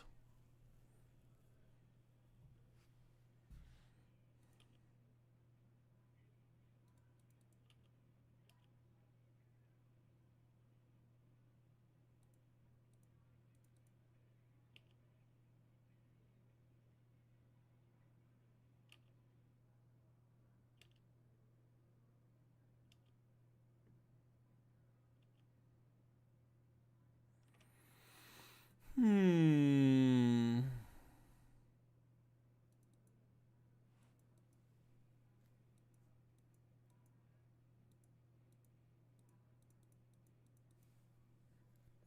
Shrapnel blasting my face, hitting me with Philia is 7 damage, and I'm at 9.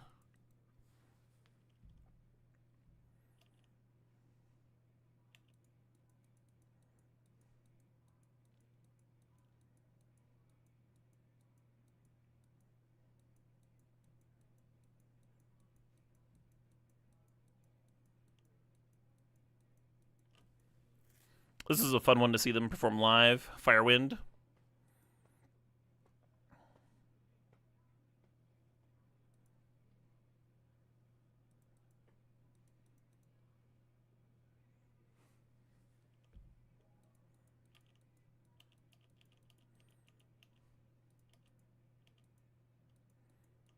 Opponent needs 2 measly damage to kill me now.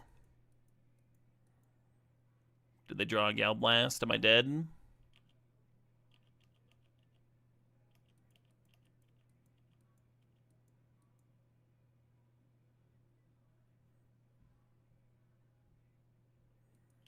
Okay.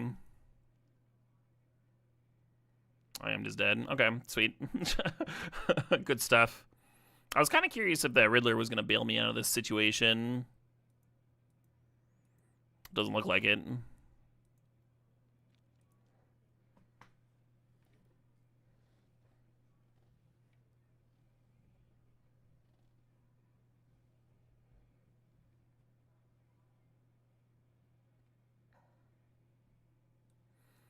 You read a survival guide once that had a food check guide. Phase 1 was topical irritation.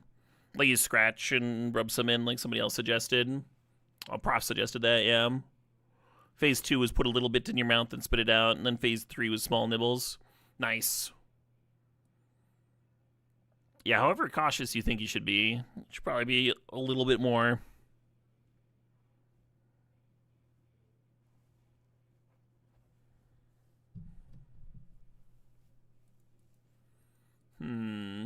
On the draw?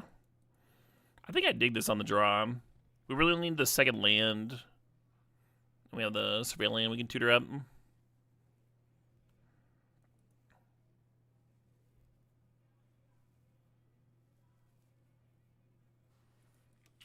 Yeah, go nuts.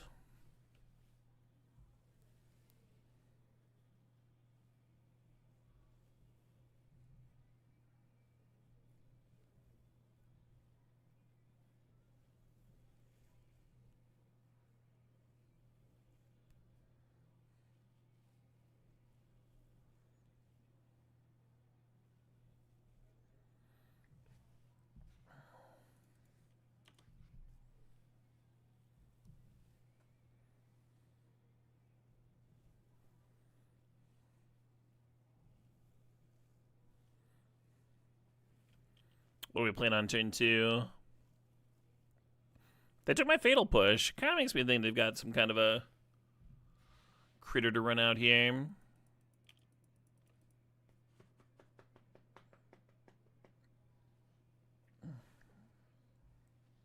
Do you need the select card from hand discard effects let you hit land? It depends on which one.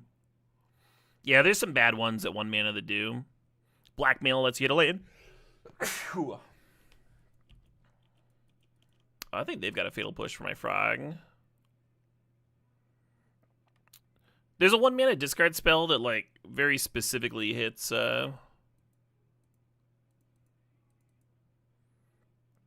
Very specifically hits lands. They like reveal their hand and you take a non-basic from it or something.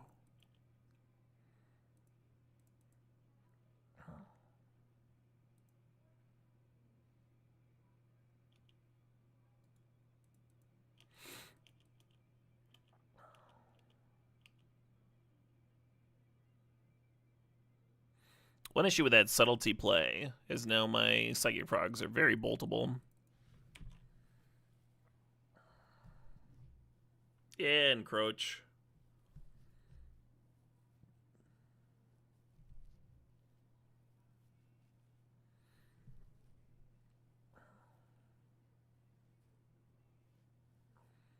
Bobbio. Alright.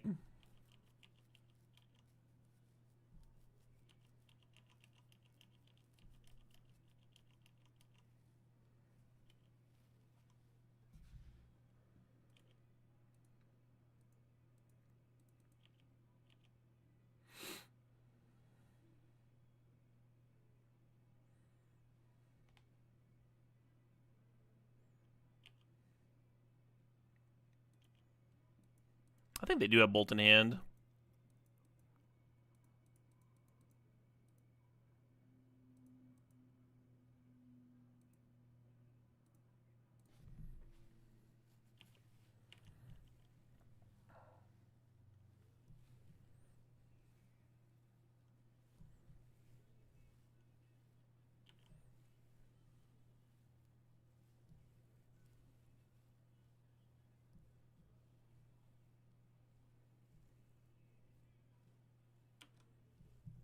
Sure. Their last card's Ragavan.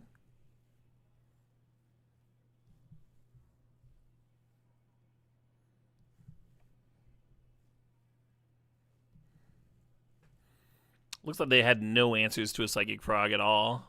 And I just got fucking jabated. Just pure jabated. If I discard to the frog, they just lose the game straight up.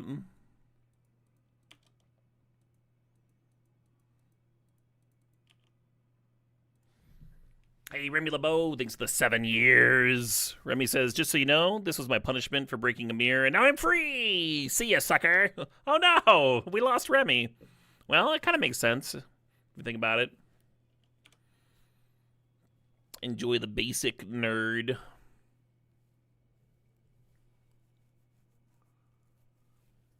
Hey, GG's, Hedron. Cool little brew. Jeskai Artifacts thing.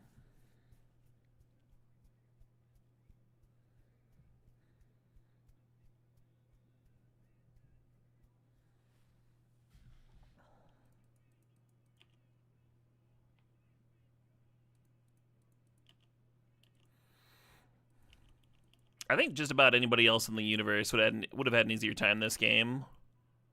My opponent left the Psychic Frogs, which made me think that they had a Fatal Push or something. They just super didn't. But if you just give them no respect, it's a pretty easy game.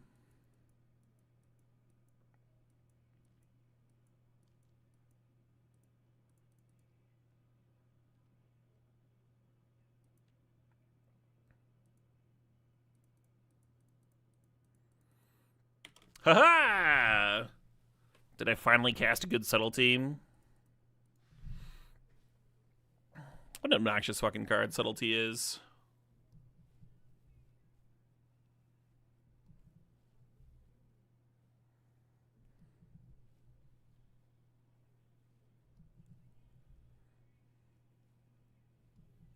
I win! If they're playing Ragavans and Bobs, I probably want all quad. Bowmaster.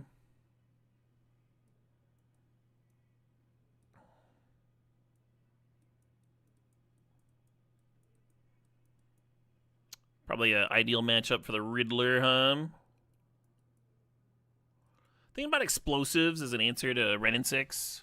I don't think I want Arbingers, but like maybe. Maybe that's a plan. Arbinger it up. I assume they've got some fat over there, right? I assume they've got some fat that explosives. Some kind of Goyfs, right? Probably the 1-drop Goyf. I think I'm gonna cut Force Negation through Hinge Shred, and I don't really want to draw that card ever.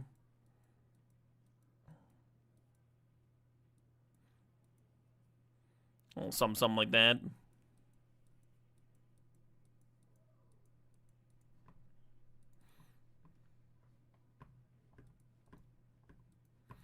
Have I tried Grixis Frog? Yeah. With like so there's different versions. The version I was trying was using Faithless Looting as a quick way to bin off the eyeball for Unearth and stuff. Grixis Reanimator.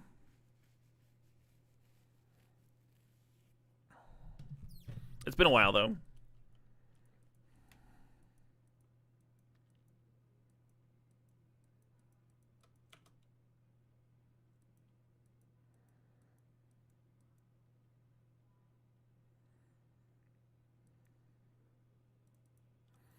Just gonna pass and hold up Snare here.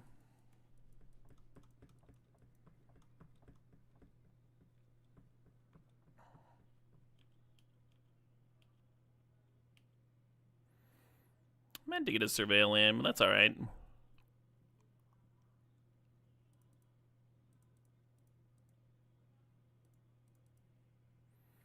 Show me what you got.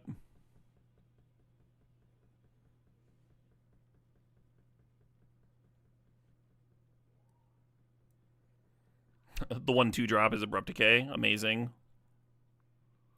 The fuck does Riveteer's Charm do? Isn't Rivets like an old-timey disease? Am I thinking of something different? I'm probably thinking of something different.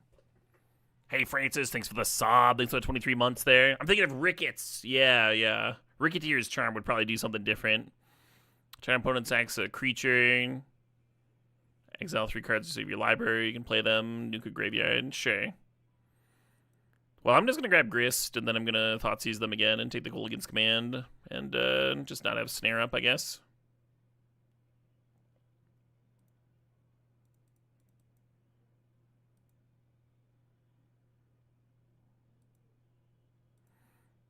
Alright. I was Thoughtseizing too hard. Too hard and too fast.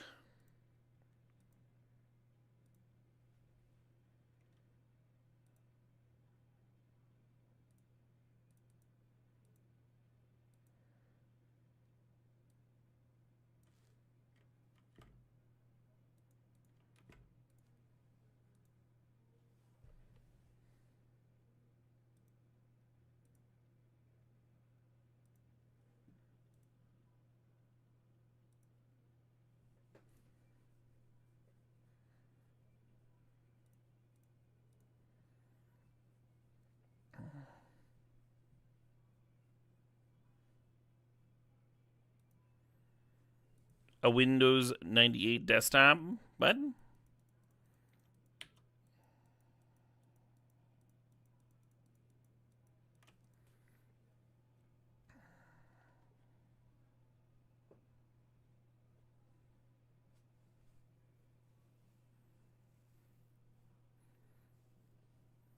Piles of power everywhere. Yep. That is actually when I cut to that screen, it is actually a live feed of my office.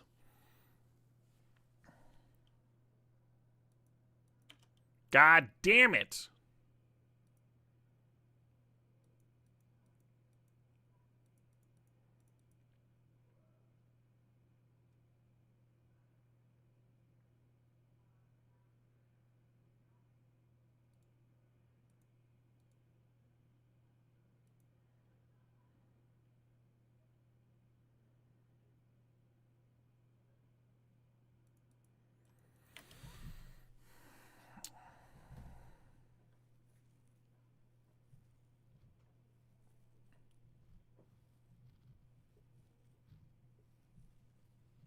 If you run out the explosives here, they get to Abrupt Decay it, and then you're real sad.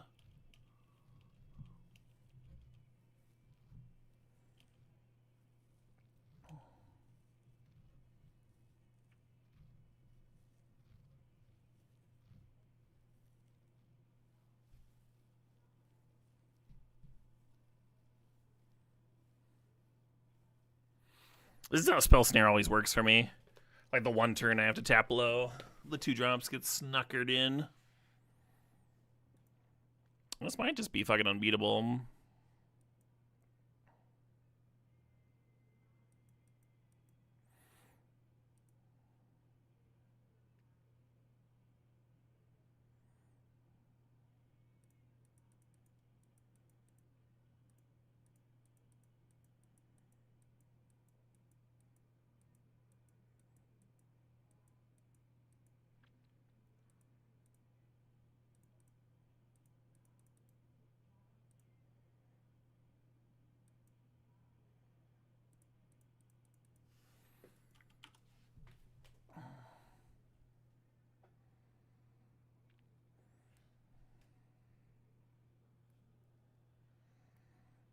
The matchup seems rough. They've got a million 2-for-1s. We also have plenty of value cards. The rough part was them ripping Tarmogoyf the turn that I wasn't holding up Snare. It dealt me approximately 1 billion damage. Actual Boomer Jund.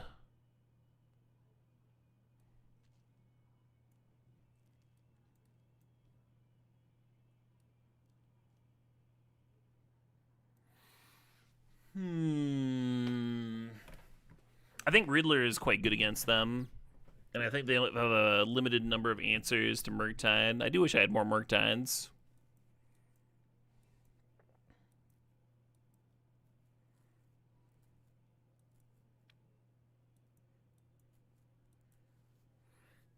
Might try Arbingers.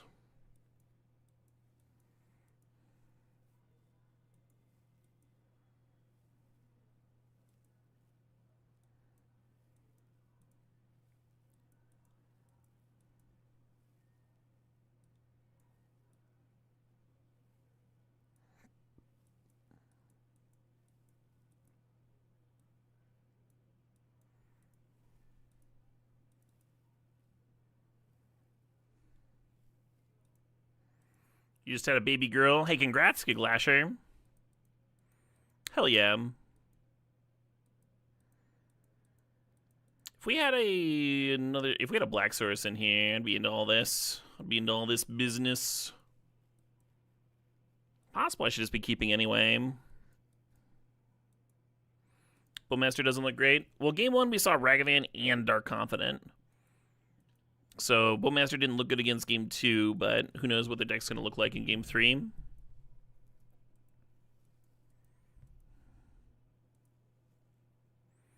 Is the issue there.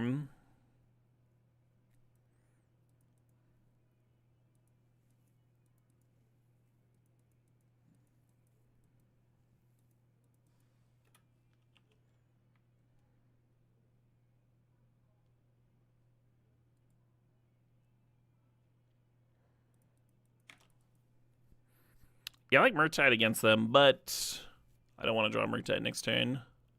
Sadly.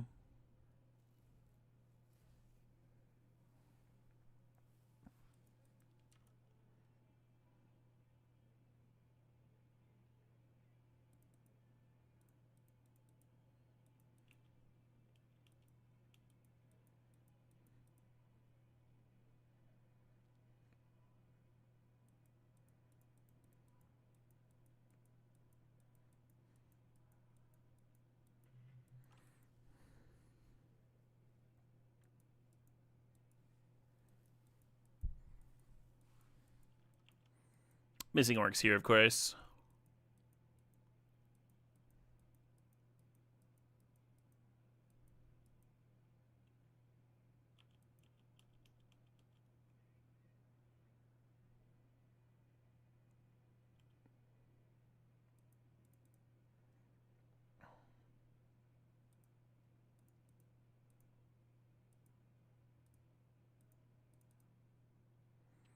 Possibly I should have gotten a basic swamp.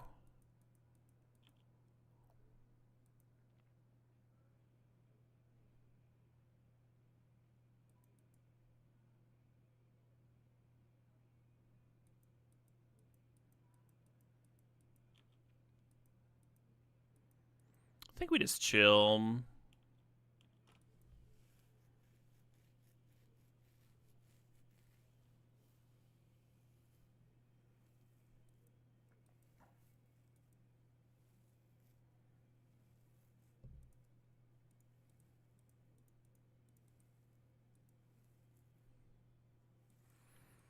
Saving them the 2 life there.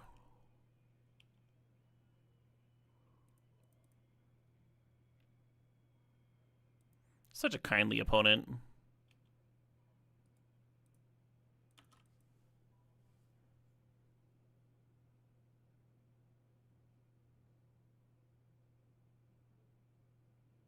Hey.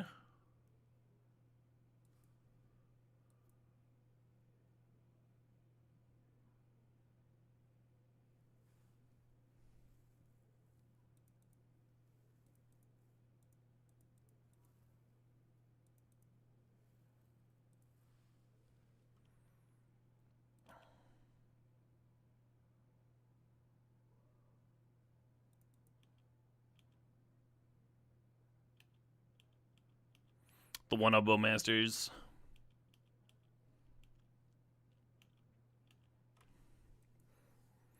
I kind of like jumping with the Bowmasters too.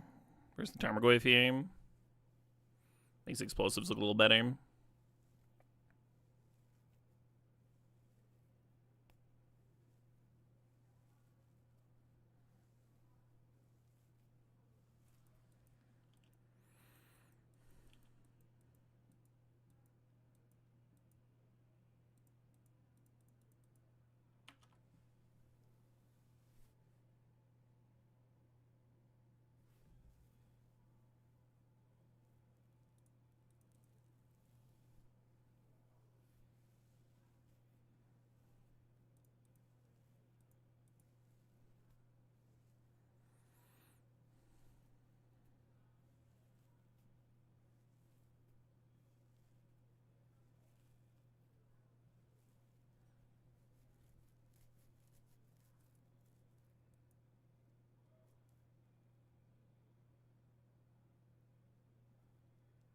The Arbingers are in. I'm going to grab the basic Swamp.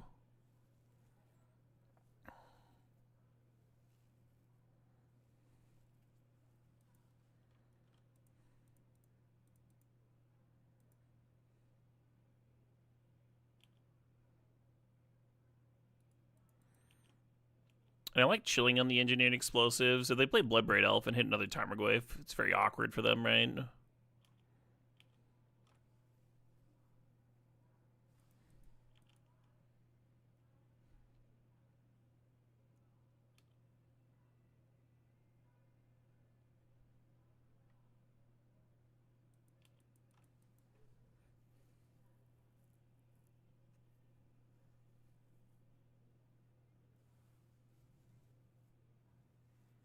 Klothys. Holy shit.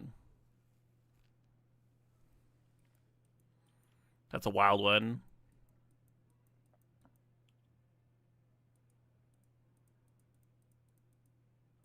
We're listening to Howling Giant, Haunting Frostbite. The same band that made my opening theme song.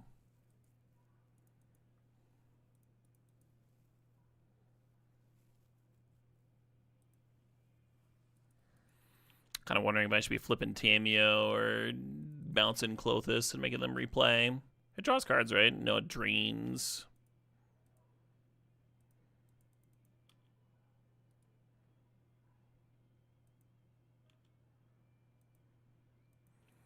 I think I just pass.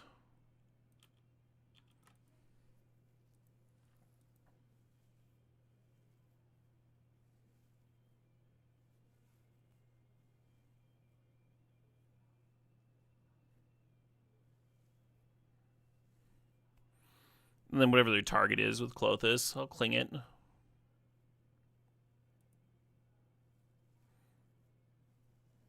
Actually, I wonder if I should gain life instead of drawing.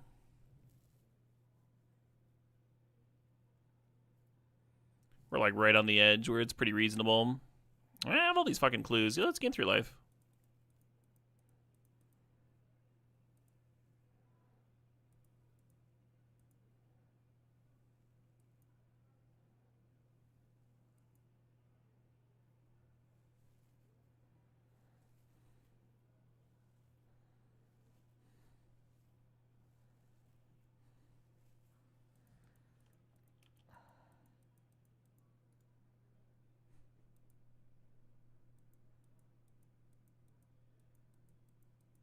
Green of Glory.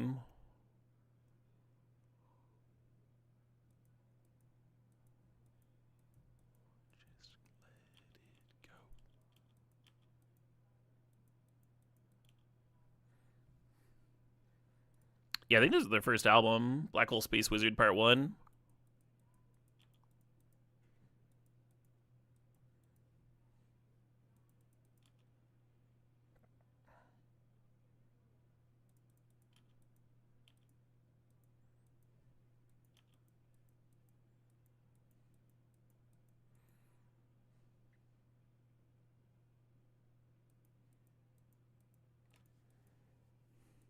Annoying.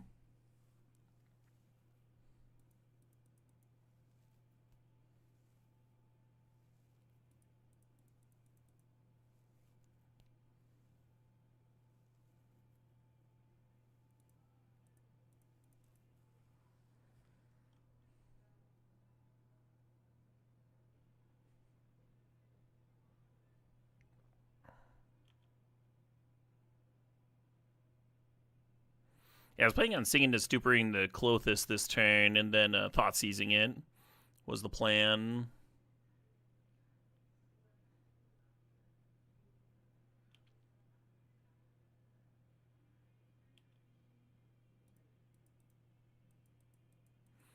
I don't think I thought Seize blind. They've been sitting there, like, not doing much.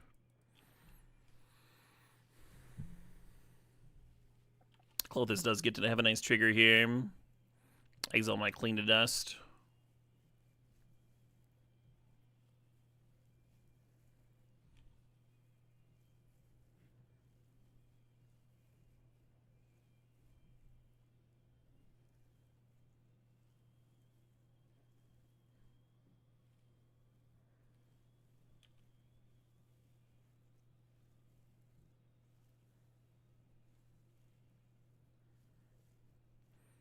Exiling Snare. Interesting.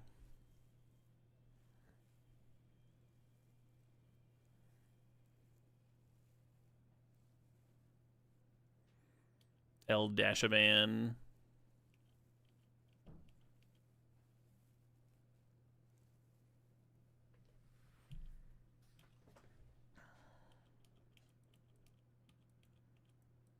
Ooh, you better not hit anything good, Ragavan.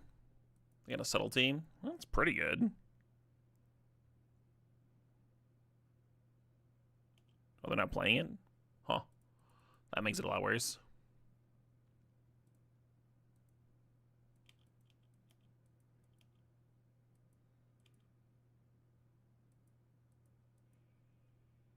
They can't play it? Oh, that's right. Ragavan doesn't fix. Cool.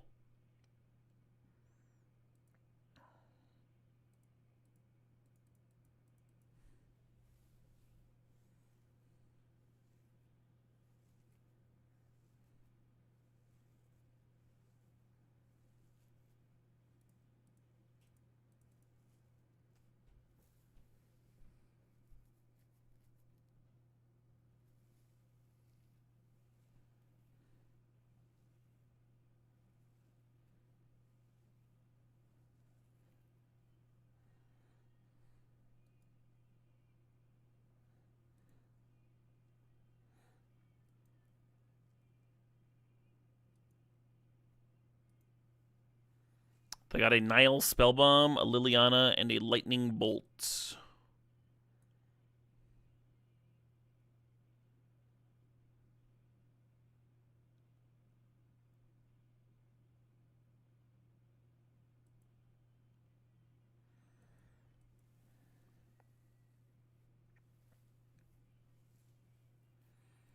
I think Tamiya is just supposed to uptick here.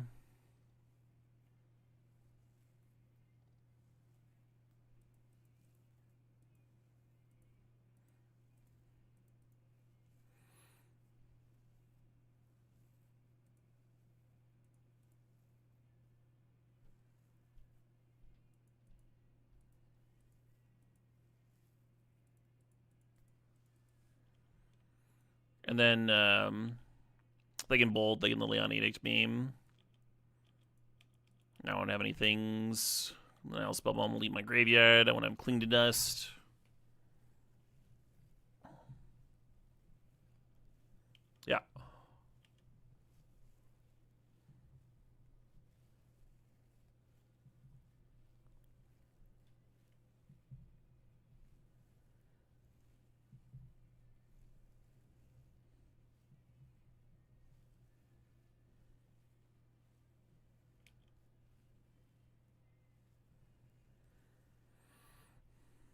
They do have a treasure token, so they can cycle the spell bomb and still play Liliana this turn if they want to. Oh, they're exerting. Hate that for me. Why would you exert here? Hasty Tarmogoyf. Okay, well, at least they used their bolt on my turn. I guess the frog could have chumped anyway. Oh, and the Tamiyo shrinks.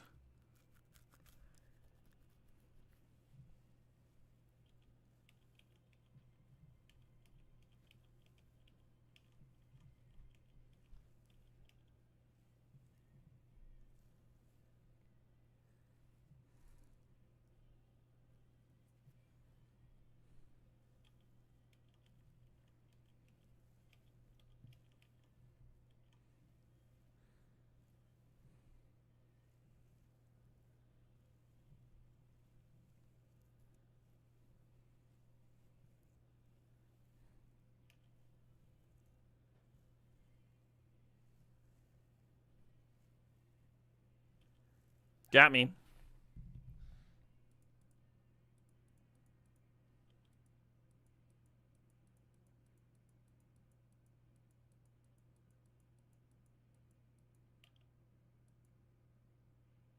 If they let me untap, it would allow me to clean to dust like a card from their graveyard, and would have given them a very awkward spot.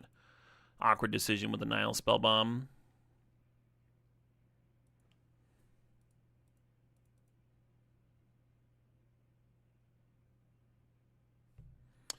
Let's go Preordain. Interesting.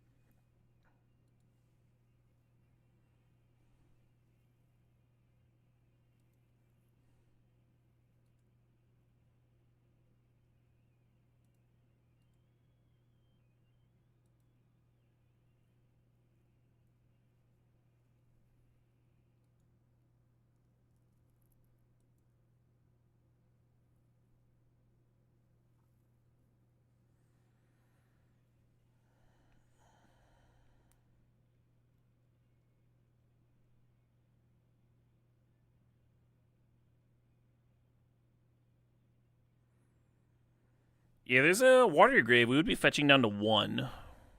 The Arena of Glory is exerted. I'm sure they've got more bolts and Ren and 6s that they could rip off the top, though. It's very unpleasant to go to 1 life in this matchup.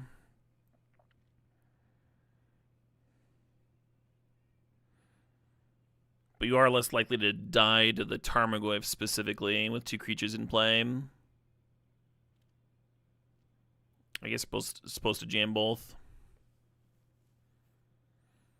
The other line is to downtick Tamiyo on Preordain, and then Preordain has a chance of like seeing an actual removal spell for Goyf, and then you can run them both out without having to bolt yourself, which is attractive for obvious reasons.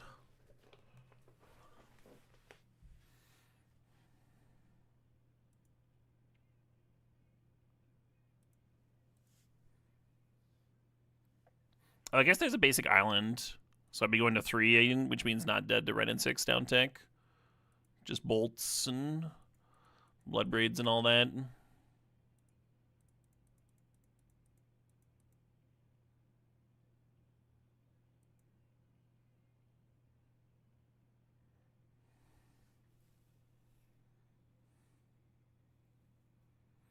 Is Classic Jund playable? I don't know if you'd call this Classic Jund. I mean, they've got actual blood braids, but they're also playing like Ragavan, Bowmaster, some new tech.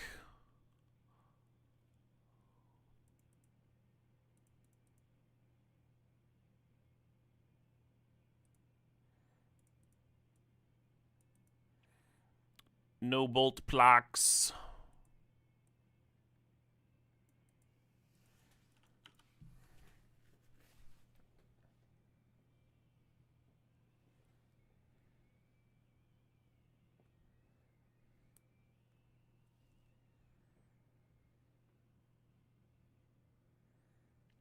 Looks like Bloodbraid. Alright, all coming down to the Cascade here. Finding Ren in 6, sure.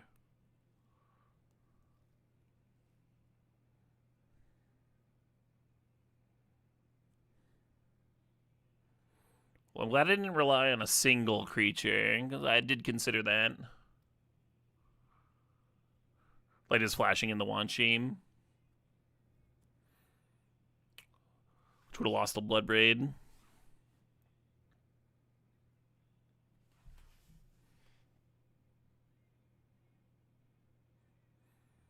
Oh, they actually lose the Bloodbraid because of the Tamiyo shrinkage. Nice.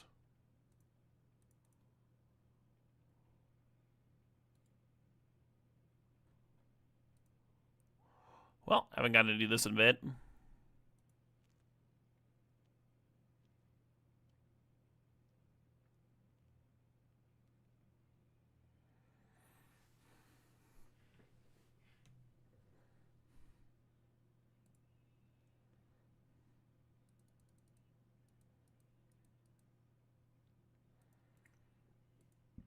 I guess I just kill Liliana.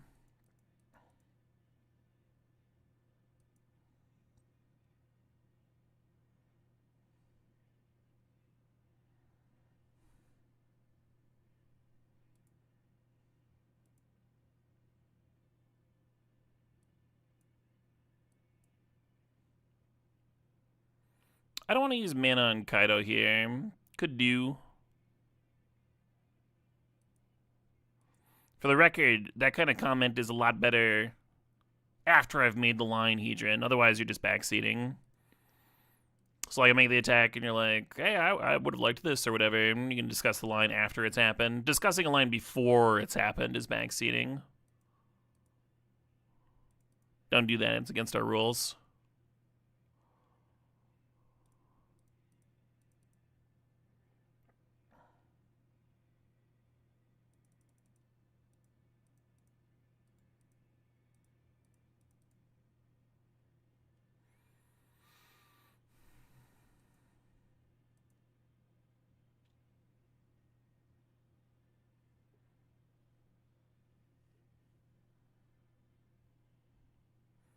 Yeah, we just have lethal next turn.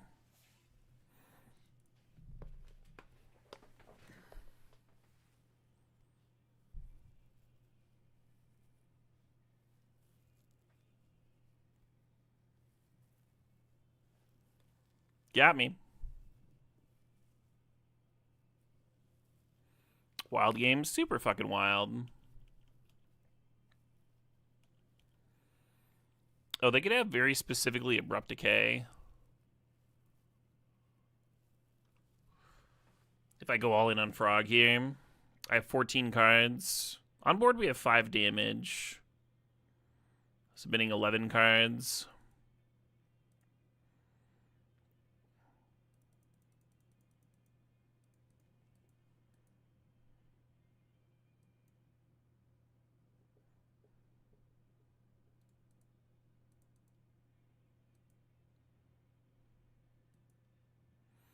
We'll wait into the blockers, so if they do have Abrupt Decay, we can save with a...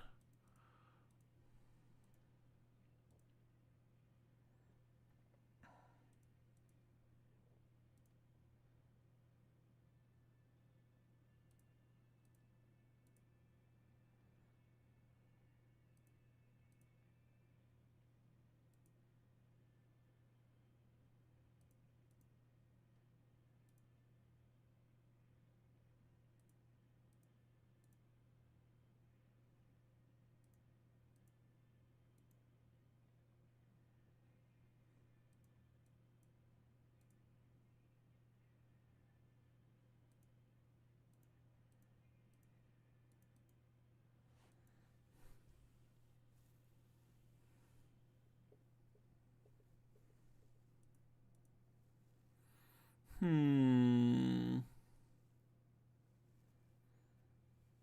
15 damage.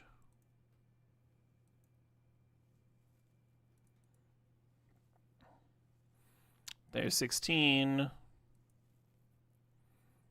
I'm prepared to go to combat damage. Alright, cool.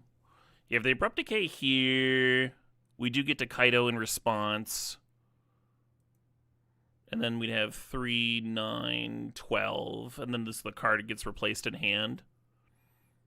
So we wouldn't quite be able to get up to lethal.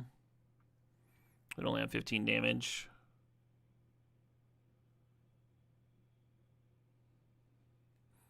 But we could pass with double counterspell up, and that's probably good too.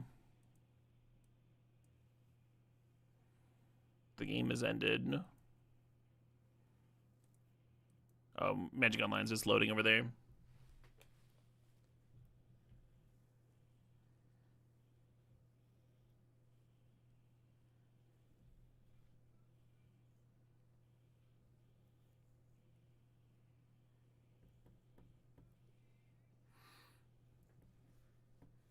That's right, Rando. Did Helmet have any other bangers? Or were they a one-hit wonder? They played Madison a bit ago. I didn't have the time to see him, though. Tamiult's just insane. It's pretty insane, right, for a one-drop?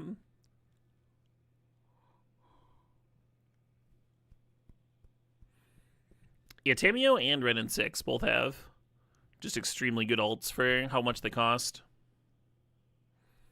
You think the first 2 albums were fire? Yeah.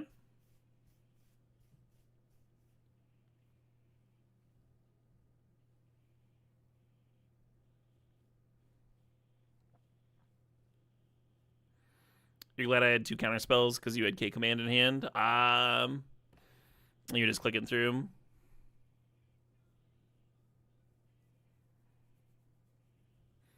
Interesting match, Sphere. Cool deck. Boomer Jund. Love to see it. Bloodbraid Elf still scary, huh? Still scary. I think I'm gonna restart my client again. I'm gonna try that. Give it a restart here.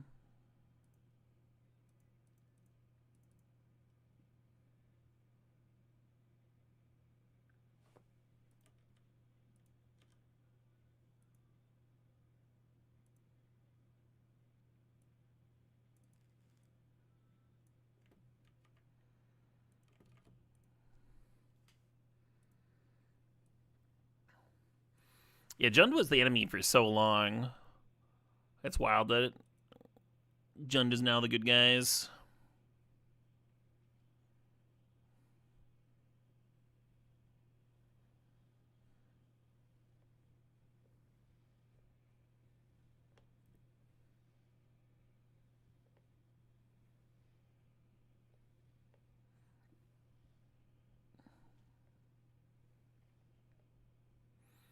Oh, that is a wild show, Rando. Helmet into typo negative. It sounds like a blast.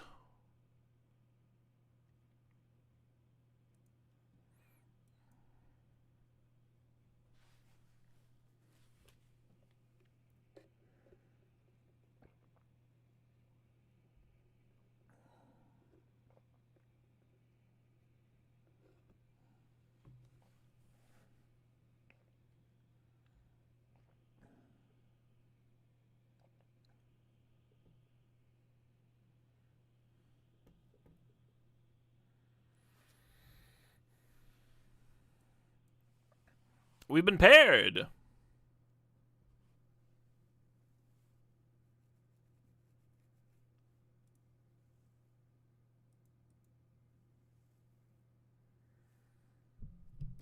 What's up, Matthias Scrum?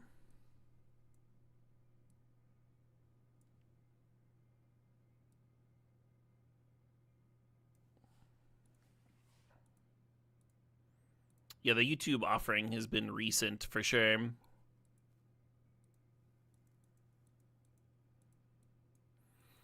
I'll look for a hand with some black man in it.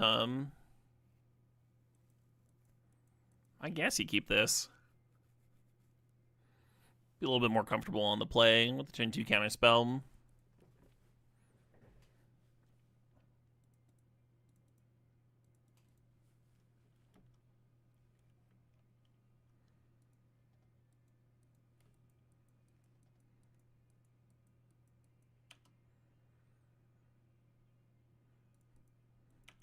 That seems very, what's the word? Very easy to see, huh, Sir Toglo? I think a lot of bands break up because the members get sick of each other at a certain point. You have to spend so much time with each other, like in a van and such. Tight quarters, you're just like always around each other. And then when you're not touring in that space, then you have to still like collaborate creatively. So they're just like little big beef, like just can't exist. Huge egos can't exist.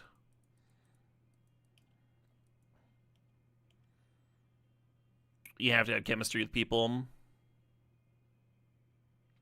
Mastodon was talking about who they were looking into to replace Brett, and there are all these people suggesting like crazy guitarists and stuff, and they were like, we are going to pick someone we like. Someone we don't want to strangle after being in a car with them for however long. It's like, you know what, Mastodon? That sounds appropriate. That sounds like you got your head in the right place there.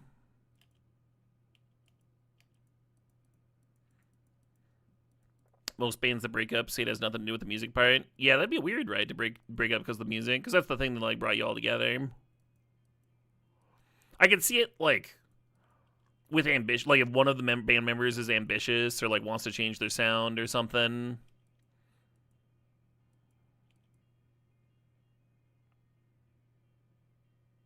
Five mana.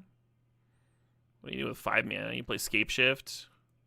That is a bummer. Alright.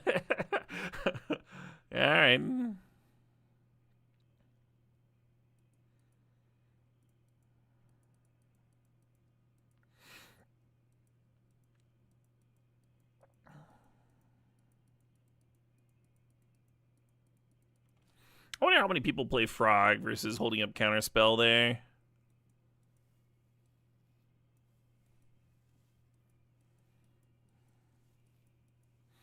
I really need to play that deck more. The opponent's deck.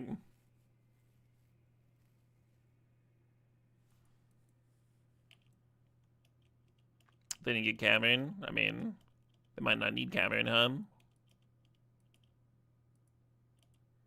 Slayer West can also tutor it too. I don't think it interacts with Subtlety anyway.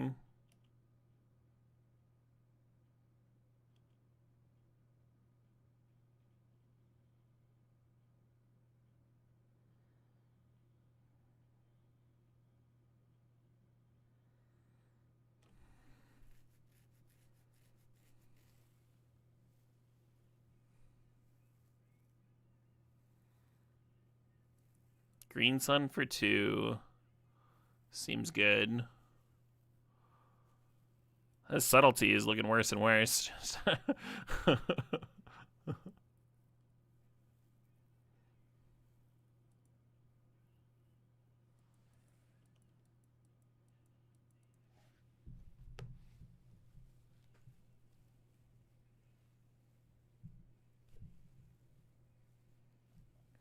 You think it's common to kick out a member over the music part, usually the drummer, but not break up the full band?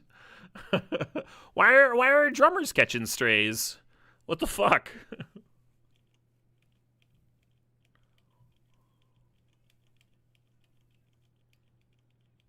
Like, I can see like lead guitarists not getting kicked out for the music part that often, unless they like become an alcoholic or something. Or like whoever makes the band, the frontman, is probably not getting kicked out for the music part. Though I've heard of that happening.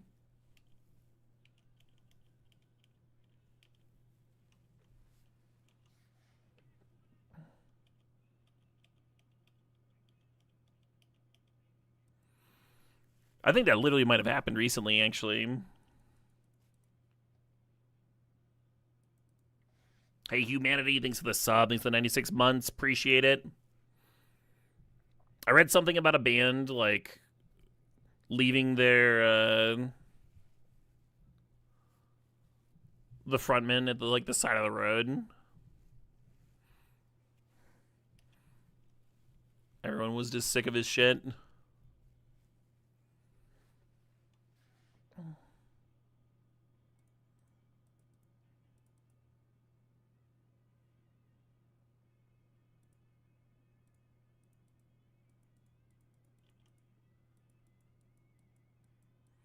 Yeah, didn't think of that, did you?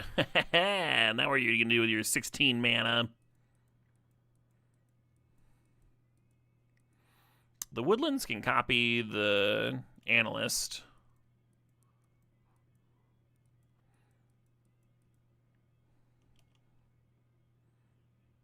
I think they just have a win here, yeah. They can Teleria West tutor as many times as they want. So might as well concede here. Just turn 3 kill on the play through Subtlety. I fucking hate that deck, I'm telling you.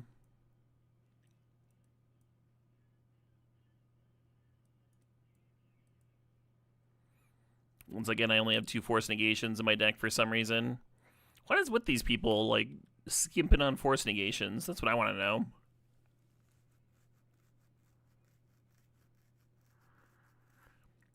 I'm wondering if Consign to Memory is any good.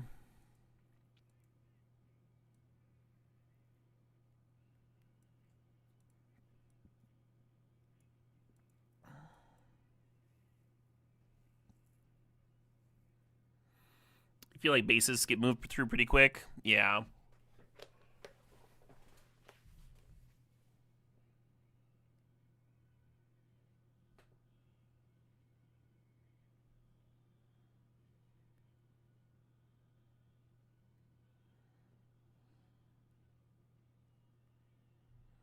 Vitriol? Yeah, that sounds right, Natty Light.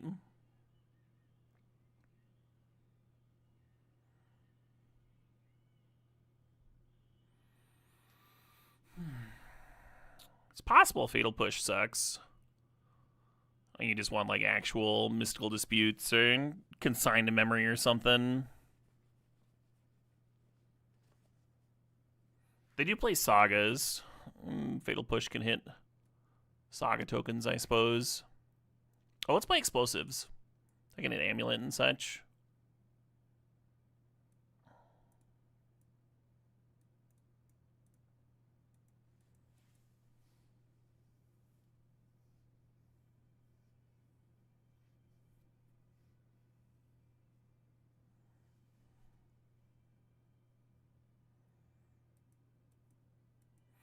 Do they even have anything to Spell Snare? I feel like they have very, very little that's snare worthy. I'm gonna leave 1 Bowmaster in just as like a flash rinky-dink threat.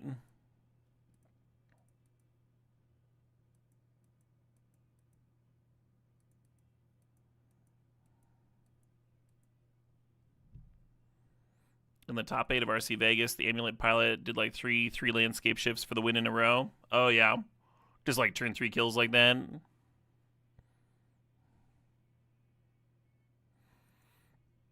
That's what we just lost to.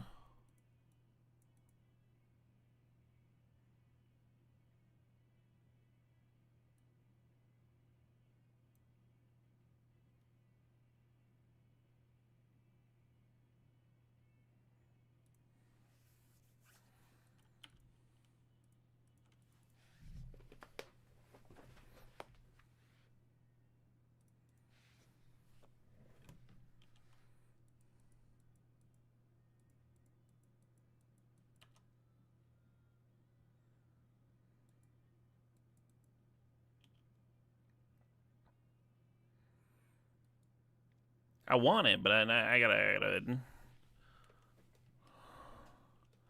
hold up my counters here.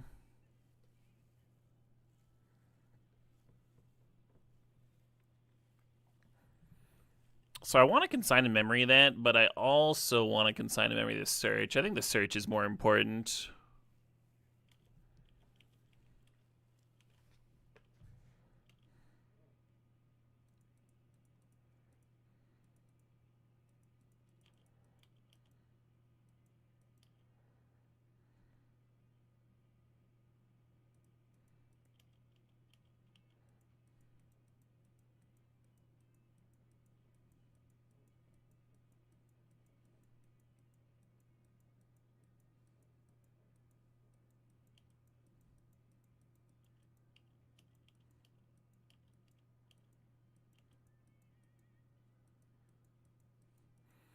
Very awkward Harbinger now, because they would just activate Urza Saga every turn of the game. Oh, they also have Dismember here, and they would just Dismember the Harbinger.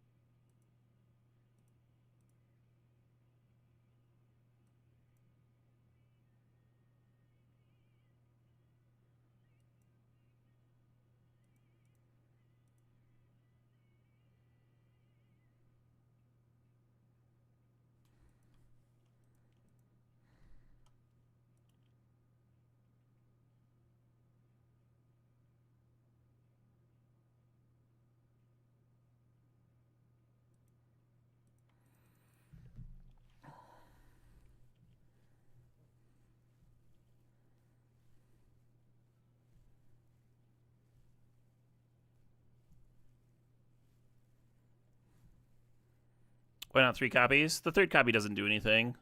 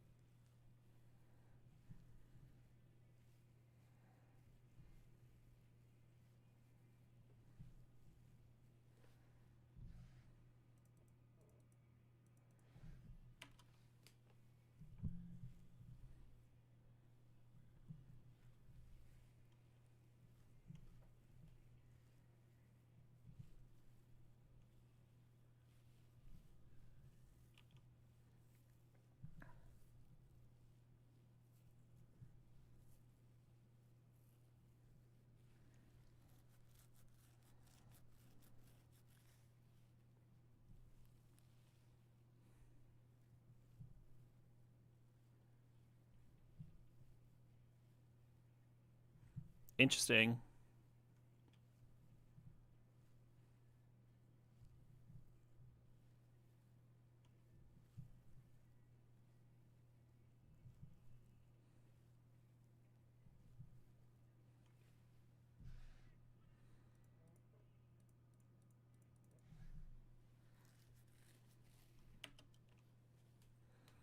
Oh shit, what up? Hey, Charlie Walnut, thanks for the 96 months there.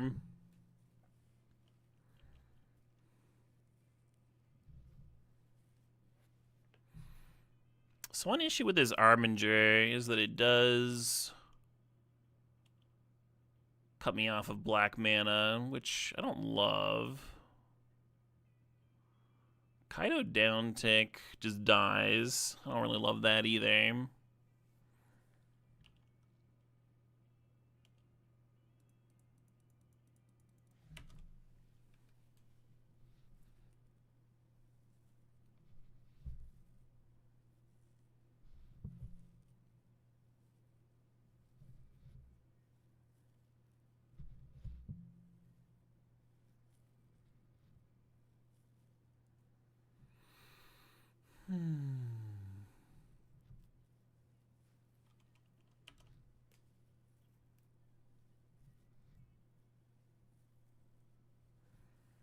Yeah, me.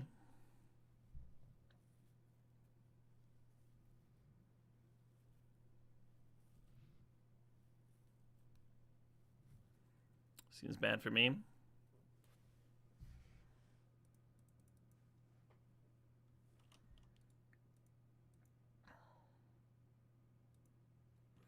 Blech.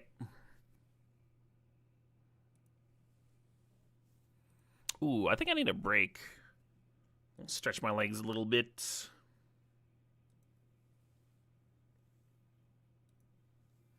Get some more water. Out of water. I'll grab a snack. I'll be back in a few minutes.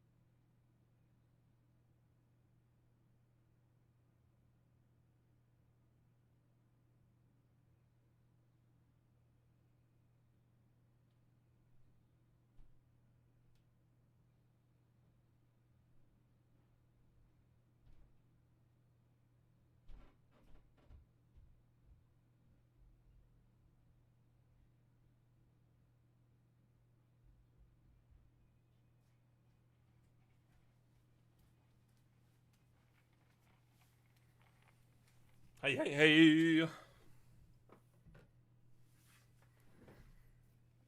Grabbed myself some water, as well as some delectable treats from Scafuri Bakery in Little Italy in Chicago. Real tasty.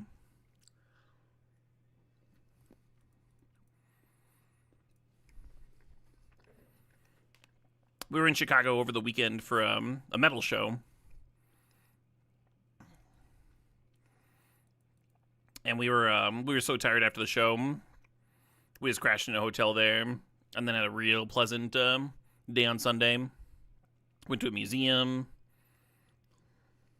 got some dope ass food.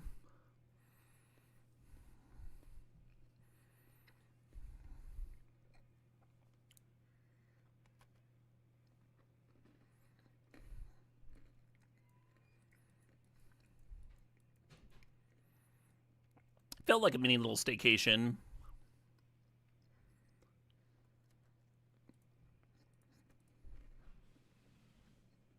Yeah.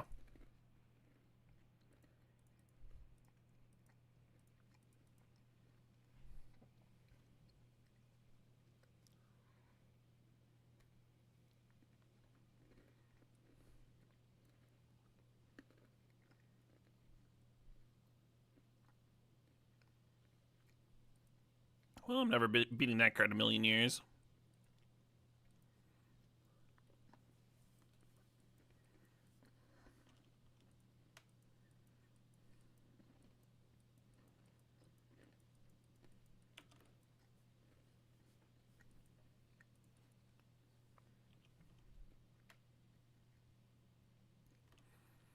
It sounds like you didn't want it bad enough, Mark.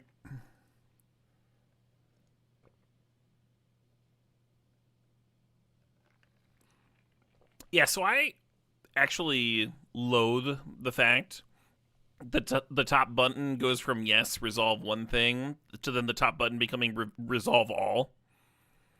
It's like a huge difference.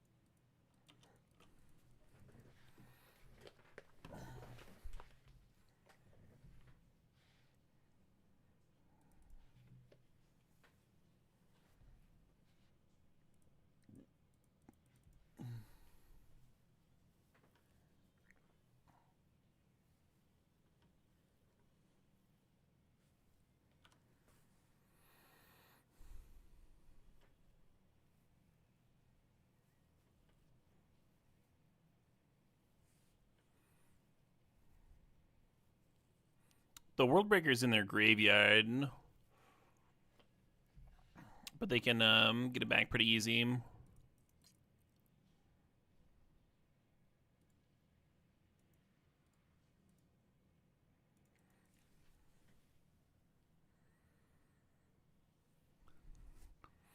think you're supposed to Fatal Push this Eldrazi spawn. That puts him back to 4 mana. Makes him rip a something for the Microspawn kick next turn.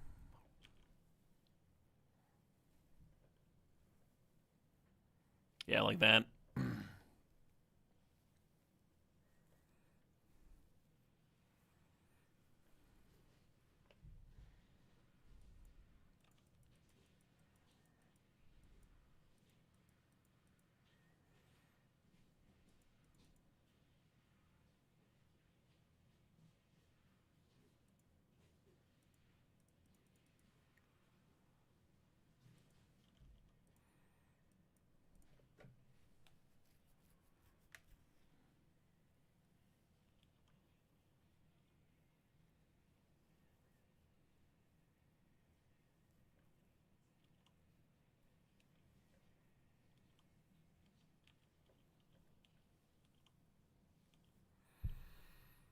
Yeah, that all sucks.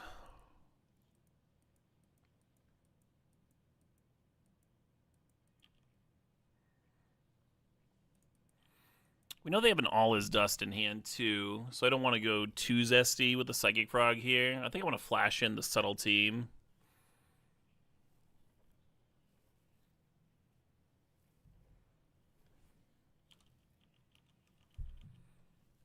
At least until I have a counter,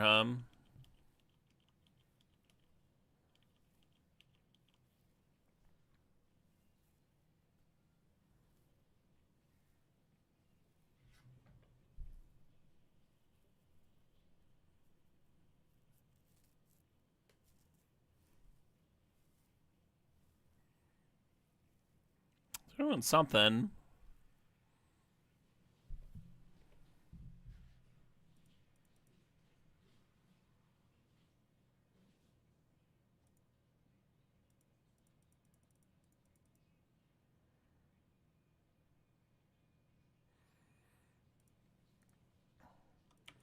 Writhing Chrysalis is either just like fantastic or hot dog shit.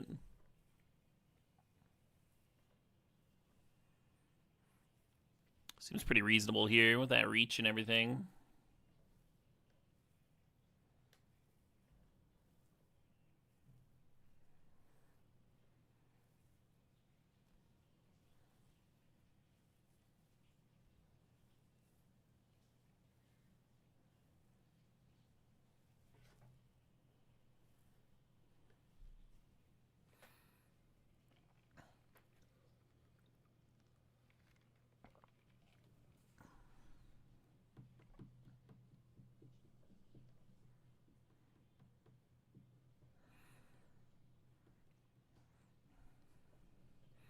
I really enjoyed, well, all of the Modern Horizons as limited sets.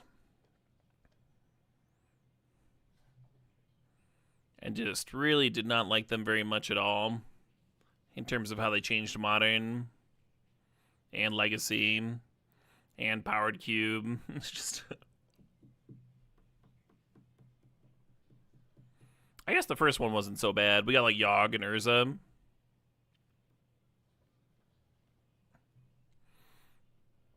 If your powerful, like, modern playable card is a 4-mana creature, it's a little bit less egregious, I think, than if it's a 1-drop.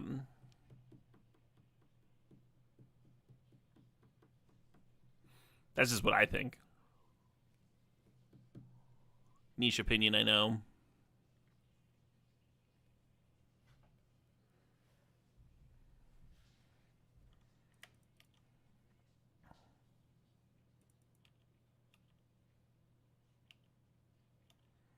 Astrolabe. I kind of dug Astrolabe.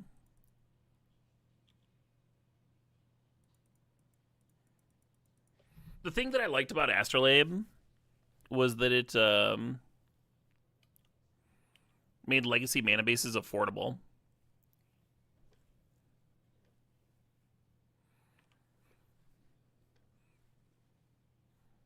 I remember seeing a 4-color Legacy deck that was like just using like Vistas and fucking Astrolabes as fixing.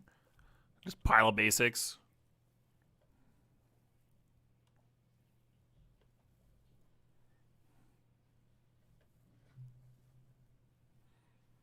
Legacy mana bases should be more accessible. No, not like that. That's kind of what I was expecting with this All Is Dust. Ooh, they lost their Utopia Sprawl, though.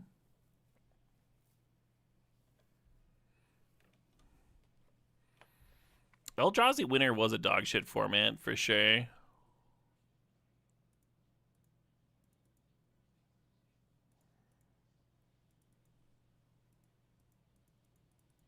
I didn't need to discard the push. I could have saved that for the 4-drop,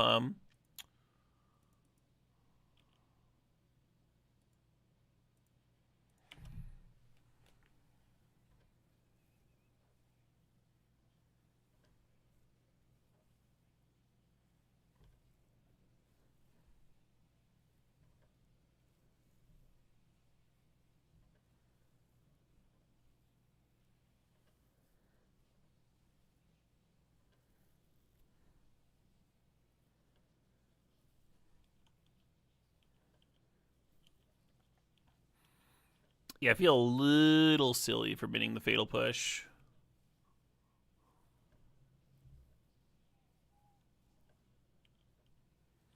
I was making a 7 drop. That's probably a bad sign for me. Probably the imprintable. Oh, it's Null Drifter, sure.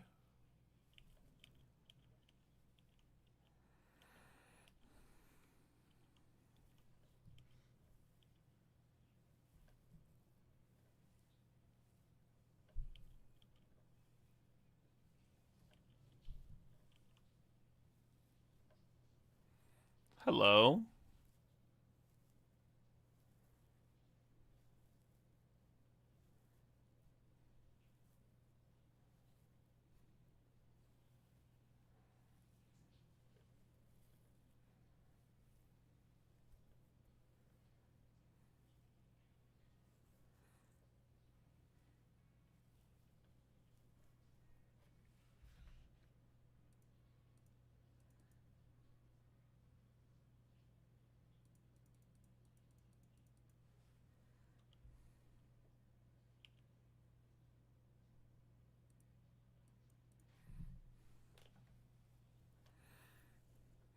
If you jump the frog and serve in, they get a double block. And I don't really want to give them that. So I'm just going to pass here.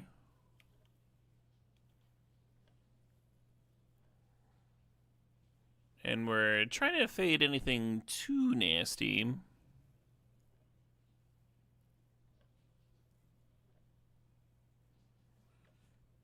of feels like they got something nasty. All right. All right.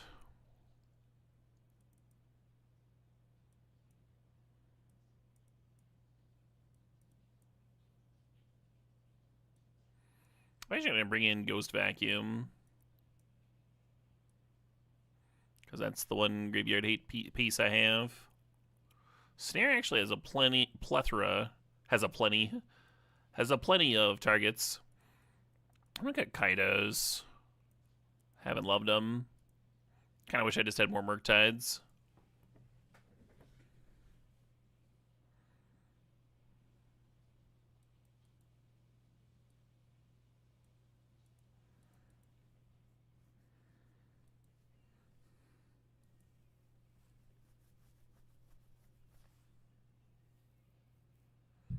Did they announce that Tribal's back in Lorwyn? Huh? I mean, I think everyone expected that, right? I mean, they've previewed like fairy cards and stuff.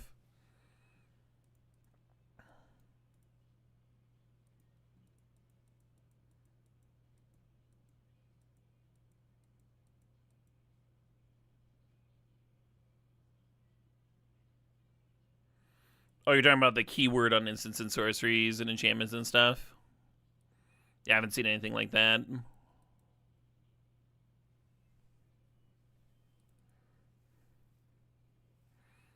They spoiled one? Oh, yeah? What card? Is it sweet?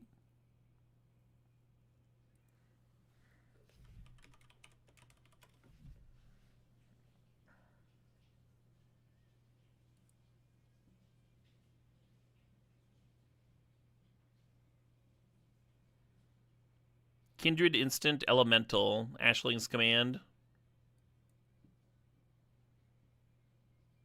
Choose to create a token that's a copy of target elemental you control. Target player draws 2 cards. Plus 2 damage to each creature target player controls, or you create 2 treasure. That art is sick. That art, like, is very, like, evocative of, like, early day Magic the Gathering art. While having, like, the complexity and, like, resolution of modern day Magic art. This is really, really sick. I think I am going to love this set. I'm like, oh, man.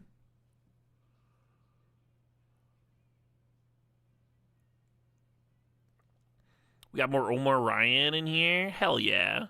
Hell yeah. I like how this Mutable Explorer is so fucking big-eyed. This set's gonna fucking rip. This set is gonna rip. Oh, man. Just, like, looking at the art is, like, this huge breath of fresh air.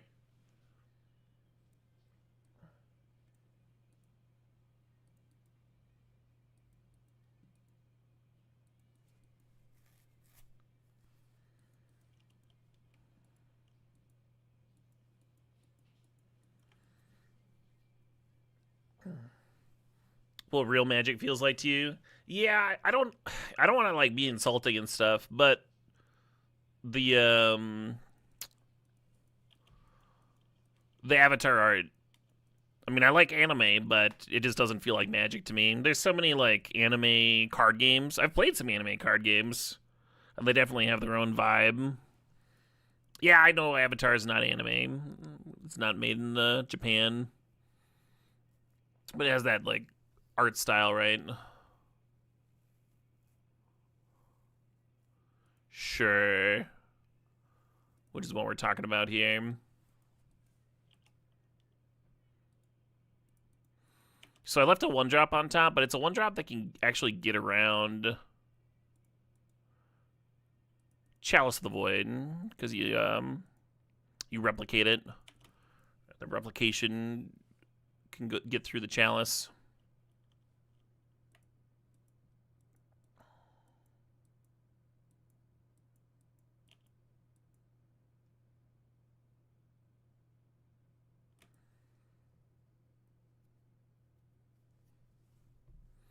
Cartoons in your Magic games not kosher. I mean, I really liked the Foglio's work, but that was like a rarity, you know. It was like a slight dash of something bizarre that helped you appreciate like all the super serious non-cartoon art.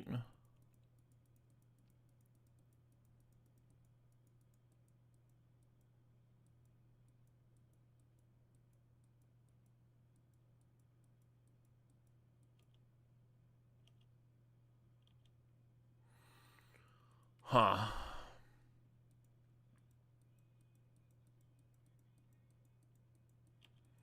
Yeah, I don't know if you're supposed to jam the Tamiyo. Oh, I guess there's the Chalice, huh? But I mean, just putting cards in the graveyard is pretty good. I guess we can do that with Fatal Push already.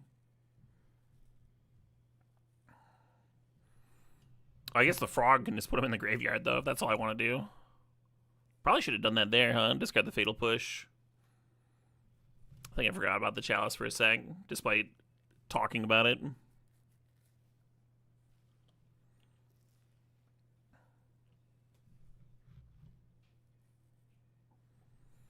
You would have just assumed Avatar was another plane if it wasn't known to be Universes Beyond. Yeah, I would not have. I would not have.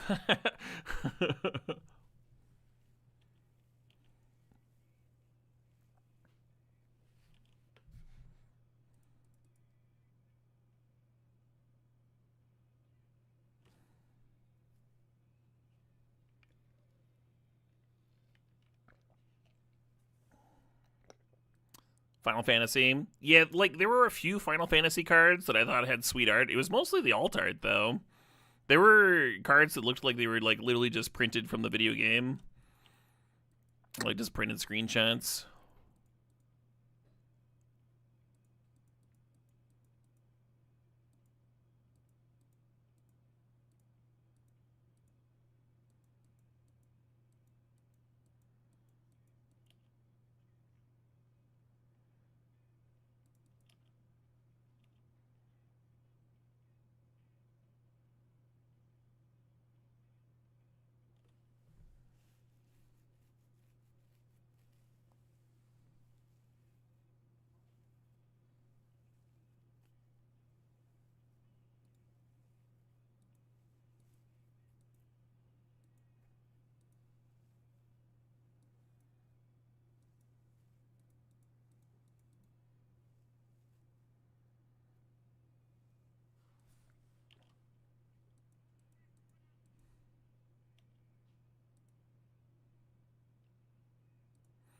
Oh, she went up. Hey, Lord Bergie thinks the 60 months there.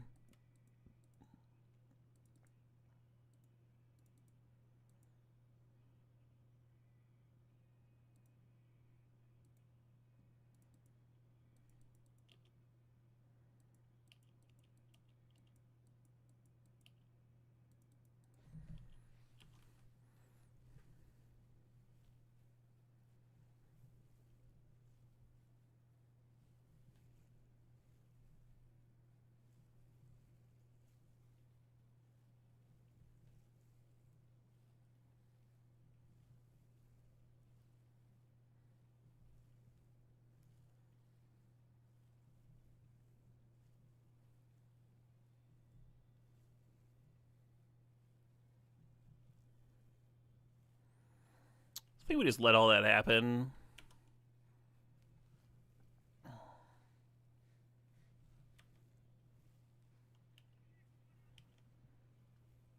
Oh shit, what up? Hey Joel, thanks for the sub. Thanks for 89 months there.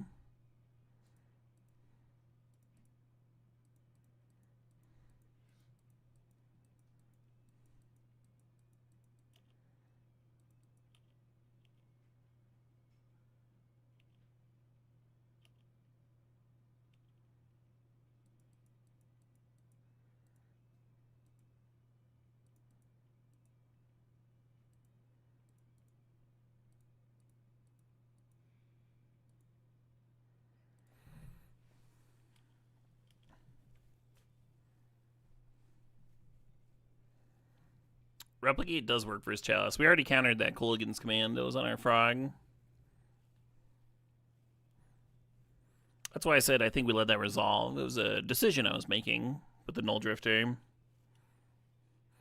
I'm worried about cards like All Is Dust and that sort of thing.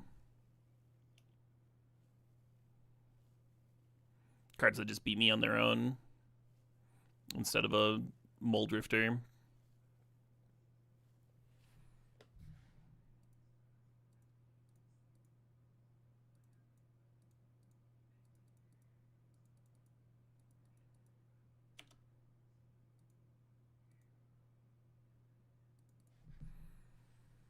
Apparently you can use Consign to Memory to get around Chalice too, and you can use it to counter Chalice triggers.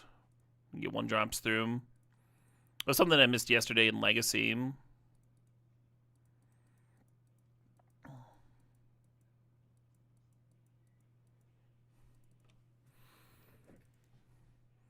I was playing a Consign to Memory through my opponent's Chalice of the Void anyway. One of my viewers pointed out that I could have led with Brainstorm and then responded with a Consign to Memory and let the Brainstorm get resolved through the Chalice of the Void, which is kind of a cute play.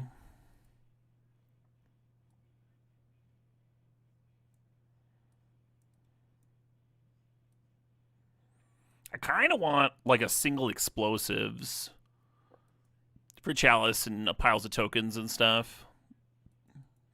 Maybe just like cut another Riddler.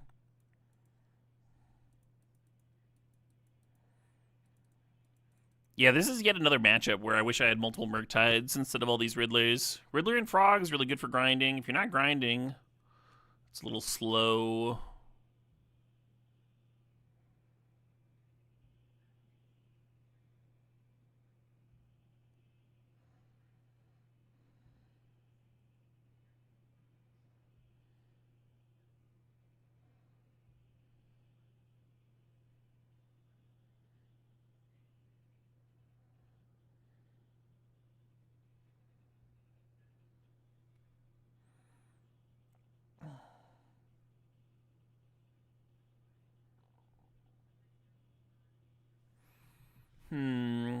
Yeah.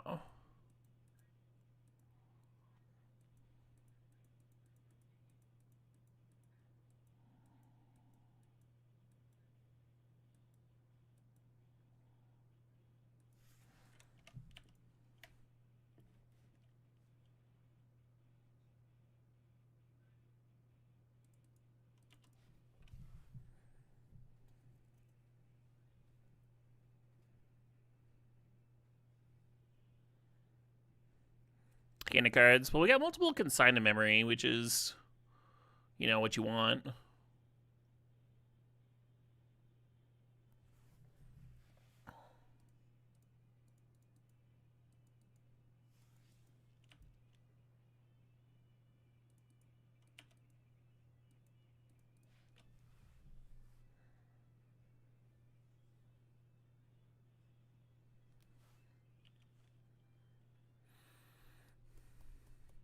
No imprint on Labyrinth.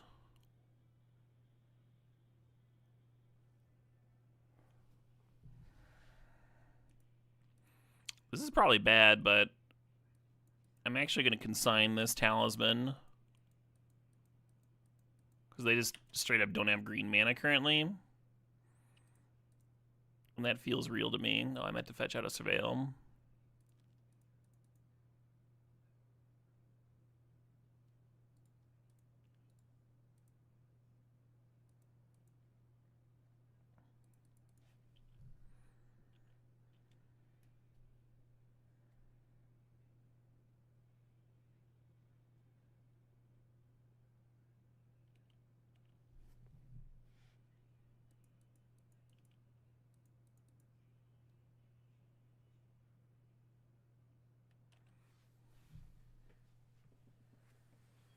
in the bottom right-hand corner of my overlay, Pops Must Survive, you can see that this is game 3.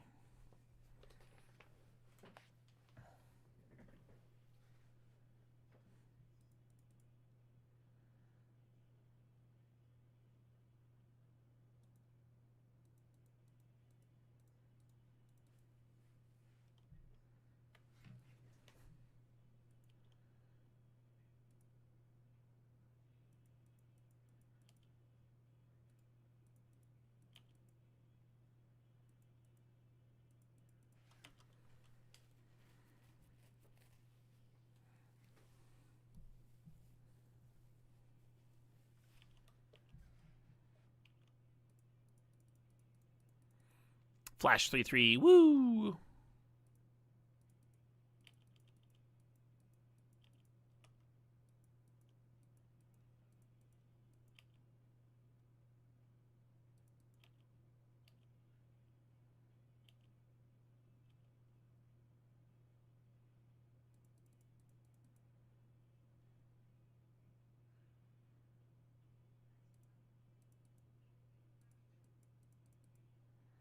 Two cards, please. One card, please.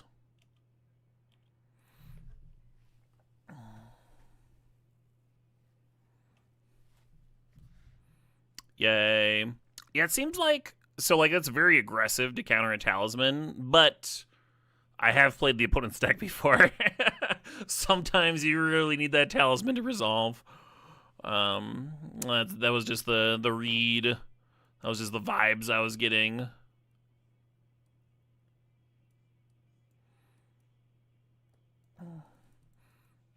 The fact that they didn't imprint on the Ugin made it feel like an awkward draw, too.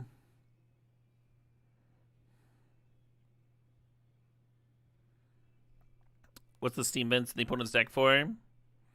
Probably a few different things. They likely, yeah, they want to they evoke the Muldrifter. They probably have some of the blue replicate counter in the sideboard for the mirror. Then if you're talking about red, there's the 4-drop that spits out 1/1s that we saw. They probably also have some number of the sweeper, either in their main deck or their sideboard. There's a Kozilek's sweeper.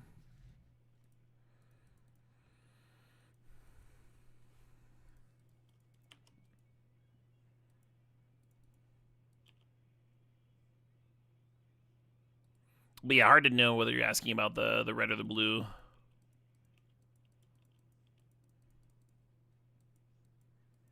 Multiple reasons for both.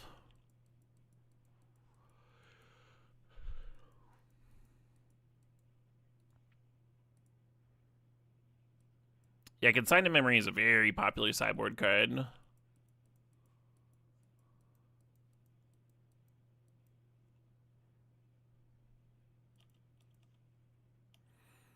And then if they're already splashing for Consign, why not play Muldrifter,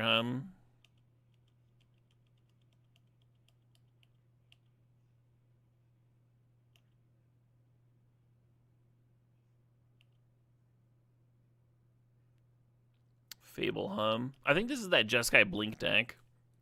I have very little experience playing against this deck.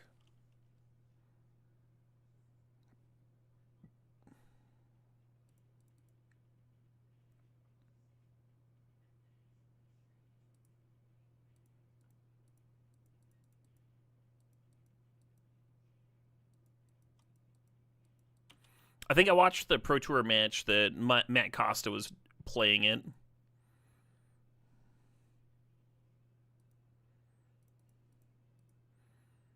I think I played against it like once or twice. Ooh, annoying.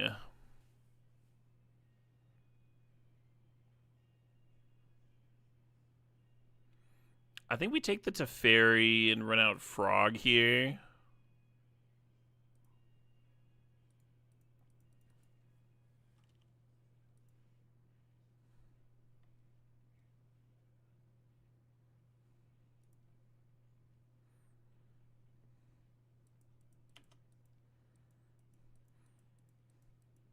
Taking the Flage is kind of interesting.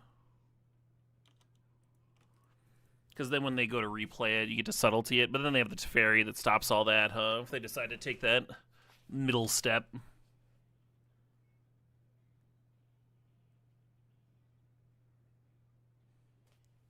Sure, love it.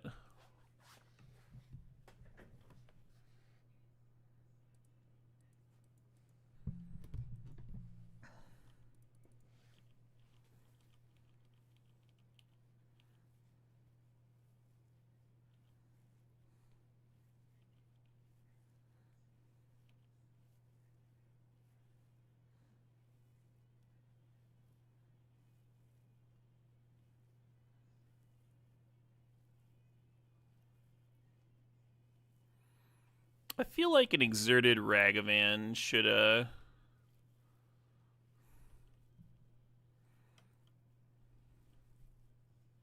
cost 2 for the spell snare. That's what I think.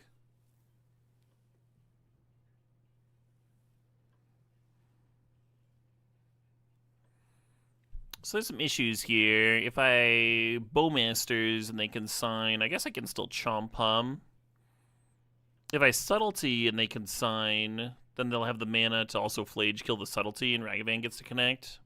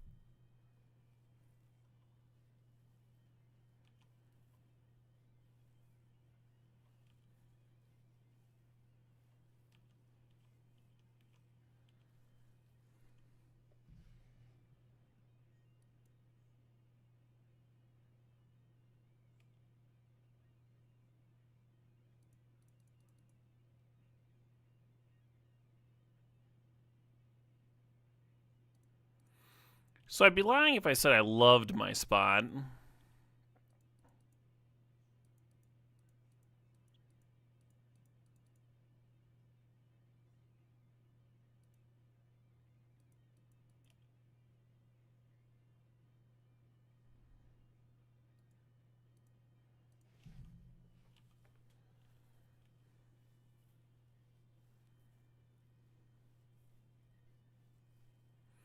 I have to sink into stupor that Flage, so I can't run the frog out as much as I want to run the frog out.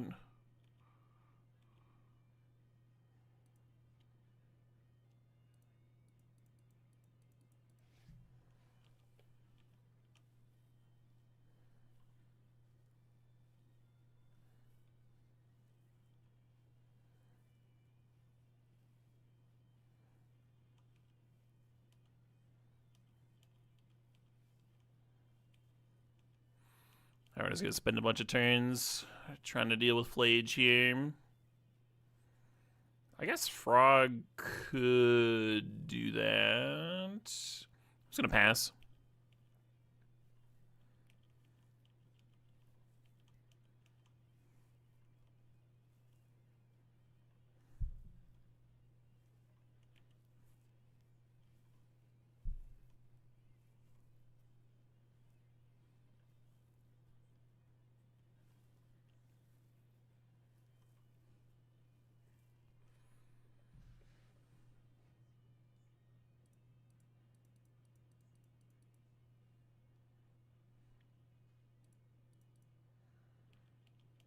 They still have plenty of cards in their graveyard to like play it and then bring it back again. We're only at 9 over here too.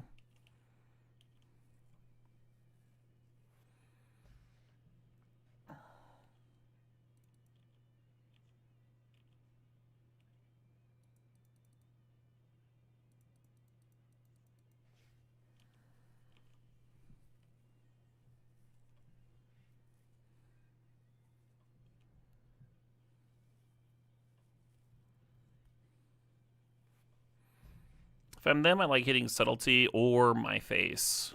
I think if they'd hit my face, that would be kind of terrifying, actually.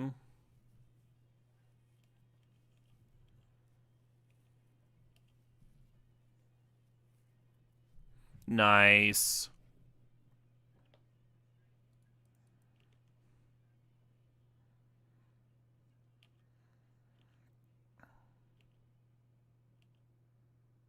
Ooh.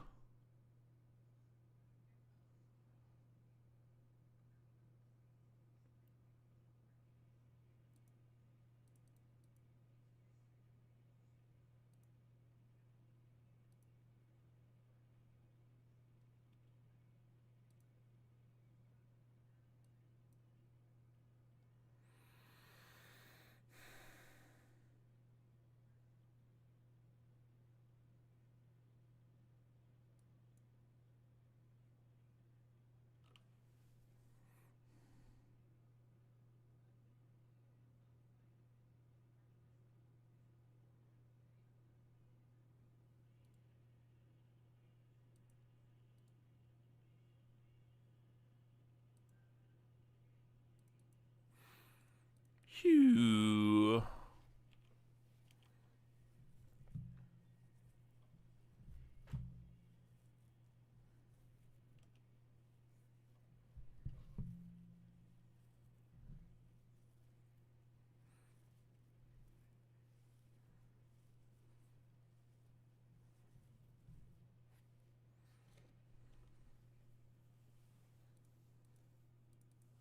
Ha-ha! Hot damn, hot damn. What was that game? What was that game all about? Not easy, that's for sure.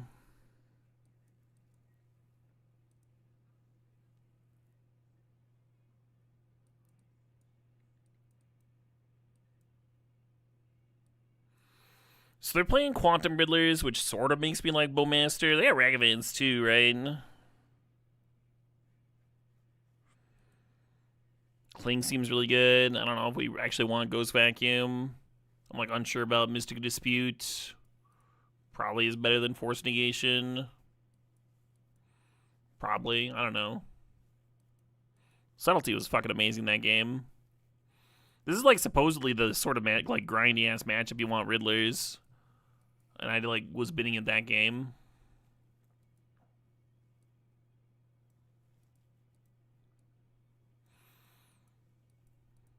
Yeah, it's like, do I want these things? Is the real question here. I don't know. I don't know if I want them. Yeah, let's get them in here. Give me the cheese. These fucking snares out of here, right? God, those were looking so bad.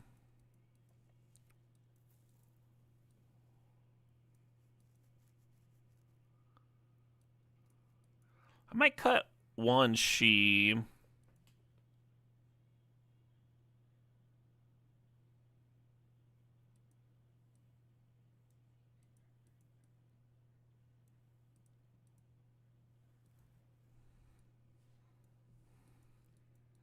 I mean, I'll just cut the preordains on the draw, huh? Keep all the Riddler action in.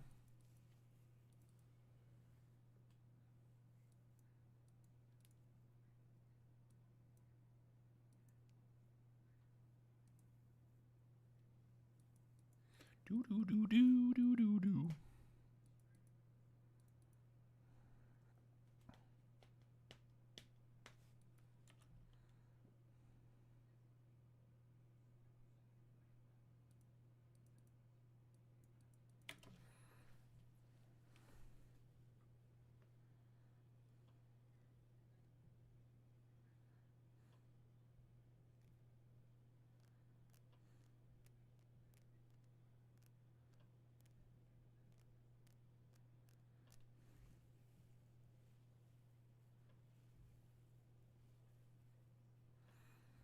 They're riddling.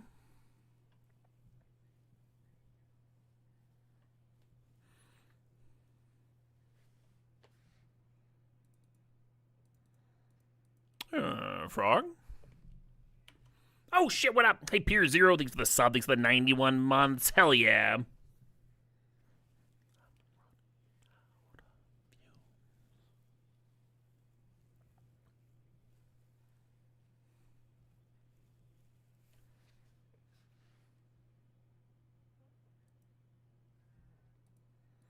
Oh, fuck me.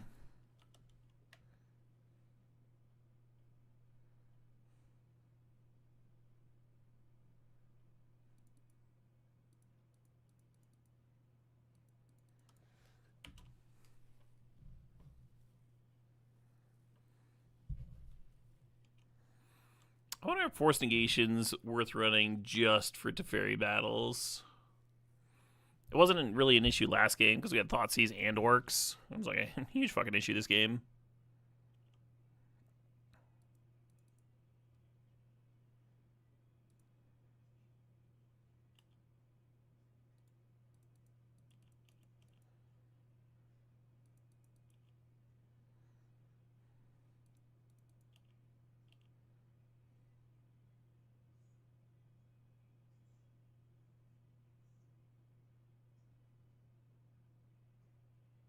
Huh. So there's no white mana available.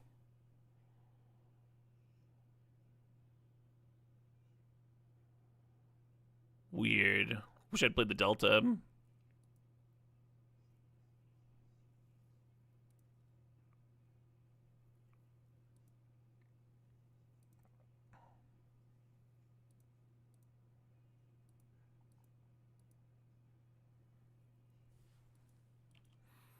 They have Solitude for me.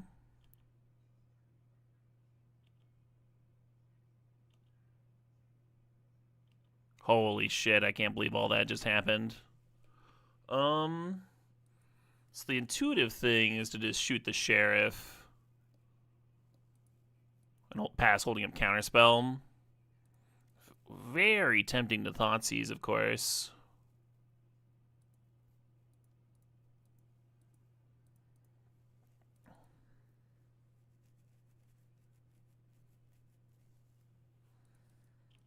Yeah, I don't know what's going on over there.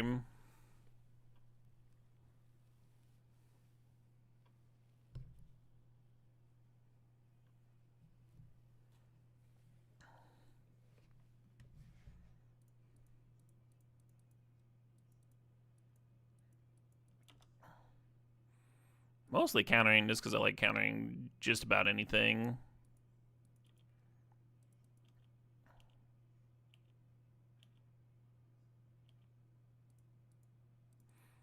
In this spot.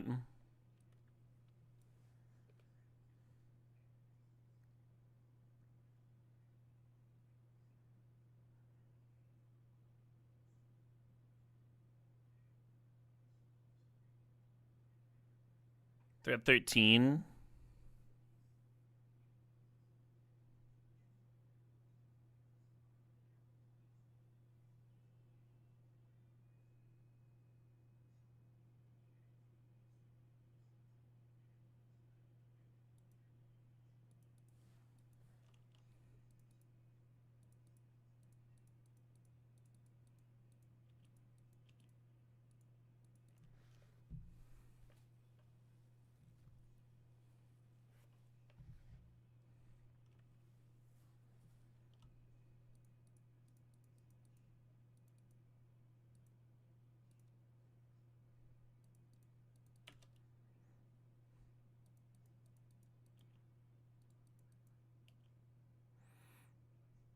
And then I could wait until after combat damage is on the stack for this, but I'd rather get a couple more points of damage.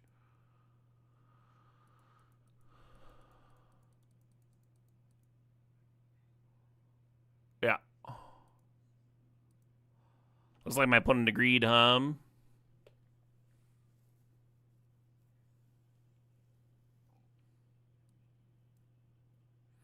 The thing is, their sweepers don't really interact with the Kaido there, so they didn't really have a way to come back at that point.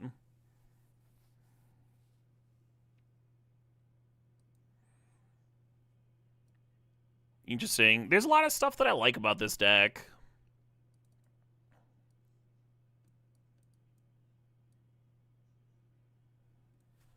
There were matchups where I hated the Kaidos, but there were also matchups where they were fucking amazing. I mostly didn't like the Riddlers. I mostly would have just preferred having like 2 or 3 Murktide Regents. Maybe a Brazen Borrower. Maybe the fourth Bowmasters, that kind of thing. The snares were really hit or miss. They were either like my best fucking card or my worst fucking card. I wanted at least a third Force of Negation in the sideboard.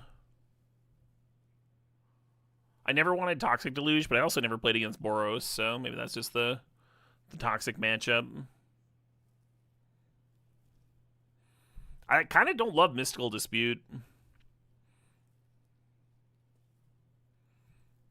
A lot of the blue decks aren't that blue. It's probably great in the blue-black mirror, though, Hey, Sergeant Schultz, thanks for the sub. Thanks for 8 months there. And Variable, thanks for 105 months. What if more Owl? The Owl is okay. It's like this little flash threat, you know, that can draw cards and stuff. I don't think I want a second. The card that I wanted in most of my games was Murktide Regent. Just being able to play like a big flyer was preferable to rinky-dink value. Wan Shi, I think, is actually fighting with the Kaidos here.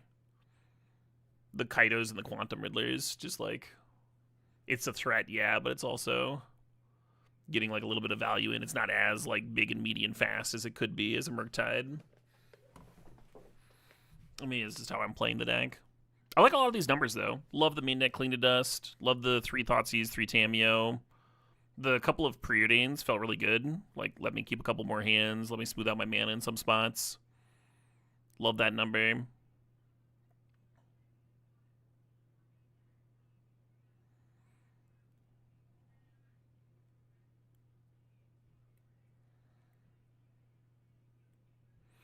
Yeah, -1 Riddler, +1 Murktide. And -1 Mystical Dispute in the sideboard for +1 Force Negation.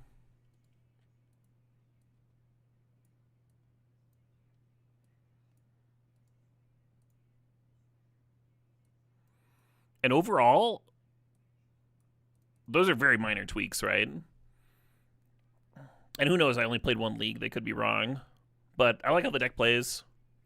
I think there's a lot of intelligent choices here.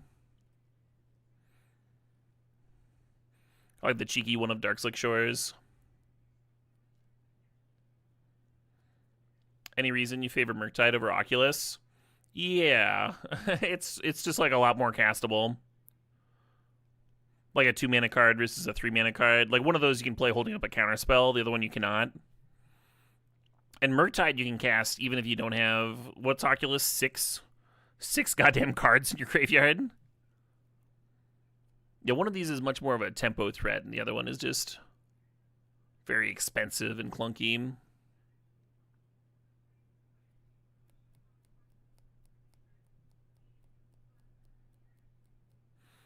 Murktide tends to be a faster clock, too. Having like a 6/6 or a 7/7 works really well with Psychic Frog, right?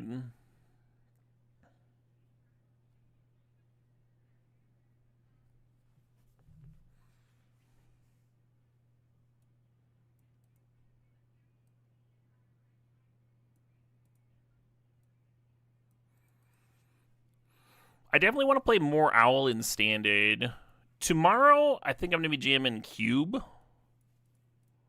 I'll have to figure out a Standard day sometime this week. Maybe I'll do some of that on Friday. Let's see if I can find the article for the next cube that's coming in. I think it's the superpowered cube. The superpower fuck your face cube.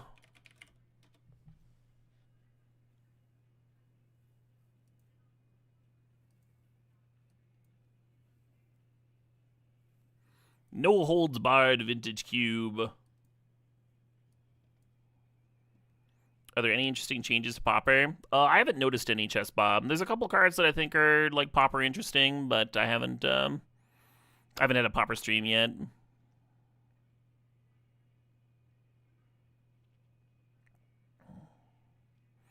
Wednesday, November 26th. So that's tomorrow. Chris Wolf with all the knowledge. What's changed? We still got Time Vault, White Plume Adventure, and Consultation. Oracle. Those were all on the original No Holds Barred cube. They are expected.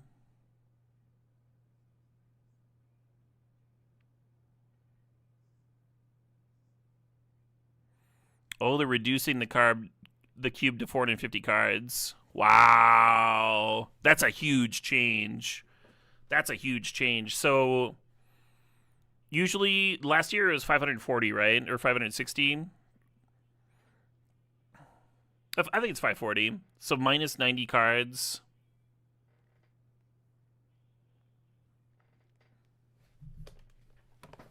You're seeing all the most powerful cards in the cube. Like a 10th more often or something.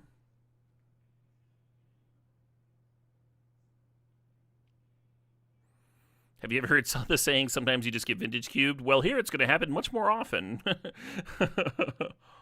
Wow. Yeah, that's fucked up. I created a double powered cube once that I made 360 cards. So every single draft, multiple pieces of each piece of power were opened. That was a fucked up environment. This should be kind of close to that because I wasn't using Gleemox. And I didn't have like Time Vault and White Plume in.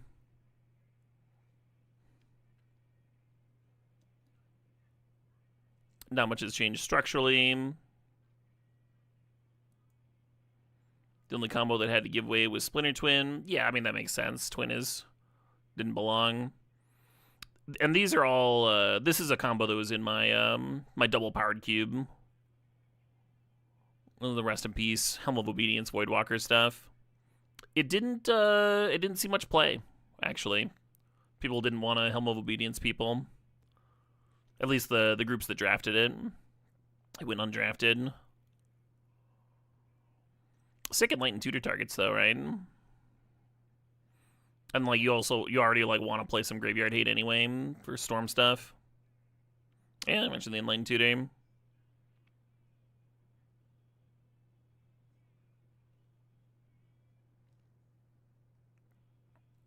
Regular combo's the same.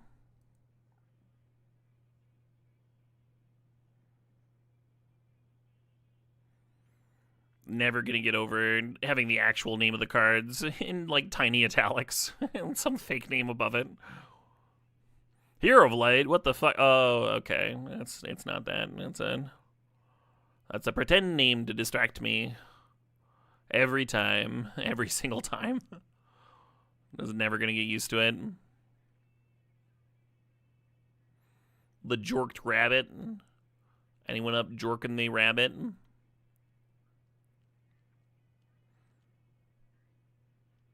Yep. Yeah, I really like the decision to slim it down. The cube is going to be very fucked up.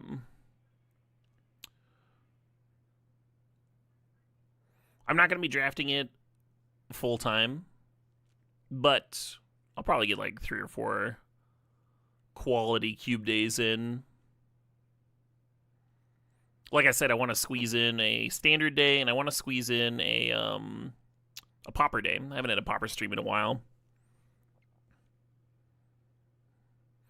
And we're about to have typical holiday cube season, of course. Is Kozilai Pride Mage in there? I don't remember. I didn't see it. Kind of just paging through here. Oracle combo, of course. Skydiver. So the more Mox dense your cube is, the better Skydiver is. You should be main decking Skydiver in this cube if you're in blue. That's no longer a sideboard card. Borderline main deckable already, right?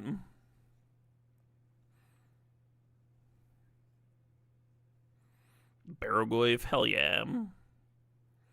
Yep. Seems like the article was accurate. It's a little weird that we still have Concealing Curtains in. If you're like trimming 90 cards, I think that would be in my list, personally.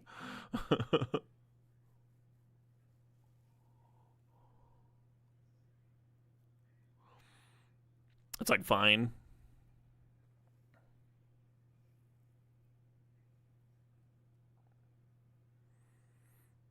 Oh, I'm actually kind of curious where it is in the 17 lands for the Arena Cube.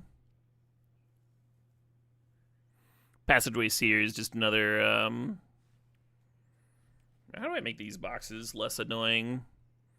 Just another way to go into the dungeon.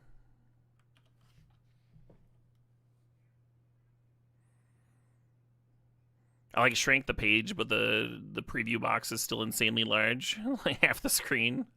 Yeah, initiative, dude.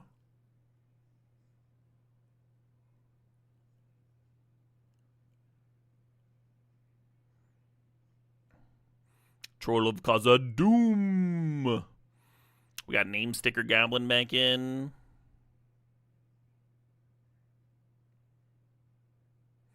Kind of sad that they banned Name Sticker Goblin in Legacy.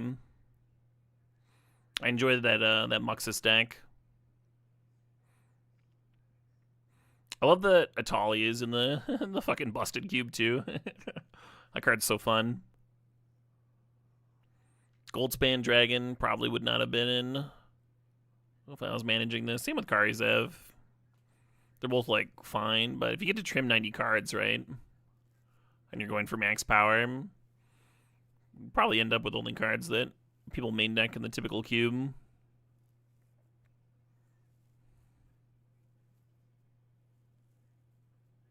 Baloth Prime. Is that the tapped one? The 10/10? Yeah. That's the one. Spits out 4/4s. Besiege you who endures. We got channeling here. Yeah.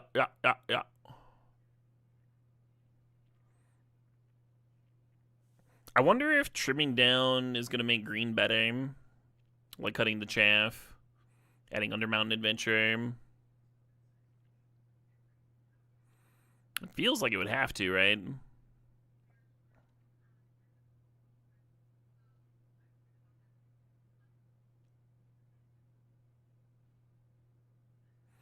We got Comet Stellar Pup, which was not mentioned in the rest of the article. Probably, perhaps some of Comet's luster was removed from it being in the Arena Cube. But I remember the first time they brought this cube out, Comet was a highlight. Really fucked up card. Atharian Fourth, of course, not in the Arena Cube. Because the Arena devs very famously hate Lord of the Rings. Too woke, I believe. They said it was. That's not true at all. What's Limdo's Vault in for? What are you enabling with Limdol's Vault? If you think Limdol's Vault is good enough for like the max power cube, then why isn't it in your regular cube? Card's trash, by the way. People tried to play that in Legacy for so long. Still do every once in a while.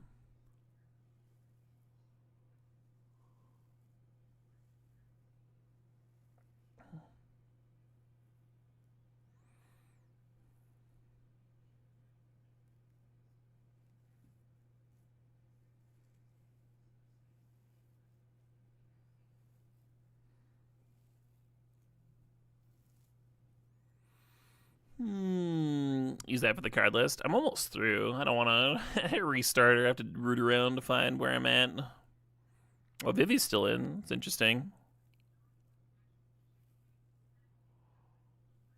A little medium. I just haven't seen it pop off, really. I've seen people, like plenty of people try Vivi, and I've just not seen it do the thing very often at all. Yeah, Kozilek Pridemage is still in. Pridemage, of course, does get a little bit better if they've got Time Vault in the cube, right? Do I play Commander much? I do not. Very rarely. I like Commander fine. It just doesn't... It's not like the same itch as competitive Magic, right? It's a different game. Commander just kind of feels like an excuse to sit around with your friends and drink some beers. Is like, at least that's how I enjoy playing Commander. And and usually if me and my friends are gonna sit around and like casually game, we're gonna get together to cube, or we're gonna play a board game, or you know what I mean. It's like.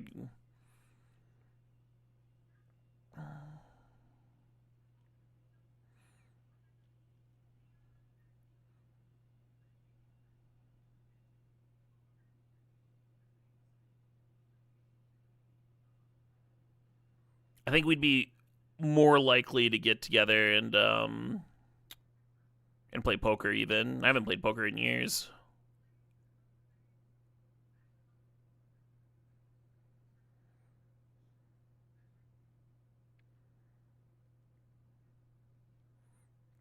The cowards still won't put a Goblin Welder in.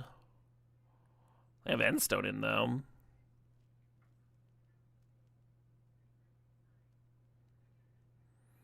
I wonder if they roughed out this list before they were like seeing their own data from last season. I have played Brawl on stream. Yep. Cool. So this is exciting. I'm excited to jam it tomorrow.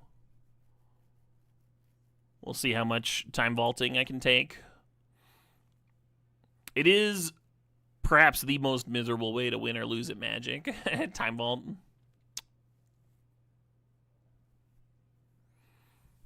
The adventure mechanic is like a decision point. If you enable it, you have to enable it for all the colors. And your cube just plays differently, right? Like the control decks have to be able to attack. You have to be able to take the initiative somehow. You can't just like sit back and dirtle as a control deck. Which, I mean, feels less like a control deck to me, right? If you have to be like make sure that you have got a proactive plan or some evasive threats or something. Have that condition placed on playing control. But you should be doing more and more of that with modern day Magic the Gathering anyway. Oh, one other thing that I did with Helm of Obedience, rest in peace, Voidwalker. I also had Black Leyline and Ill-Gotten Gains with the idea that you could Ill-Gotten Gains drain people's hands and stuff. Nobody did that one either. But it was an option. Fucking Iggy Pop. Alright, I gotta go to the bathroom. I'll be back in a minute. 1 minute. Get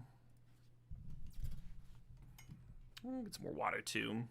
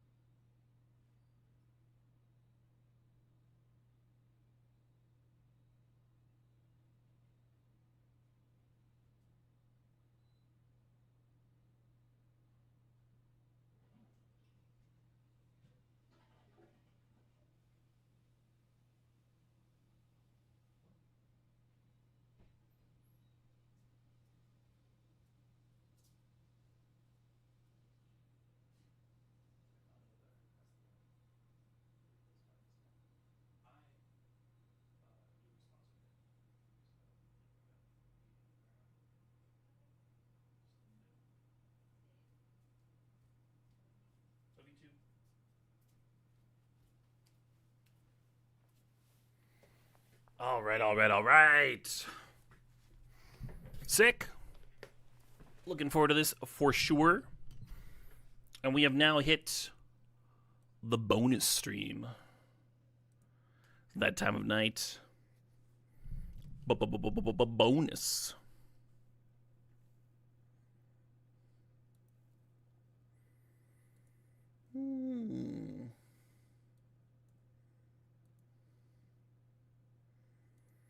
Oh, it's not going to let me jam it. I can retitle the stream, though. Bone Us stream? Yeah, we could. That'd be a different kind of stream.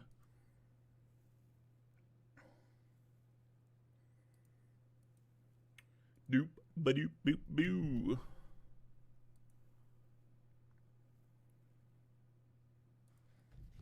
Oh, I didn't auto-add the hashtag sponsored. Where Winds Meet? Where Winds Meet is the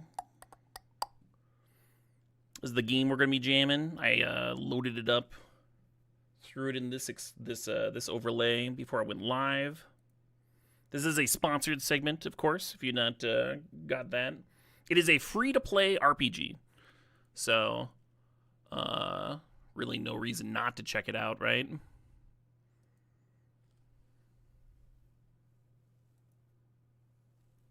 That was my thought.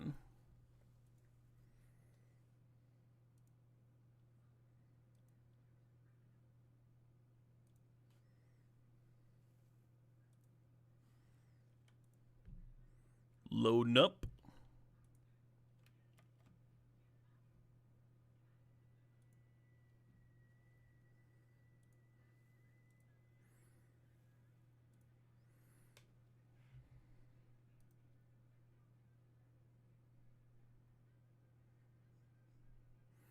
Completely free to play, no pay to win.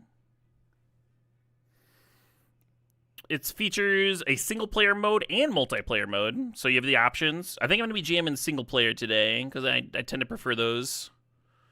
Adjustable difficulty, suitable for players who enjoy challenging fights or common players who just want to enjoy the story, open world exploration, social MMO modes. Oh, MMO. Okay. So the single player, you would just be playing in the same universe, and you can switch over to MMO, I assume. Here, freedom is yours, but every action has its weight. Cause chaos, defy the law, and face bounties, pursuit, and even time behind bars. Or walk a nobler path. Befriend the villagers, forge alliances, and grow your reputation as a hero of the Wuxia world. You have complete freedom to choose who you want to be in this vast open world. Yep. Anyway, that's what we're dipping into. I'm going to make sure that stream title and everything is cool. Yeah, in the right game category. I removed the no backseating tag. You can backseat. You can backseat if you want. Tips are fine. Backseating's fine.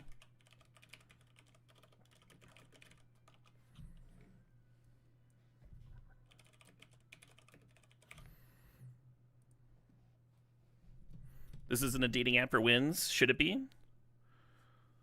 Oh, man.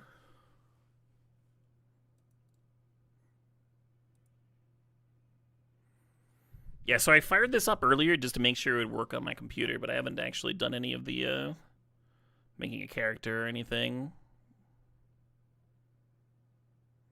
The brightness until the bell icon is visible in both dark and light areas.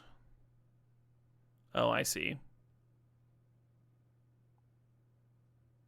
My eyes are so bad. I can, like, see it. Like, it takes me this to see it in the light area, and then I have to go all the way to here to see it in the dark. Like, I don't really have a spot where I see both. I guess it's here. I have, like, the after image of the...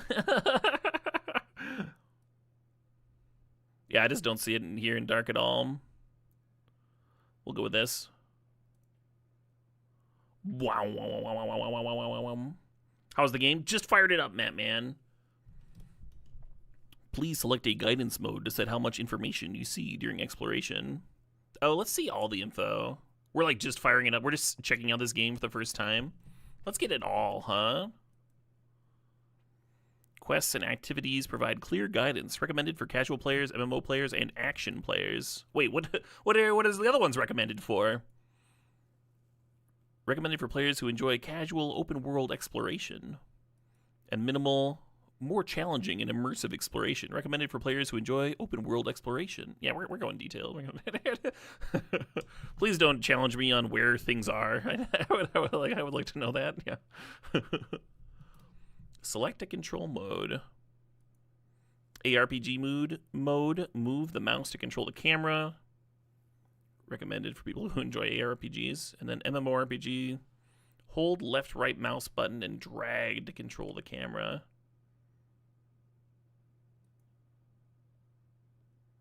I'm going to do ARPG mode. That's what I'm going to do.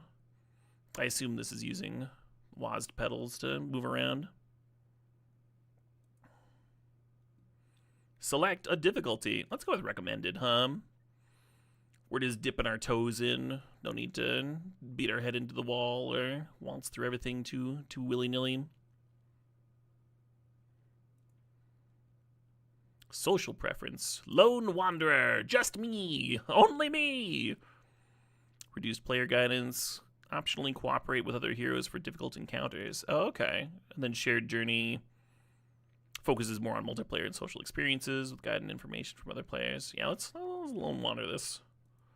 Lone Wander it up. For the best experience, headphones are recommended. Now that's just true for life right there. I'm actually more comfortable with my headphones on than without them. This game's entirely free to play. This seems like high production value, huh?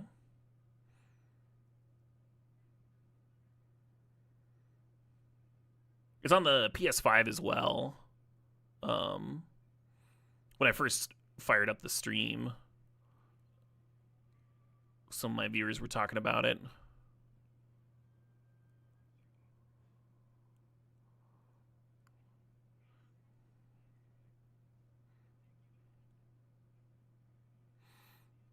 If he hadn't caught that jug, would it have hit the baby?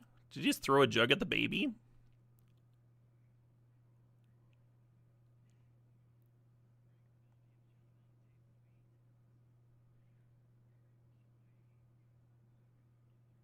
We shall!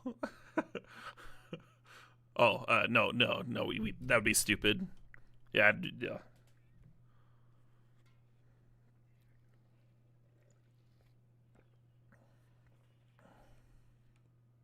Whoa.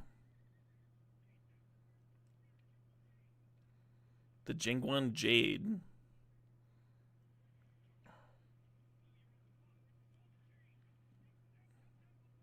Oh no.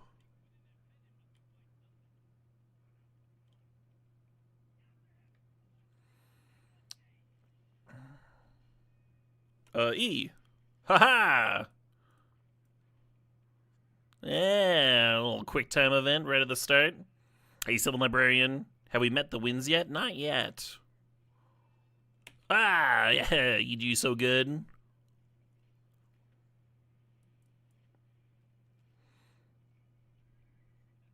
That was pretty brutal. There's a small child right there.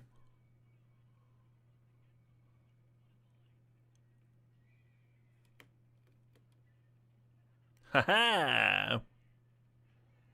Mounted archery.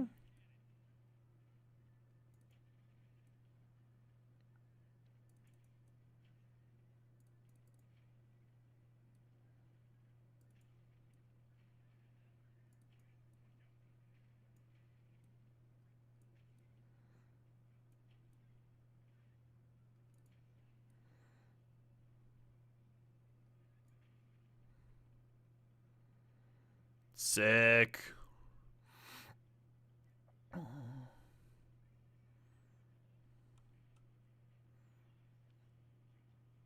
Oh, like actively pretty.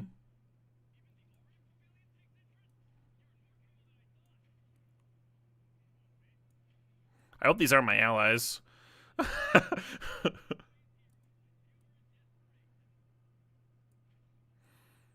We're bantering? There's some things going on.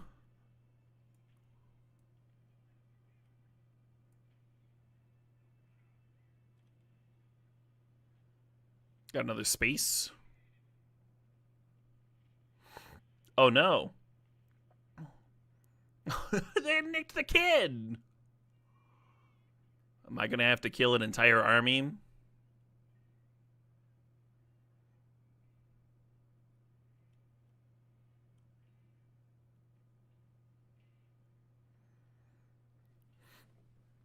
The game's funded with cosmetics and mounts. I actually like that.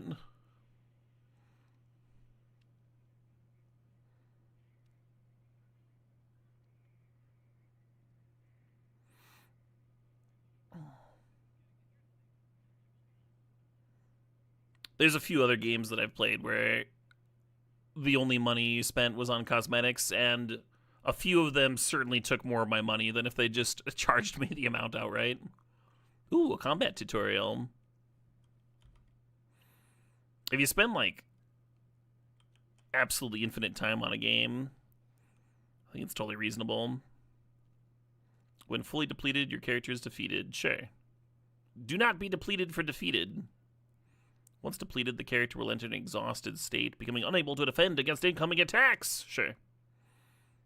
It displays the main actions that can currently be performed in the key binding area. Okay. So heavy attack is R. Lock and switch targets. Press center mouse button to lock onto a target. Okay. White dot will appear above the locked target. Cycle through targets by moving your mouse left or right while locked on. Sure. I think I might struggle with that part. Weapons are tied to various martial arts skills, offering damage control and healing effects. Q and... I don't know what that other... Oh, that one. That's way up there. Sure. Probably re-keybind. Q to attack. Or Q to martial arts skill. Sure.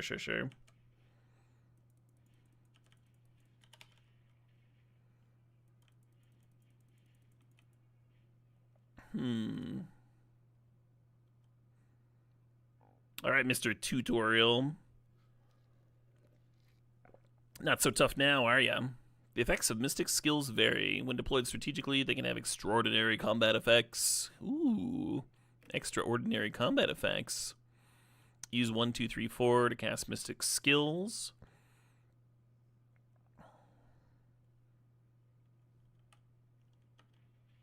Oops. Oh, no, I'm supposed to do that.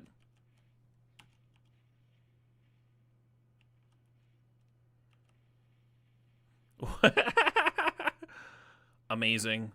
Amazing. I have a new favorite skill.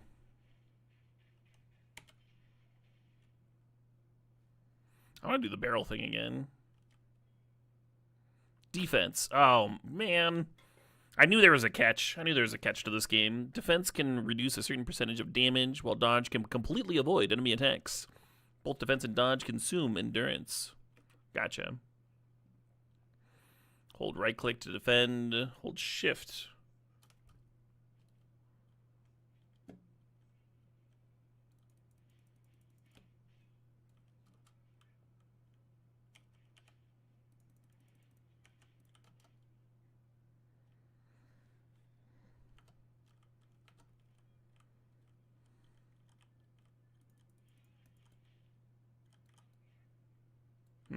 So I'm supposed to be dodging, I see. I like the after image. Yeah, that's kind of sweet.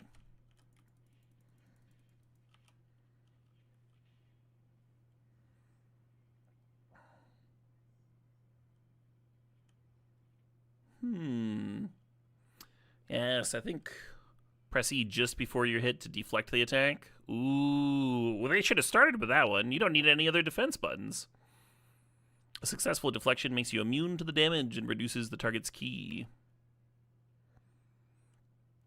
Red skills cannot be defended against, but they can be deflected. Successful deflection can deal a large amount of damage. Yeah, let's fucking go. Golden skills cannot be deflected and cannot be defended against. Alright, fair enough.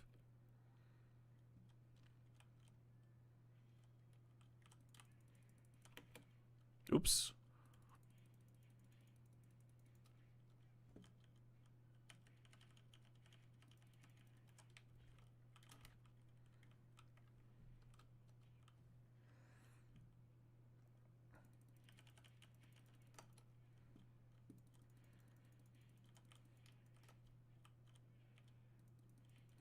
Apparently I keep turning caps lock on. Oh, right, I'm supposed to press E right before I hit to deflect the attack. That should be something that I'm practicing. Yeah, I did it! After enabling assist deflection, the time before being hit will slow down, and a prompt for deflection will appear. Sure. If there are insignificant insight points, can be triggered. Yeah, sure. Okay.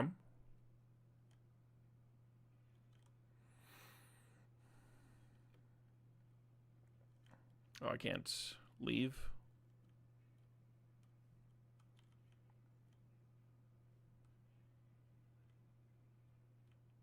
Card game players need things slower. I really do. I am used to tutorials that feed me stuff less slow or less quickly.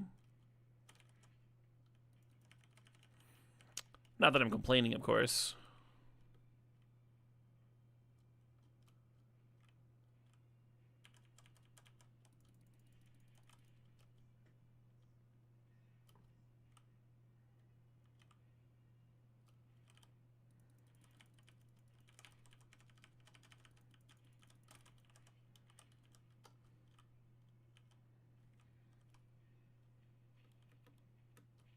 Oops.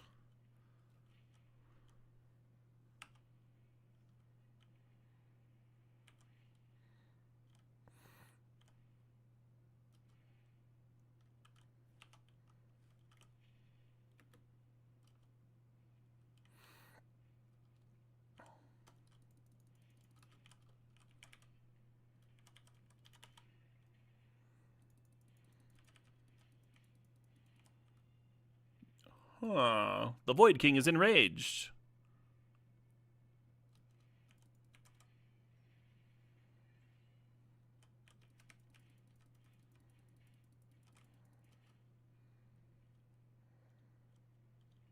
Uh...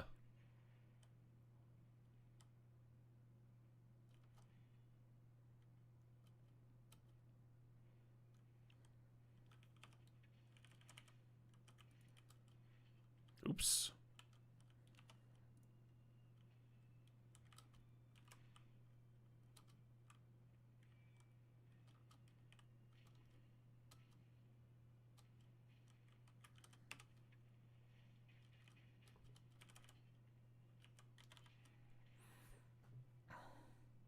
Keep trying to use my special moves, and they are not good here.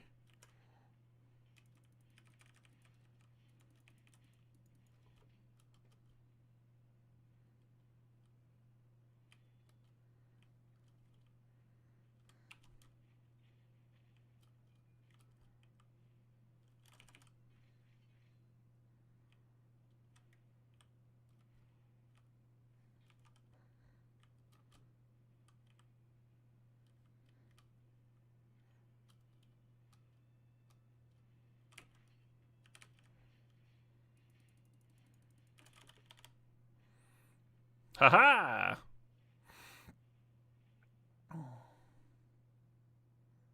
Quick little tutorial duder. Kind of fun.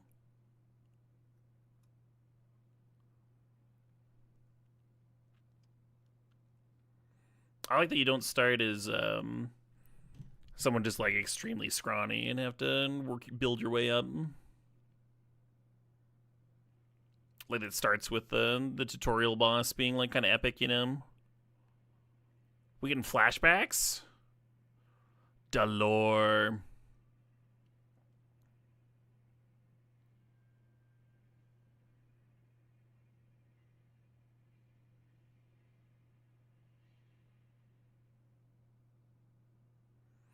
Oh, that guy's got a cat? I want a cat. Just the coolest person in the game.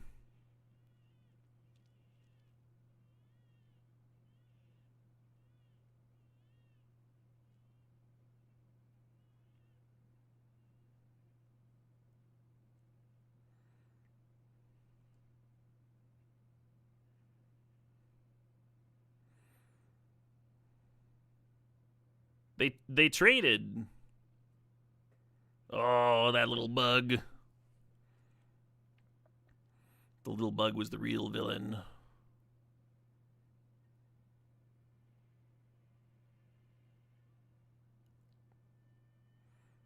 Is that the cat guy?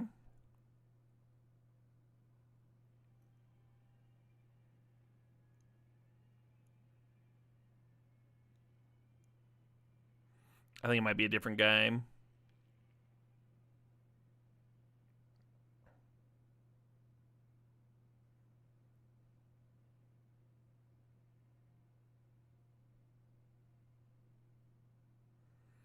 Do you know the characters, Chess Bob?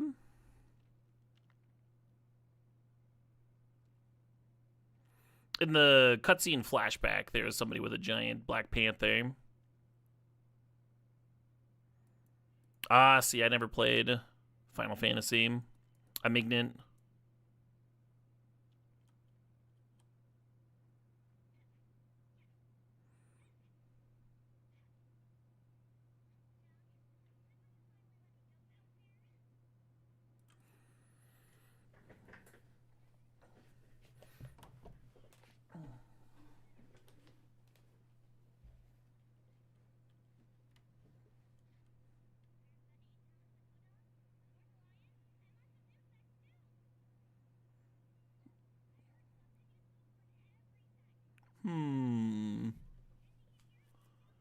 Yes, let's go out into the danger, small child.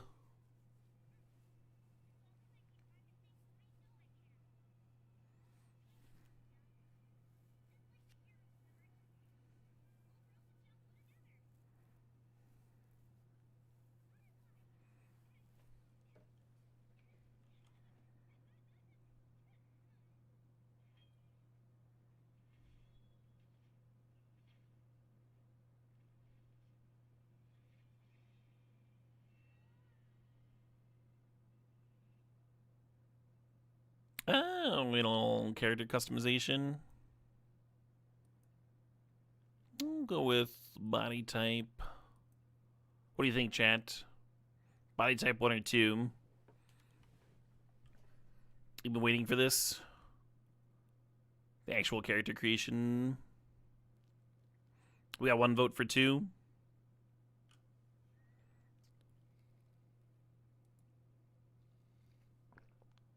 One vote for 2 is winning. Elegant or realistic?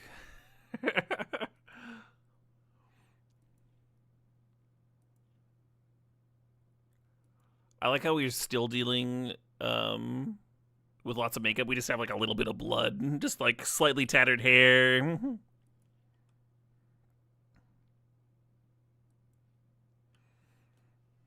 Hey, Adman B, thanks for the sob. Thanks for the 74 months. Realistic, you want that blood? Let's go.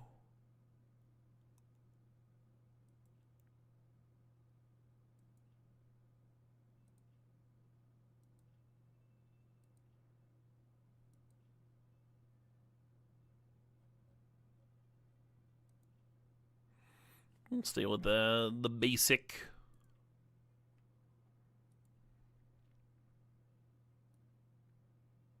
Okay, there's some customizing here.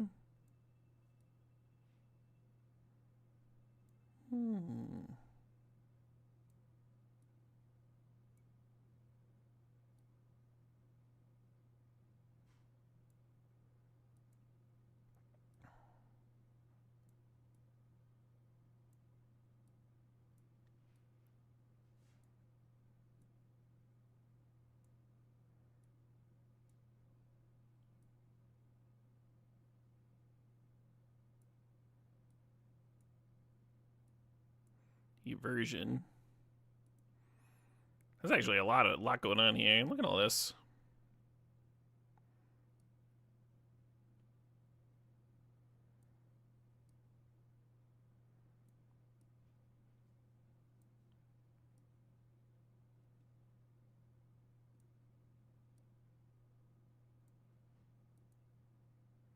The sides of Philtrum. I don't even know what a Philtrum is. It looks like it's changing her nostril.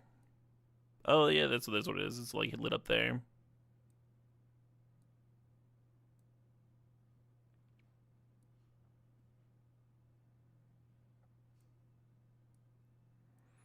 We're going for extremes. Apple cheeks.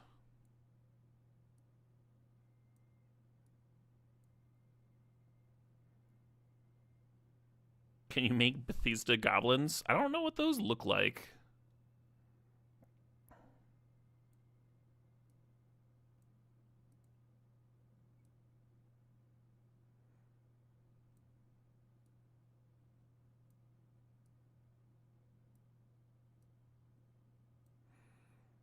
How much of a triangle can we make a human being?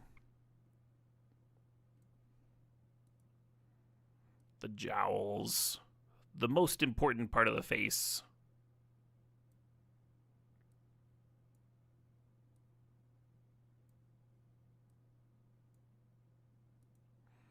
The overall jaw. Oh, yeah.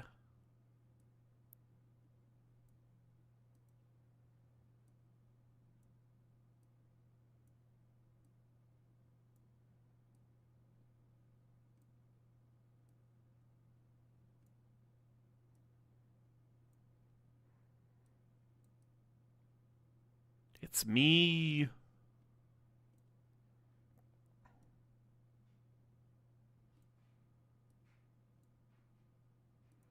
Jaw angles.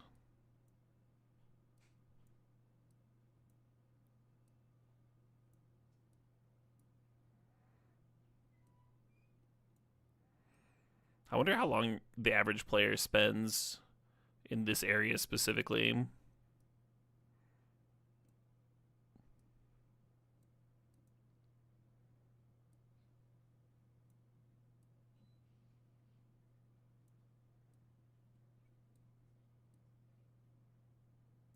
She's beautiful.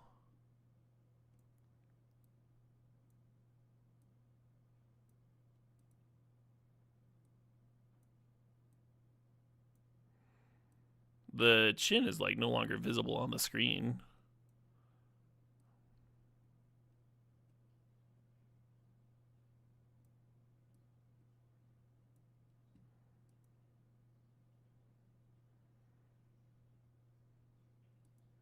Makeup. Oh, wow. You can get pretty involved. I do like the golden eyes.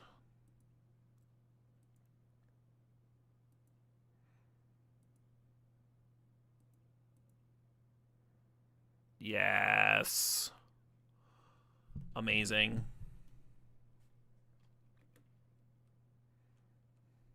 Why is her chin so long? We spent several minutes in the character creator to make sure her chin was that long, Mark Chalice. All right, the redness of the face not matching the bald cap is actually bothering me. How do we go back?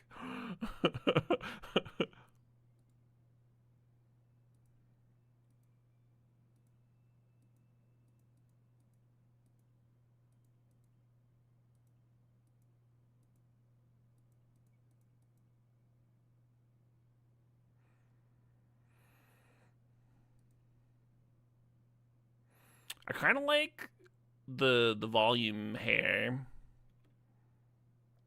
It brings out the chin. Add some balance to it, you know? I kind of want to switch outfits now. Oh my god.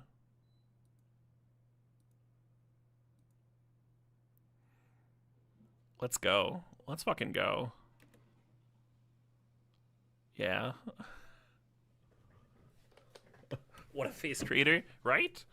There's a lot of options there.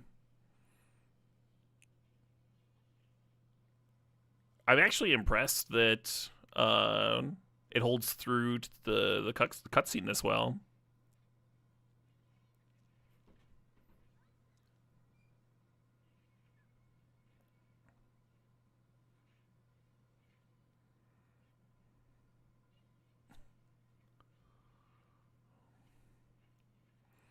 This chin is ridiculous.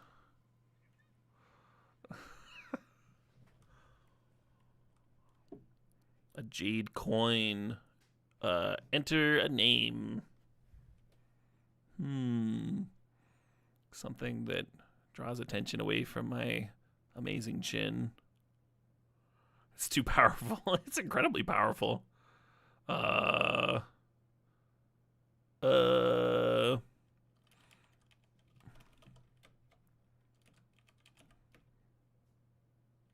I can't space.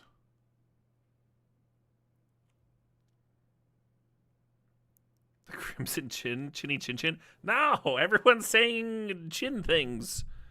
Madam Normal Chin. That's pretty good. Yeah, no one would suspect Madam Normal Chin of having an odd chin.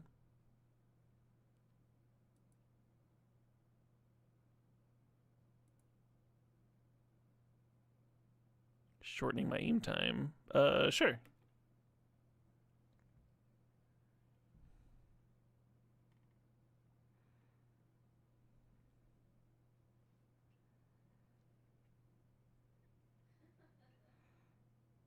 Did I just get rocked? What even hit me? Oh shit! Hey Triplin, thanks for gifting a sub. Congratulations to Big Oofta.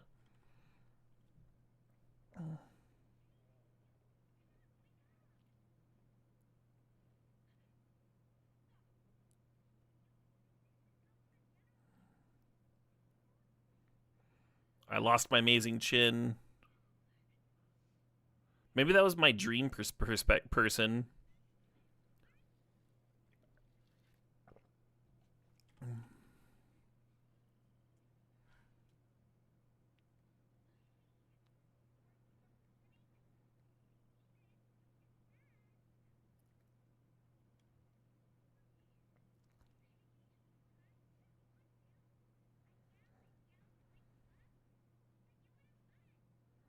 Unplayable? No, no, no, no, no, no, no. I was like surprised that it held it for the fight scene.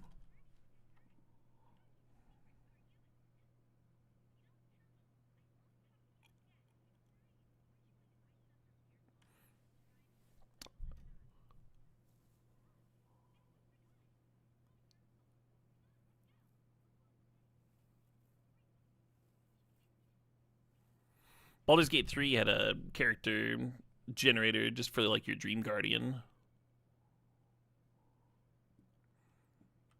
Yeah, my chin's actually. Oh, oh, oh, oh, the shift! The shift!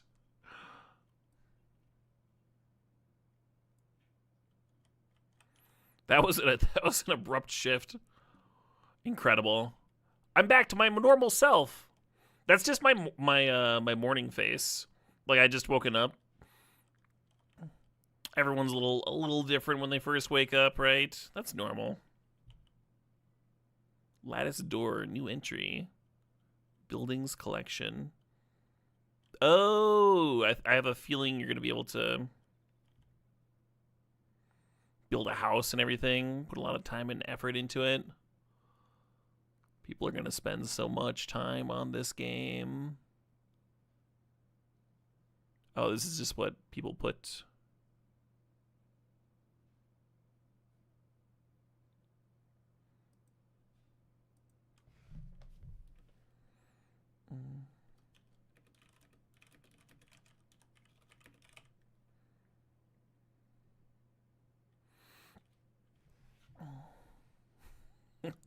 Yeah.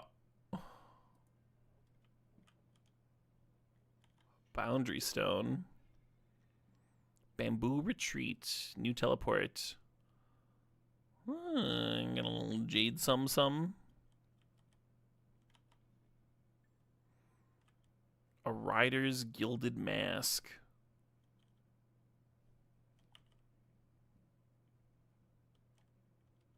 Martial Mastery +5.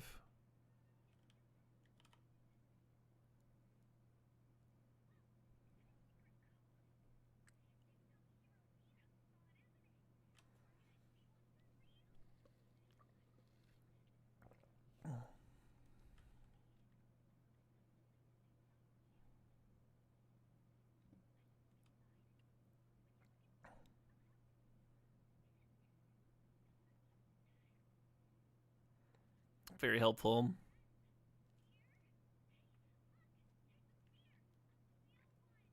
Ooh.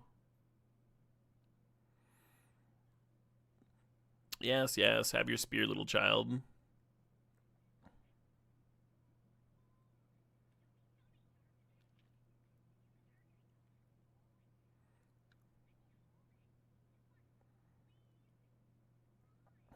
Wow, that's not kind. It's not good to play with weapons.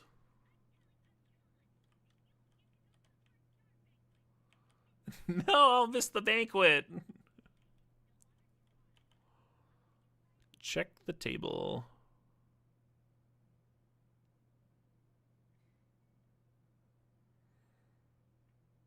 Ha-ha!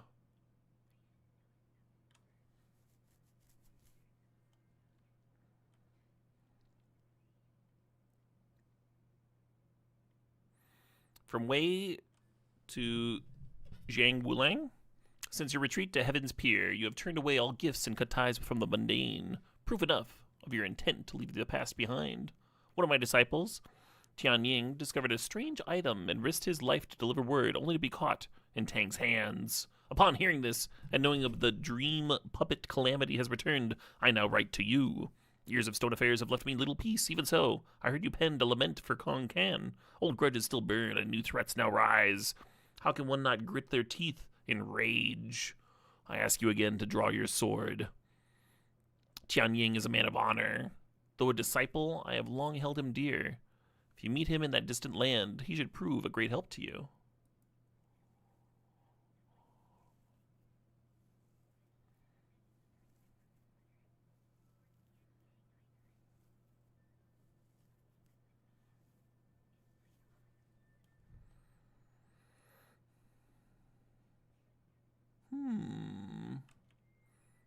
Check out this spirit tablet. And someone cleaned it.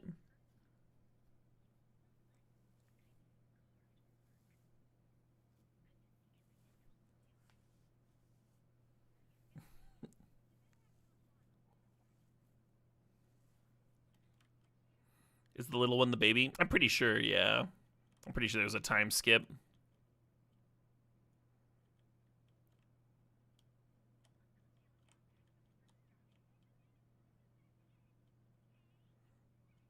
The man in black is back again. Okay. Let's go.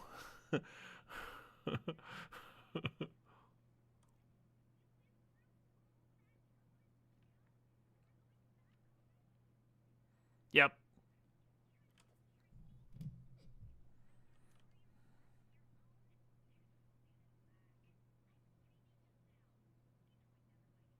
What?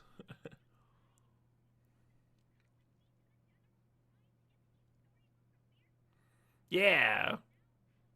I'm with the kid here.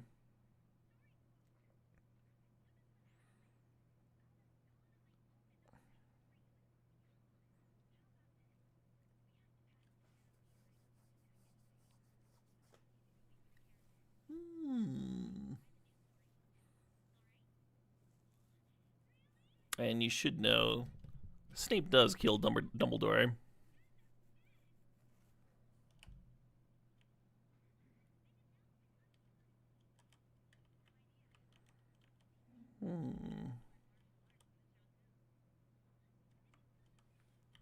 Compendium, huh?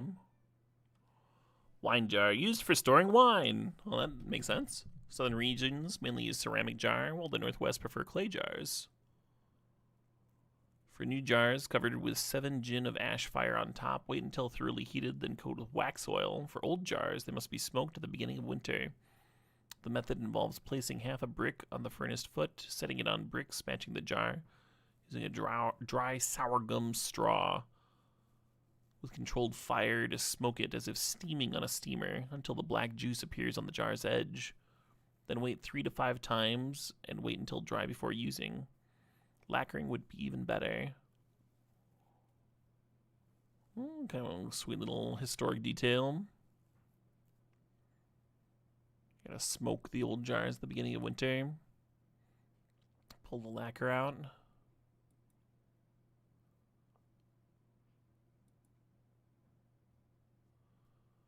Mysterious jade containing the sounds of heavens and earth can be used to draw appearances in the solemn echo in exchange for goods from weighing merchants. Cool.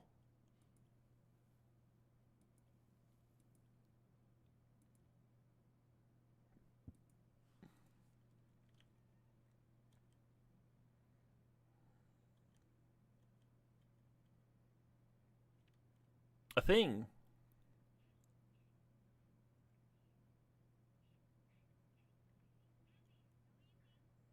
This is a terrible little bridge.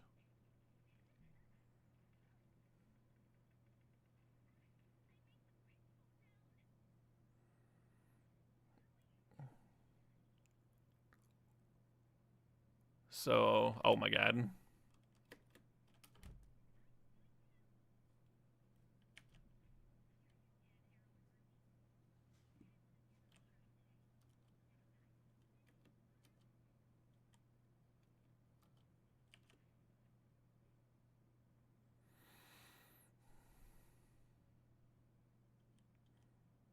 Like every good game, we get a sprint feature.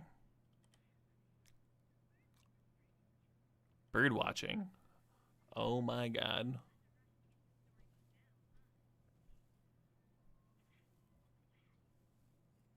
A bird we can bring home. Just murking them for sport? Doesn't seem right.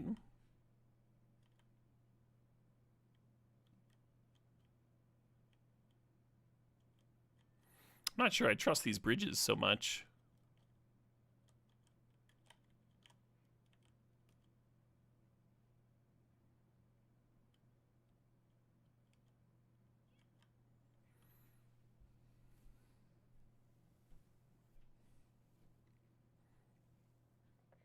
Why don't you practice on not a tiny bird? Innocent little bird.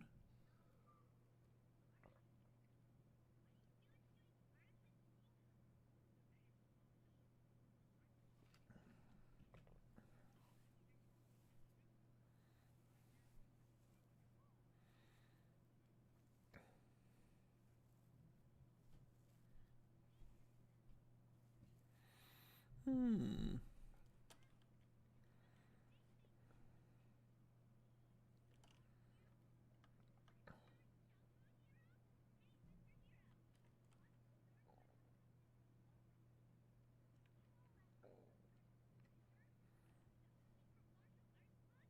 Ooh.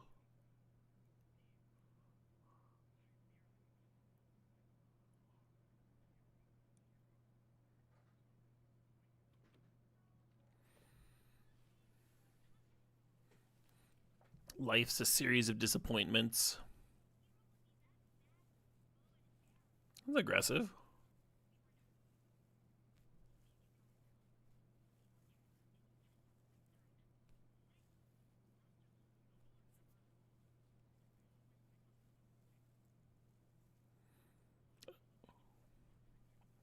Ooh. I accept your valuables. And maybe your bow, too.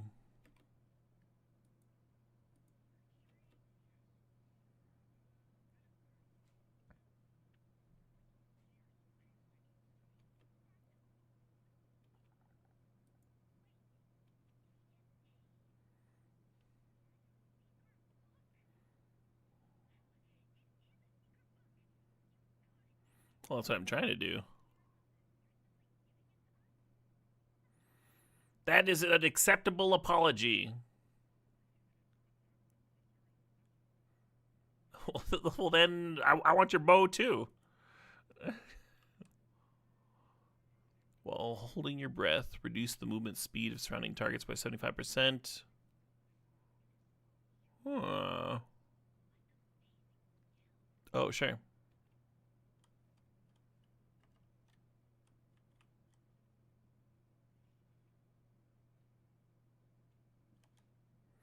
I got a lot of awesome weapons.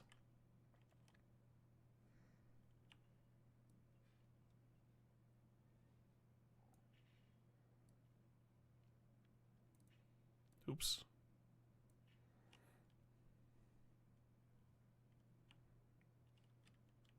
Cool. Well, sorry, little bird. I was very judgy when he was shooting birds, but it was also very fun, so.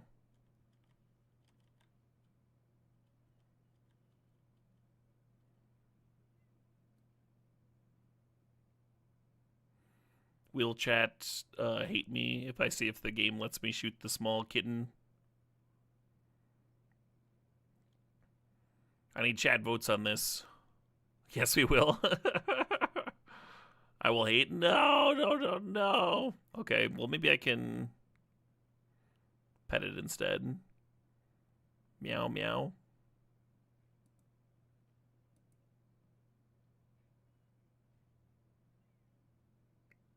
Kitten now likes you even more.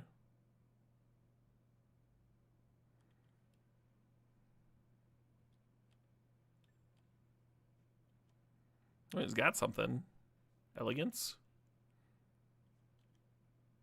Kind of cool. It's just a area to pet a cat. Wait, wasn't there a small child with me? I probably need to leave with her, huh?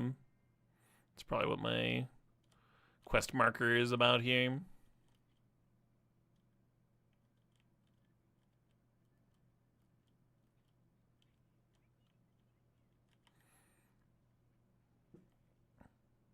Okay.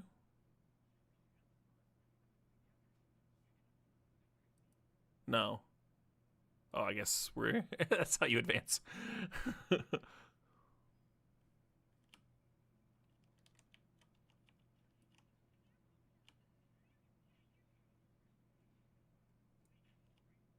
Oops.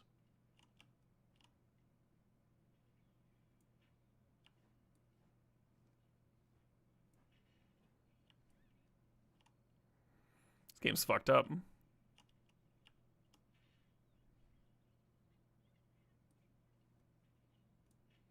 Oop.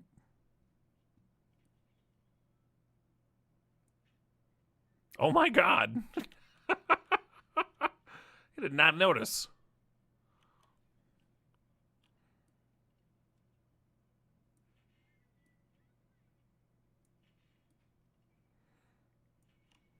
Completed.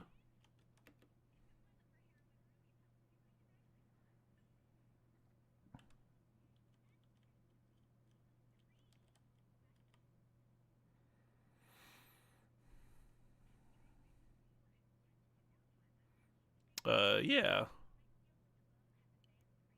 Yeah.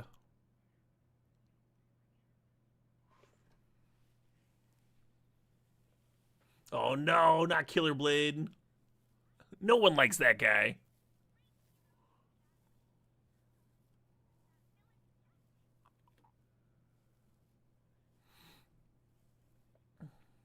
Anyway. Yeah, moving on before I was interrupted by a small child.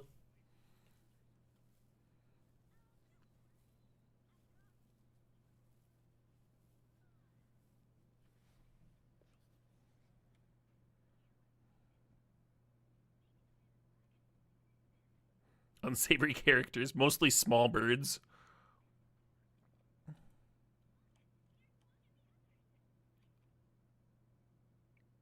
The sun dips westward. You gain in the distance. Ruby lets out a sudden cry. It's Beard Wong and his caravan finally returning. Beaming with excitement, she rushes to the general shrine, eager to see what tales of Zhang Yu Beard gang has brought back this year.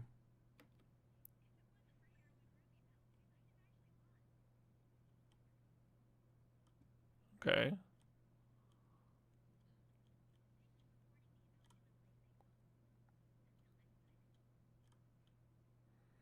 Nice little jump down there. Don't have to run all the way back. Yeah, what's all this about? We could murder them and take their things. No, no, no, no. We are not murder hoboing this RPG. Oh wait, they just want to fight me? What the fuck? I just came to collect twigs.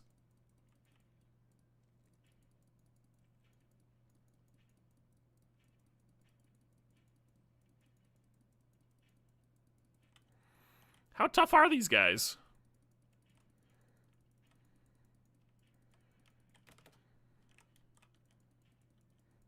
Fucking Boromir ass. What is this shit?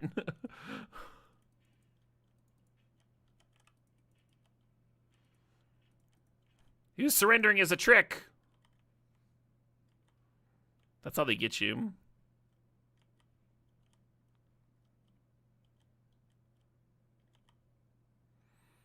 What a beautiful game. Welcome inside the game of the year. Oh, people putting, just starting, but I love it already. Oh, we can enter a message if we want.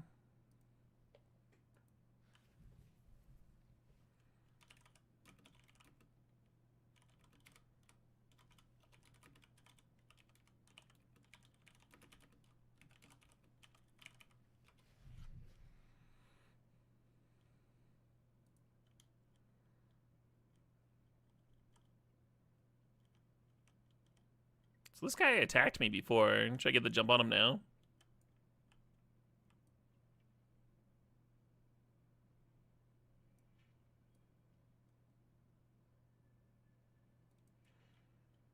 I actually tried to not shoot him, and I'm just not very good at that, it seems.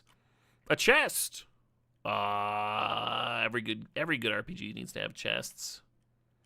With treasure, and coin, and beef tender.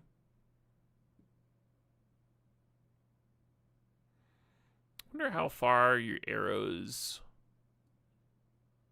can land.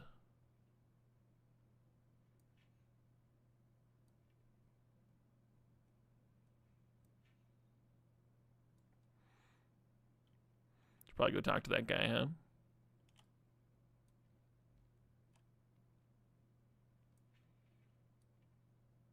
Oh, Jesus. That stag just dropped like nothing. I gotta say, they don't fall like that in real life. Like, oh, actually,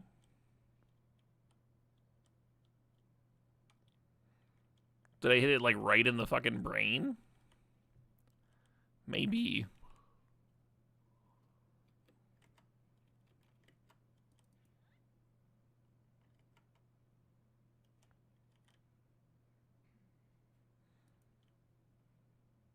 Oh my god. This is fucking brutal.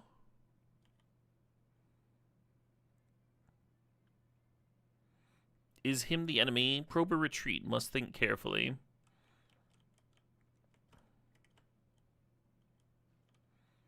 Oh, it's making noise when he walks? He's gotta be the enemy, right? Defeat bosses to earn generous rewards.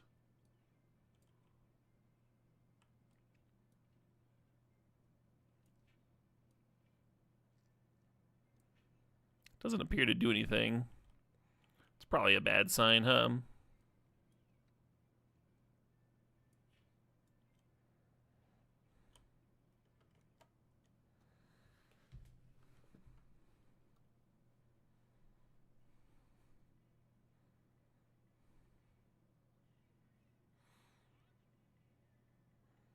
My brothers defend the common folk.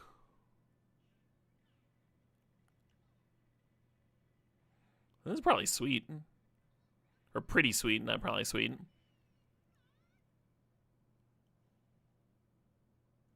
Oops.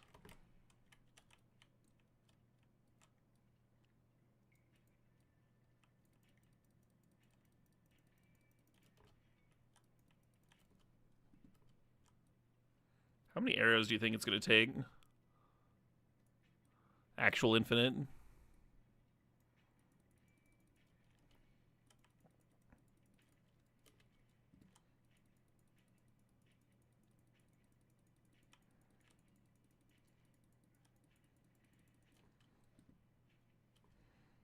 Oops. Oh, shit. Let's switch weapons here.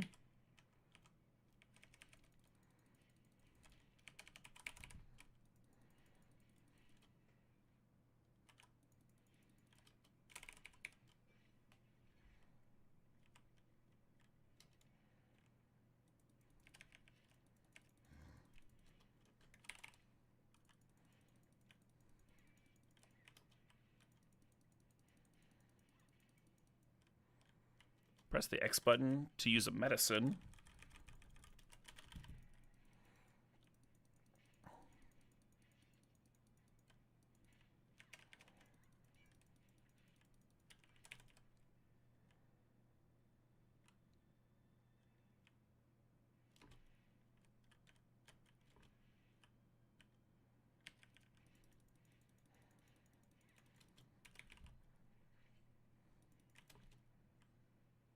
Oh, did he get me?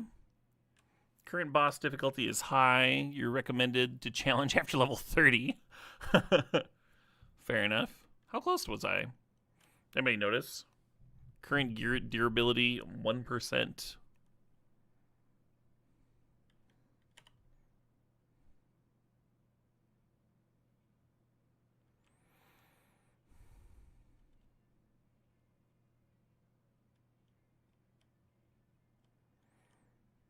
Let's see how close I was.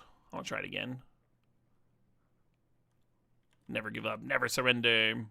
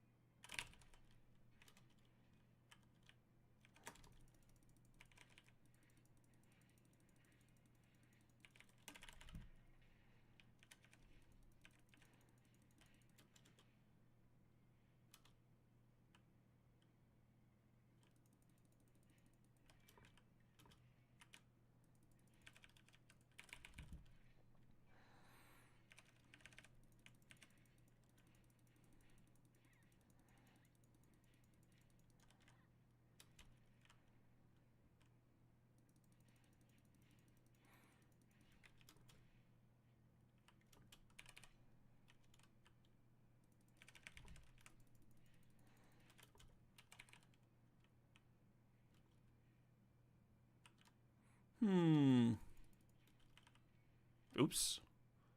Took some damage there.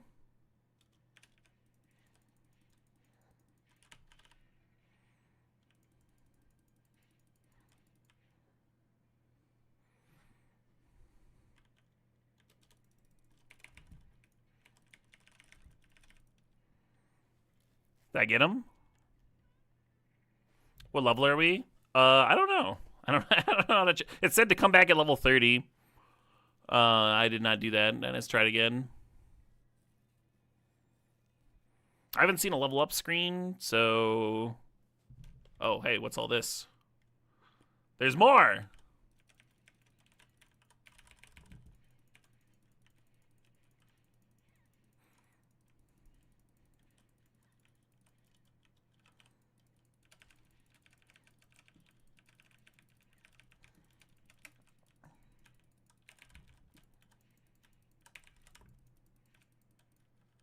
Oh, shit. He's back and he's big. That's why the game was like, you know, you should probably...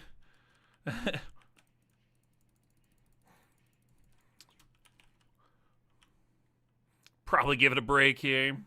How do you use medicine again?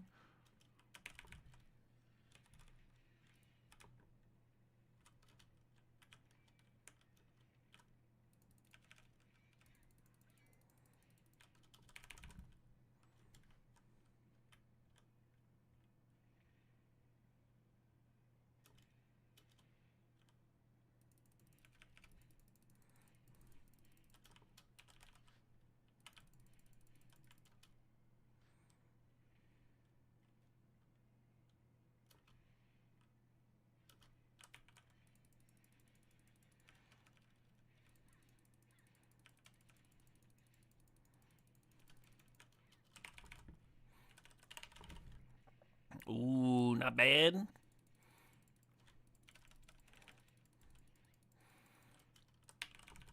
I feel like he's at like half health here.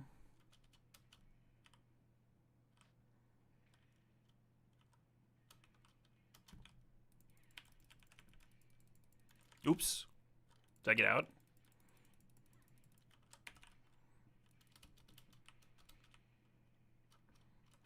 No! What even was that?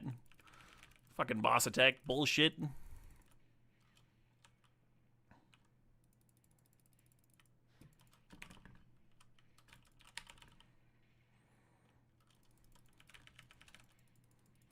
little special attack in there. Looks pretty low. Oops.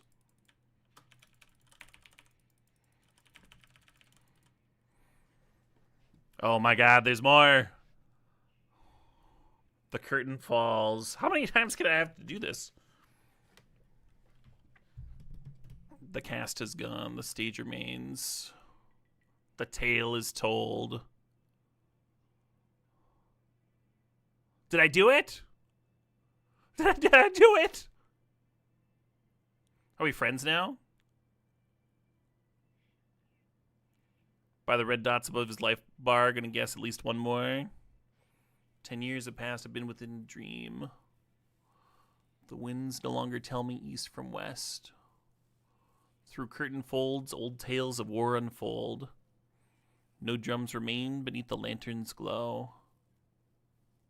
I appreciate the subtitles, actually. Very different vibe.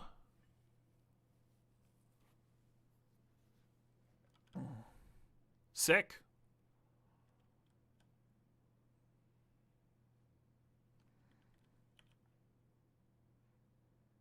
Feet puppetry.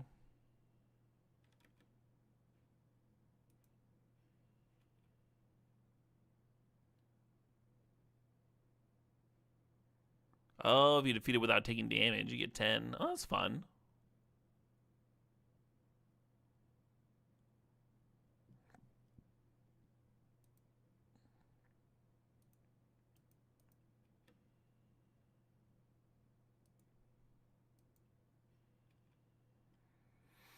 Neato. You're gonna do your very first avatar draft. I recommend forcing a 2-color deck with a tight curve.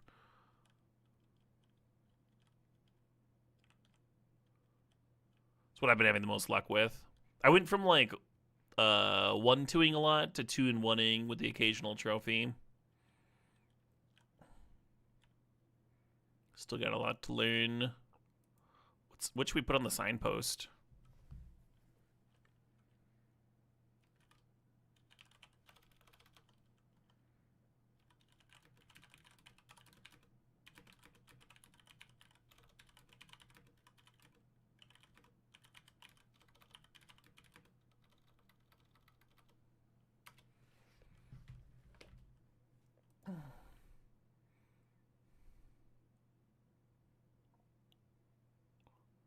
My chin is normal. That's a good one.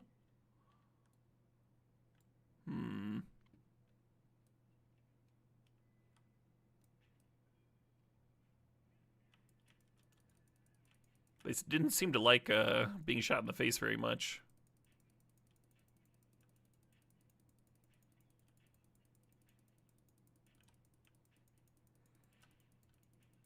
You think you can dodge my attacks by entering some kind of submissive surrender pose? Absolutely not.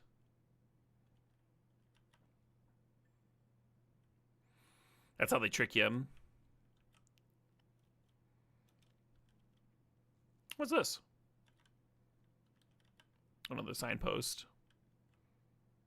Okay. Am I supposed to collect them or something?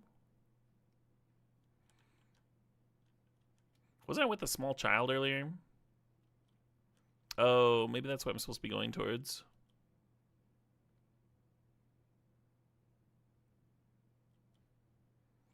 Well, there's a door here.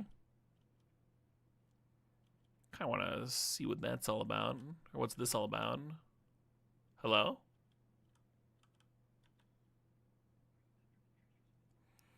Well, I am now. Don't alert who?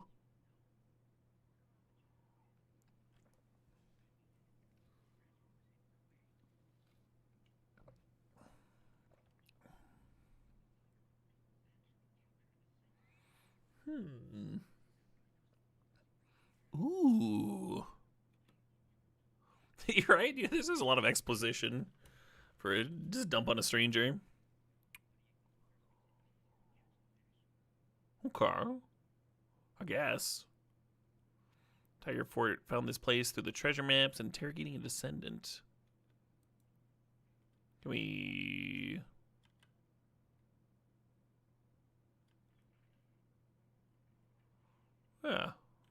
this.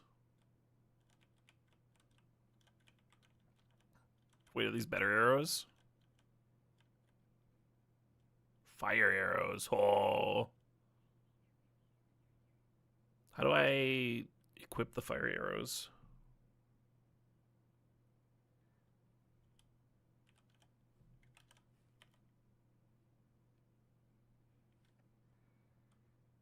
Also, how do I see what level I am?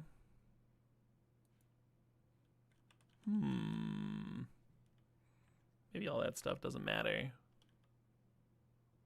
I'm level 3? Oh no, I'm level 1. I'm level 1? Come back and do this fight when you're level 30. Or I'll just do it now. How about that? Incredible.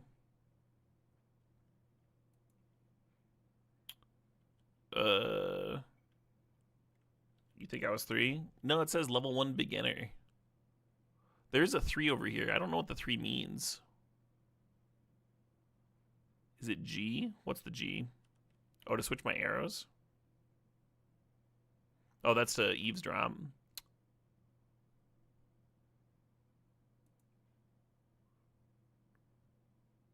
True Heart Sword.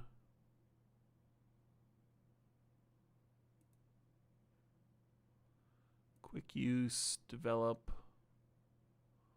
Got that beef tendon there. Oh man. There's gonna be a lot to do, isn't there? We got jade fish. Wooden arrow. Fire arrow. Yeah. How do I use these?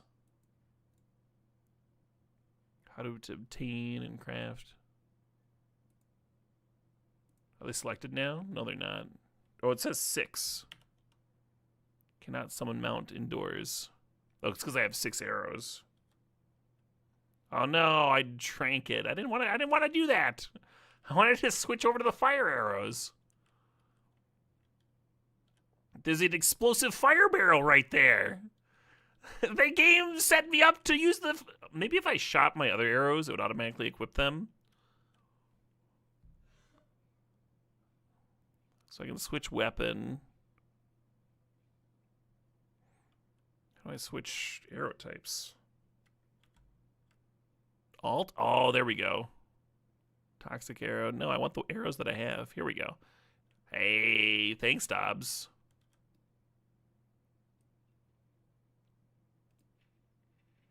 Yeah.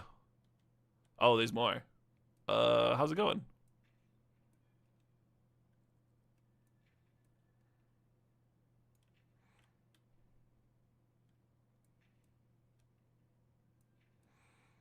You're gonna, you know, you're on fire a bit.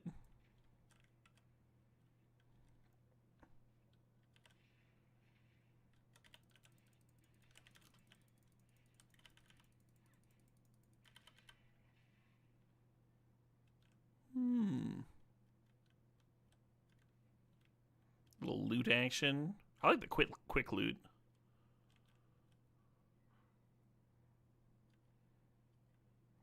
There's a guy over there just didn't notice any of this. There's a huge explosion, bodies flying. He's just like walking around like, yep. They told me to guard the post. I'm guarding the post. Can't complain to me. I'm doing my job. Stay here and guard the post, they say.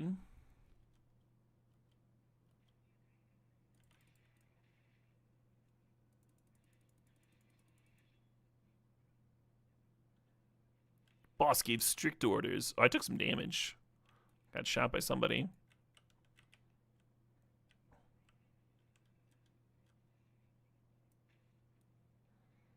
Yeah, how do you like it? How do you like it?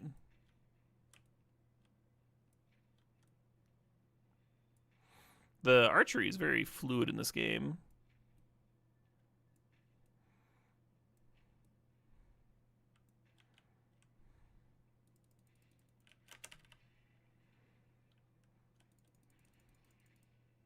Yeah. Ooh, a chest.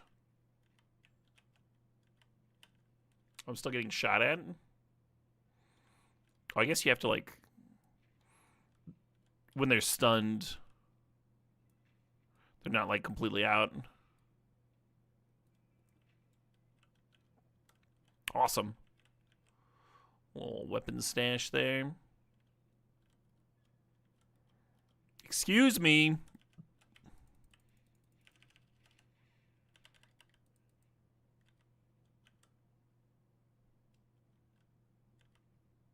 Ooh, a simple wooden disc.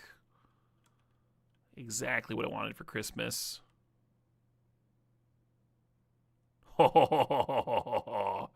Yes, this is the thing.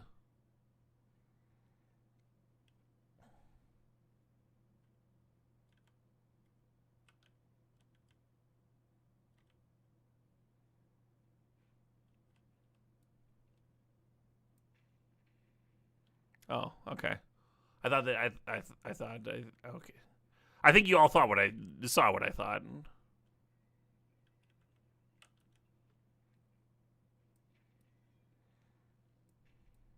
Sorry to interrupt your. Oop.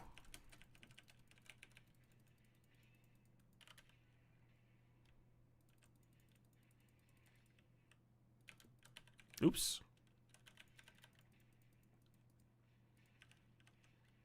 Oh, the big dude.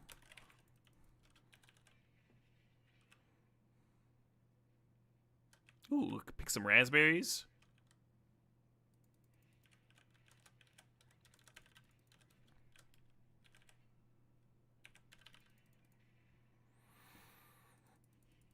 Stay down, please. How do you fight with an arrow in your fucking forehead? Just coming out of his eye? Can I get his sweet axe? I cannot. Bunch of loot, though. Bunch of cool loot. Oh, there was a fire barrel right there. I could have just... Oh, hey.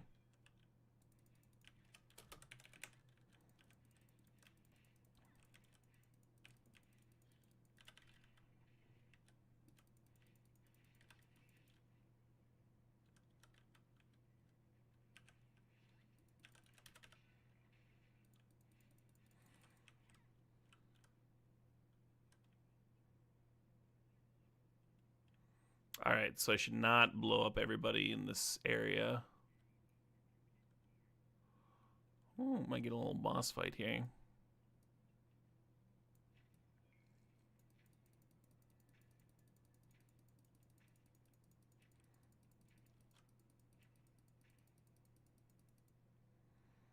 Insufficient arrows.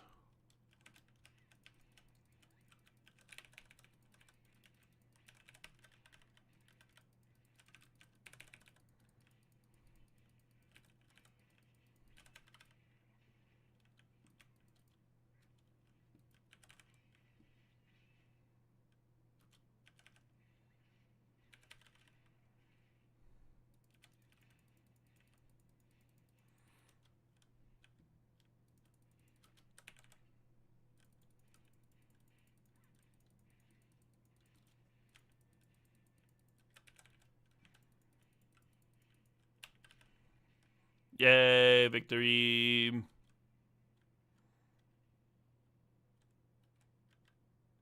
Clue 2. The treasure map Zhang Bao stole from the Lai brothers, which describes how to open the door to the secret chamber containing the treasures of the Northern Vow. Very cool. Oh, did I, I'm gonna keep going, but I think the bounty's done.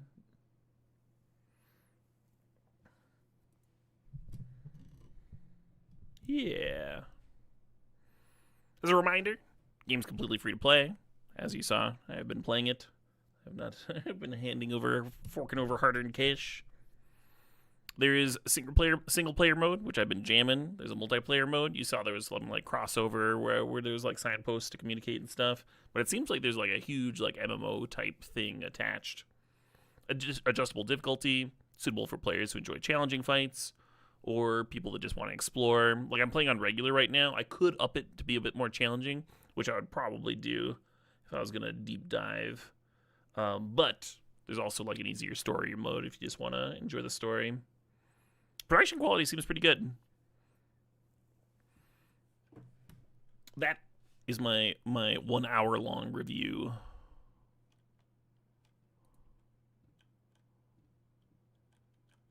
hard to know exactly how much I'm going to play this game.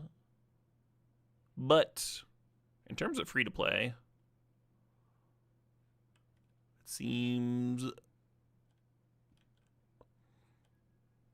kind of impressive, I guess is the word I would use.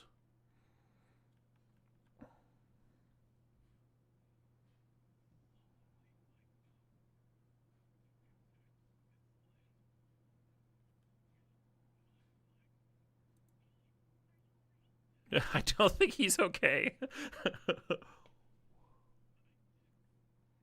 Is he just gonna die? Can I like heal him or something? Doesn't seem like it.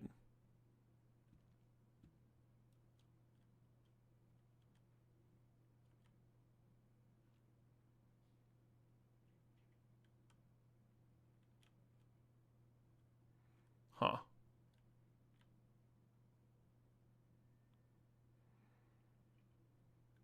So I wonder what that business is all about, huh?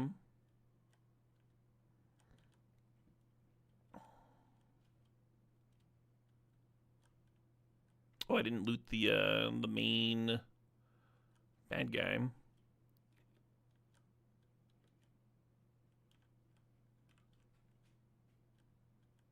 Excuse me? A chest?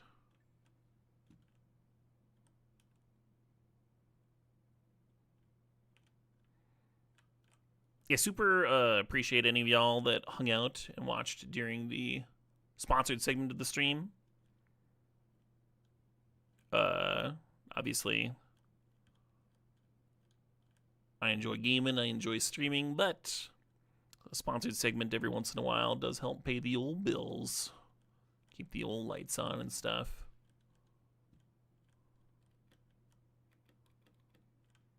How am I supposed to get up there?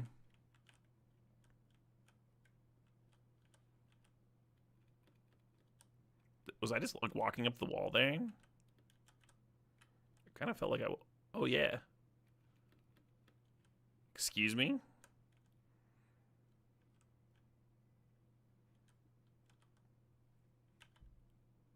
Oh. All right.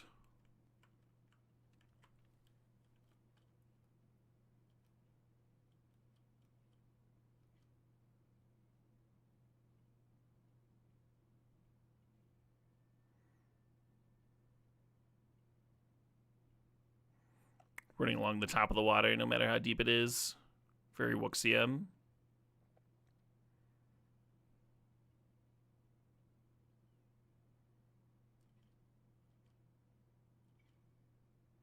The universe hums with secrets heard only by the wise. Follow the butterflies. Huh.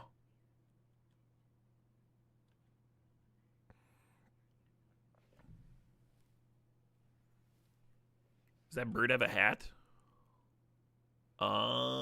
We have discovered the world map. Pretty sick. Find wayfarers near campfires to unlock parts of the map. Complete world activities to boost a region's exploration progress. View exploration details down here. Higher your exploration level, the greater the rewards. My god. Yeah, surely not going to regret this character design. Nope, nothing to regret there. That's just a perfect face. Incredible. All right. This seems, with unlocking the world map, it seems like a pretty reasonable stop and spot.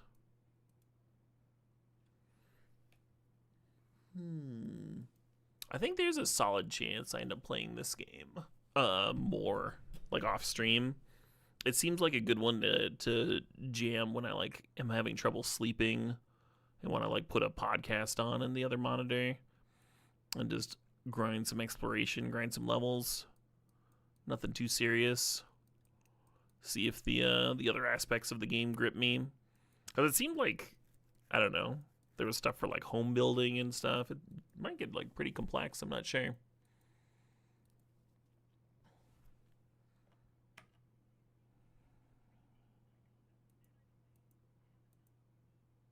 Ooh. I don't think I have 50.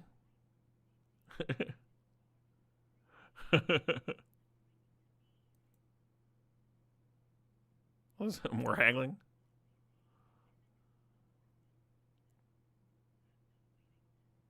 Oh, I just got it.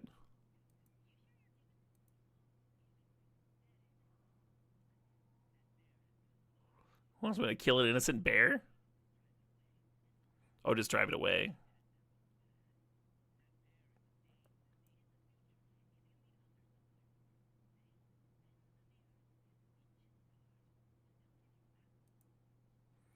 That's cool. I especially like the bird with the hat. That is a most excellent bird. It's a sun hat. Keep the sun off. I kind of need a sun hat. Well, anyway. How do we save? Does it just automatically do so? How do you leave?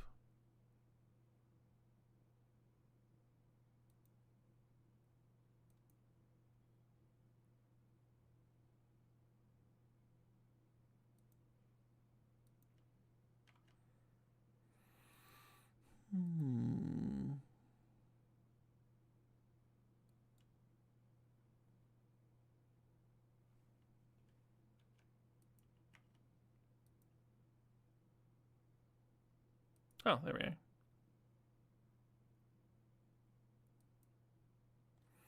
Cheers, everyone. Thanks again for watching. Yeah, new Busted Cube tomorrow.